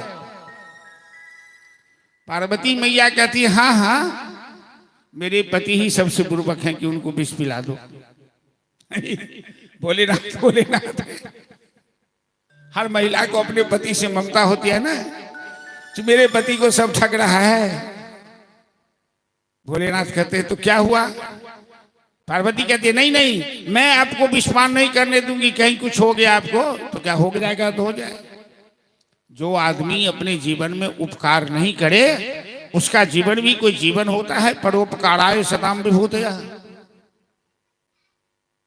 भोलेनाथ ने विषपान किया माता जी के मना करने के बाद भी, लेकिन विष को पेट में नहीं जाने दिया। कहते हैं कि चरणामृत पान करो तो कंठ में रखो उसे, कंठ में राम नाम का वास है। अमृत विष पीकर भी महादेव ने विष को कंठ में रखा, पेट में नहीं जाने दिया। पेट में जाएगा तो विष मार डालेगा। कंठ में रखो, कंठ में राम नाम का वास है, वो विष भी अमृत बन जाएगा राम नाम के प्रताप से। वो वृंदावन बिहारी लाल की जय। परीक्षित पूछते हैं गुरुदेव भोलेनाथ को ही क्यों विष पीने के लिए कहा? तो सुखदेव जी कहते हैं कि भोलेनाथ की जटा में गंगा का वास है। गंगा ज्ञान का प्रतीक है, और जिसके मस्तक पर ज्ञान गंगा बहती है विषपान करके वही पचा सकता है, बाकी किसी में सामर्थ्य नहीं है। 14 रत्न निकले। दोबारा आप लोग भगवान के नाम का कीर्तन करेंगे। चलिए, अरे एक एक मिनट तो महंगा होता जा रहा है, बढ़ता जा रहा है। आप लोगों को क्या बोलना है? सियावर रामचंद्र की जय, केवल इतना ही बोलना है। मोदक राम नाम लीजय, सियावर रामचंद्र की जय। ओ मोदक राम नाम लीजय, सियावर रामचंद्र की जय। मोदक राम नाम लीजय, सियावर रामचंद्र की जय। ओ मोदक राम नाम लीजय, सियावर रामचंद्र की जय। शिव जी मोदक प्रेम से लिए, किए हलाहल काम। शिव जी मोदक प्रेम से पिए, किए हलाहल पान। शिव जी मोदक प्रेम से पिए, किए हलाहल पान। शिव जी मोदक प्रेम से पिए, किए हलाहल पान। गणपति मोदक में भी मगन भय, गणपति मोदक भी मगन भय। पूजित प्रथम महान, बोलो गिरिजानंदन की जय। सियावर रामचंद्र की जय। बोलो गिरिजानंदन की जय। सियावर रामचंद्र की जय। ओ मोदक राम नाम ली जय, सियावर रामचंद्र की जय। हनुमत मोदक प्रेम से दिए, लंका दियो जरा। हनुमत मोदक प्रेम से पिए, लंका दियो जरा। हनुमत मोदक प्रेम से दिए, लंका दियो जरा। हनुमत मोदक प्रेम से पिए, लंका दियो जरा। सिया संदेश सुनाए राम को, सिया संदेश सुनाए राम को। रिमिया लियो बनाए, पवन सुत हनुमान की जय। सियावर रामचंद्र की जय। पवन सुत हनुमान की जय। सियावर रामचंद्र की जय। ओ मोदक राम नाम की जय। सियावर रामचंद्र की जय। ओ मोदक राम नाम की जय। सियावर की जय। ओ मोदक राम नाम की जय। सियावर रामचंद्र की जय। जय मोदक राम नाम की जय। सियावर रामचंद्र की जय। ओ श्यावर रामचंद्र की जय। तो ज्ञान गंगा के प्रभाव से भोलेनाथ ने विष बचाया। माइक पीछे कर दीजिए। 14 रत्न समुद्र के अंदर से निकला। कल्प वृक्ष निकला, कामधेनु गाय निकली, ऐरावत हाथी निकला, चंद्रदेव निकले, कौस्तुभ मणि निकली, बारुणी अर्थात मदिरा निकले, शंख निकला। सबसे अंत में माता लक्ष्मी जयमाला लेकर निकली। जानते हैं कि तीनों देवियों में महाकाली, महालक्ष्मी, महासरस्वती ये त्रिदेवियां हैं। माता लक्ष्मी बड़ी ही सौम्य रूपा है और लक्ष्मी के बिना संसार नहीं चल सकता। तो क्षीर सागर से लक्ष्मी निकली और नारायण के गले में जयमाला डाली। देव दानव दोनों मिलकर जयकारा लगाना शुरू किए, वो लक्ष्मी नारायण भगवान की जय। नारायण ने अपनी कृपा दृष्टि से संसार का चितवन किया। लक्ष्मी प्राप्ति के पश्चात यहां संकेत दे रहे हैं सुखदेव जी, यदि आपके ऊपर लक्ष्मी की कृपा हो तो मस्तक नीचे मत झुका लो कि कोई ले न ले, कोई देख न ले। यदि लक्ष्मी की कृपा हो तो सबकी ओर देखो, तुम किसकी सहायता कर सकते हो, किसके काम में आ सकते हो। नारायण ने चारों तरफ देखा। अंत में धन्वंतरी महाराज निकले। धनतेरस का समय आ ही रहा है। धन्वंतरी जी के जन्म दिवस पर ही हमारे देश में धनतेरस का त्योहार मनाया जाता है। अमृत कलश लेके निकले और राक्षसों ने उनके हाथ से अमृत कलश छीन लिया। देवता सब त्राहि त्राहि करने लगे, प्रभु ये राक्षस तो ऐसे भी बलवान है, अमृत पी लेगा तो और भी बलवान हो जाएगा। नारायण कहते हैं चिंता मत करो, मैं कुछ सोच रहा हूं। देखते ही देखते नारायण ने ऐसी सुंदर स्त्री का रूप धारण किया जिसे मोहिनी कहते हैं। ये भगवान का एक अवतार मोहिनी का अवतार है। अब देवता तो समझ रहे हैं कि ये सुंदर युवती स्वयं भगवान है, लेकिन राक्षस को मोहित किया।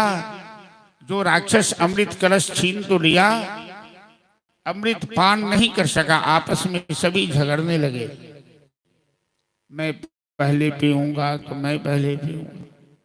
तब तक में सुंदर युवती के ऊपर नजर पड़ी। अब सब अमृत को भूलकर उस युवती को देखने लगा। वाह क्या सुंदर चाल है, क्या अदा है, क्या आंख है, क्या बाल है। अरे युवती के अंग प्रत्यंग की ओर क्यों देखते हो? भगवान मुस्कुराते हुए मटकते हुए गीत गाते हुए आ रहे हैं। राक्षसों ने कहा, ए सुंदरी तुम्हारा क्या नाम है? सुंदरी कहती है, मेरा कोई नाम नहीं है भाई।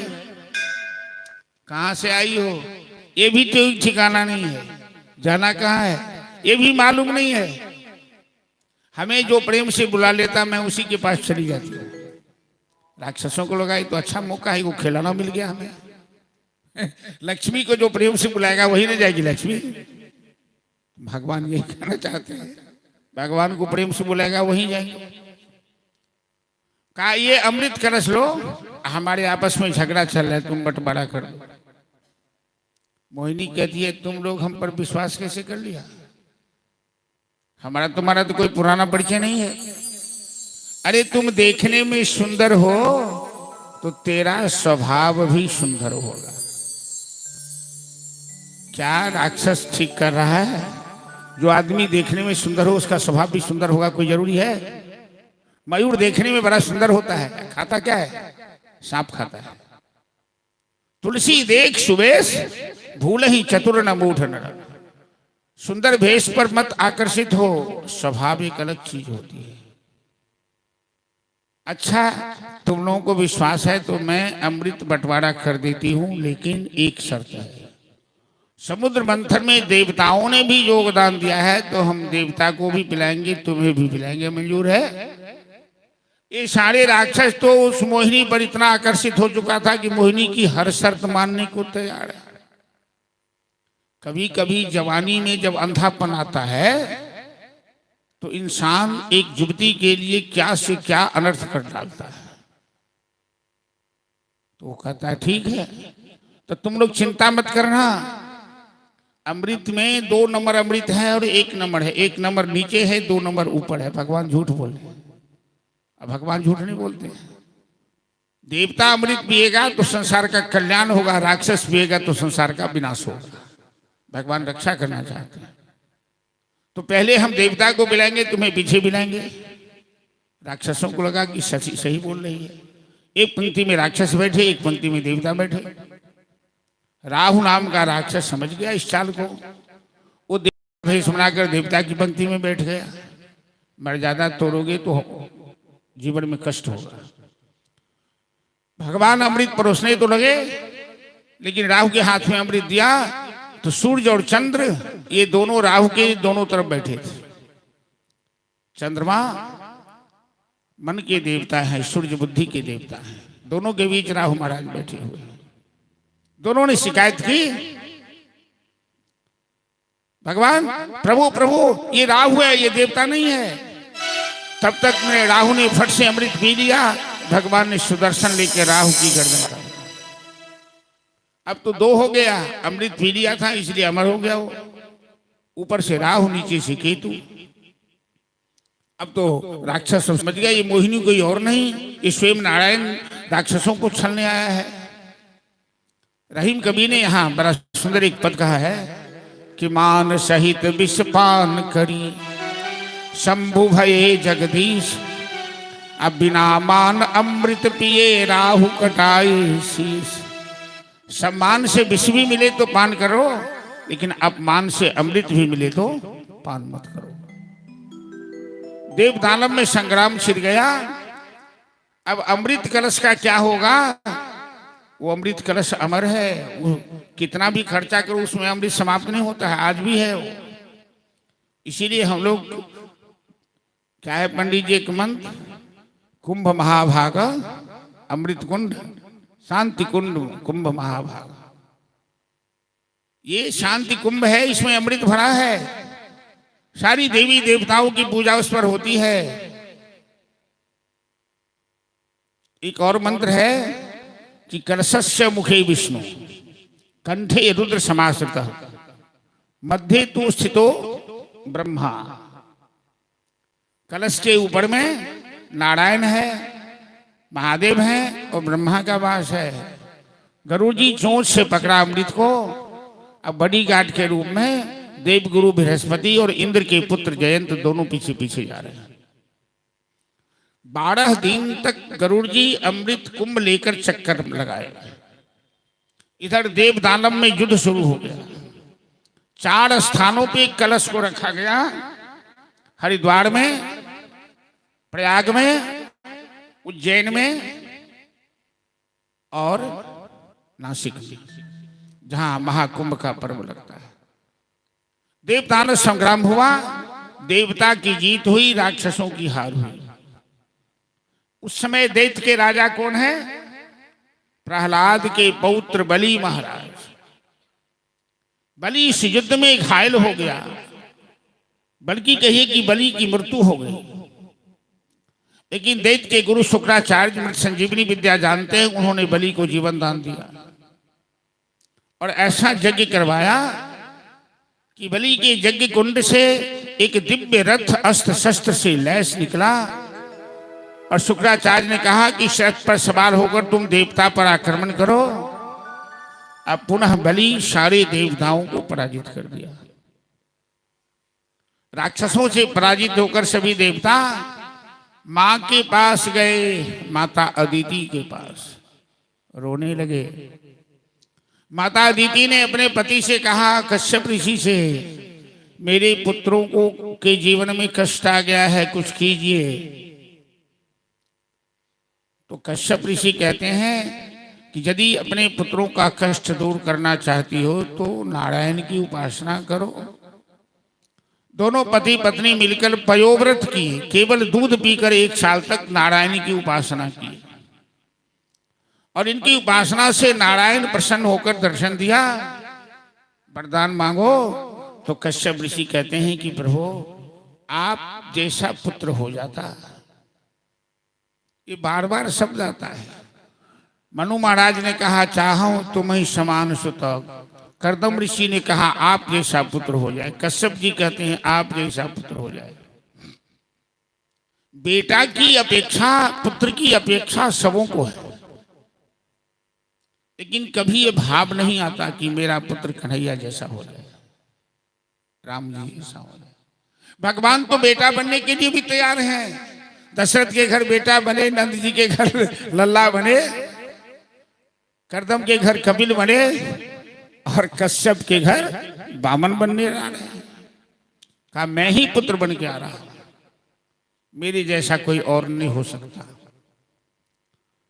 माता अदिति के गर्भ में वामन भगवान आए।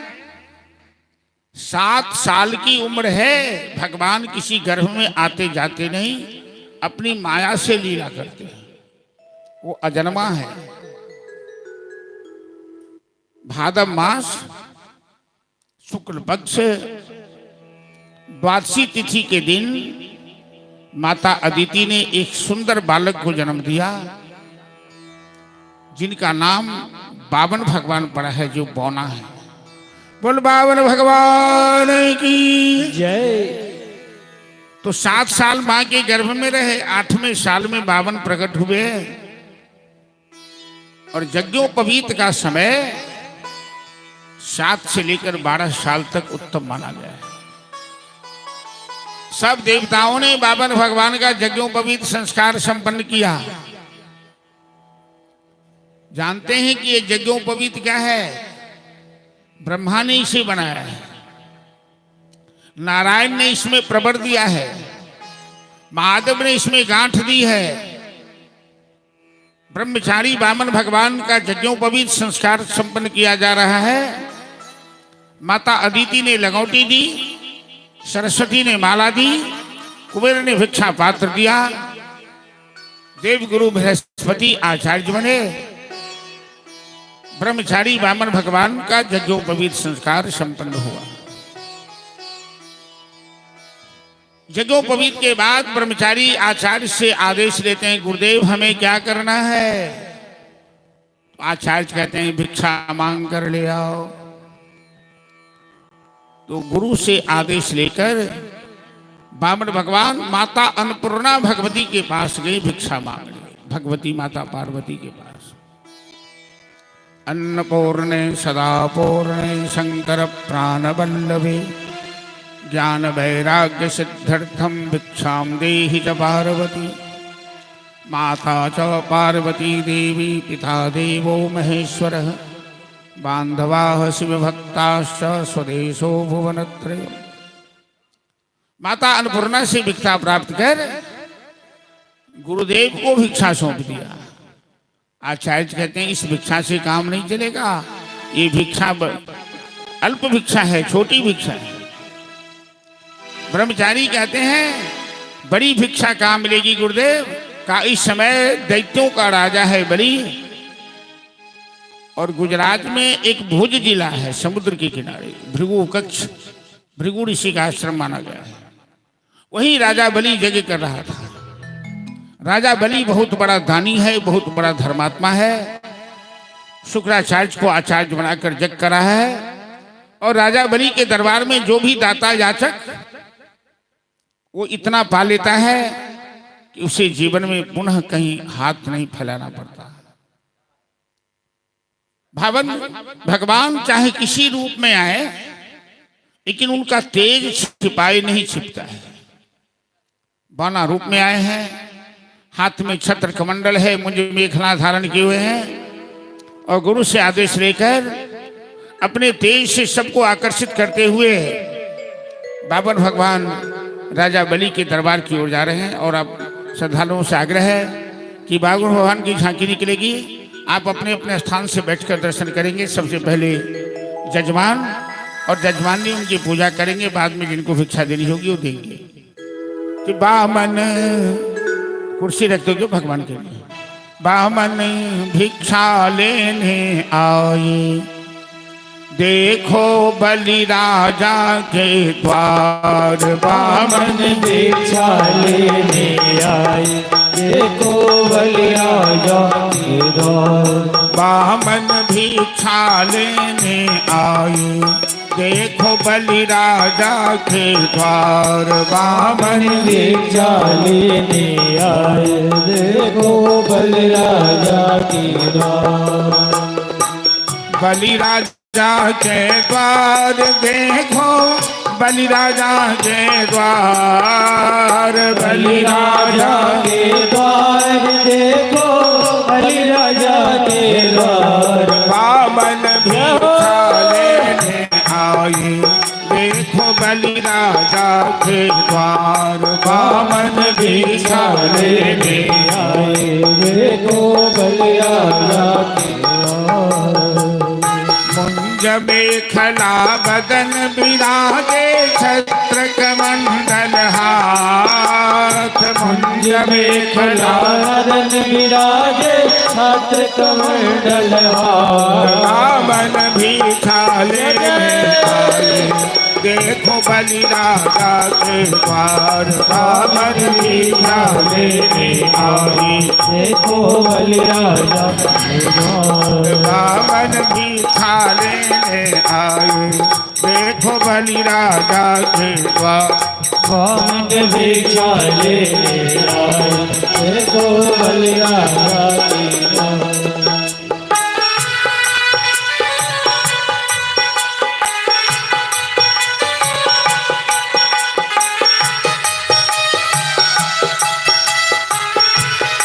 बामन भगवान की जय हो।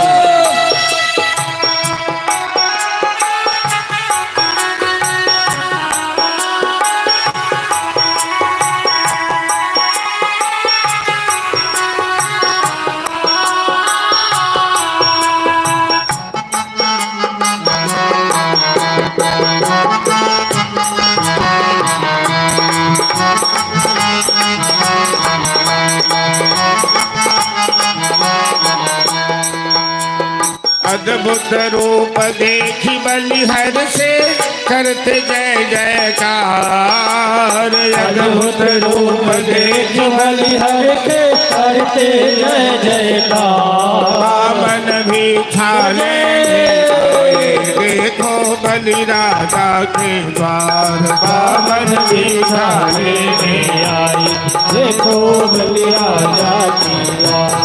बामन भी छाले में आए देखो बलि राजा के द्वार। बामन भी छाले में आई देखो बलि राजा की द्वार। बोल बामन भगवान की जय। बाबर भगवान राजा बलि के दरबार में पहुंचे। ऐसा अद्भुत तेज है, आकर्षण है कि बड़े बड़े आचार्य ऋषि मुनि जहां होता के रूप में वहां उपस्थित हैं, सब खड़े होकर बाबर भगवान के स्वागत में लगे। राजा बलि अपनी धर्म पत्नी विंध्यावली के साथ बाबर भगवान के सत्कार में आ गए। इस सिंहासन पर बैठाया, उनकी पूजा करने लगे। तीर्थों के जल से चरण धोया और बड़ा अद्भुत दृश्य वहां उपस्थित हुआ। तेरे द्वार खड़ा भगवान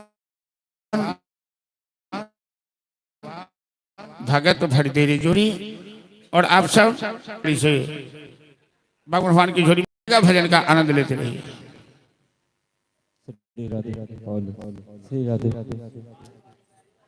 श्री राधे। एकदम असली बाबर भगवान आज प्रकट हुए हैं, आप लोग दर्शन कर अवश्य कीजिए।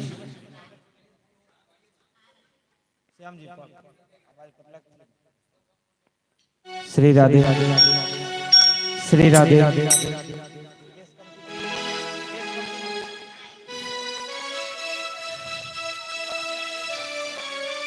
श्री राधे। बाबर के कमंडल में डालकर फिर अपने स्थान पर बैठ जाया कीजिए। आप लोग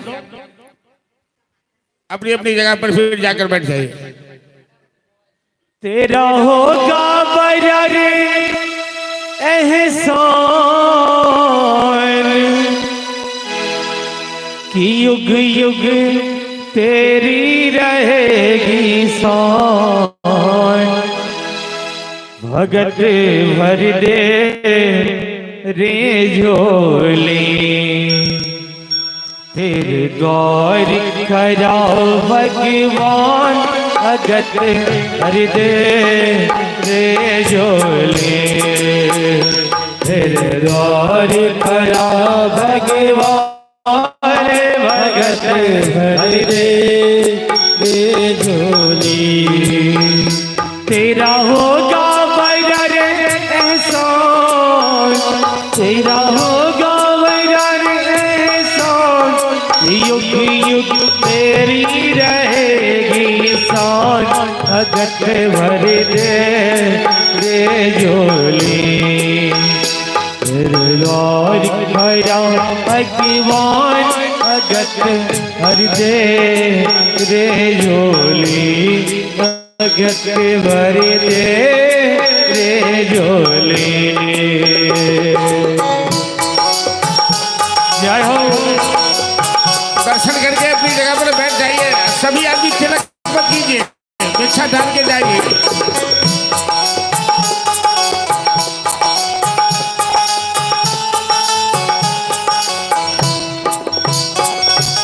डोल उठी है सारी धरती देखिए, डोला गगन है सारा। डोल उठी है सारी धरती देखिए, डोला गगन है सारा। भीख मांगने आया तेरे घर, जगत का पालन हारा रे। जगत का पालन हारा। भीख मांगने आया तेरे घर, जगत का पालन हारा रे। जगत का पालन हारा। ओ मैं आज तेरा मेहमान, मैं आज तेरा मेहमान। तू कर ले मुझसे जरा पहचान भगत भरी दे रे झोली द्वार खड़ा भगवान भगत भरी दे रे झोली भगत भरी दे रे झोली। जय हो।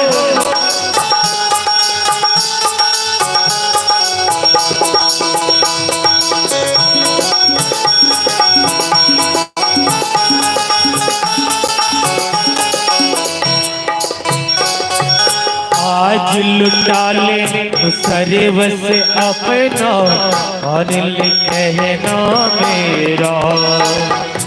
आज लुटा ले तू सर्वस अपना मालिक कहना मेरा।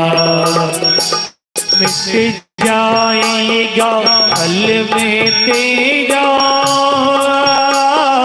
जन्म जन्म का तेरा रे जन्म जन्म का तेरा। मिट जाएगा पल में तेरा जन्म जन्म का फेरा रे जन्म जन्म का फेरा। तू चोर सकल अभिमान तू चोर सकल अभिमान अमर कर ले।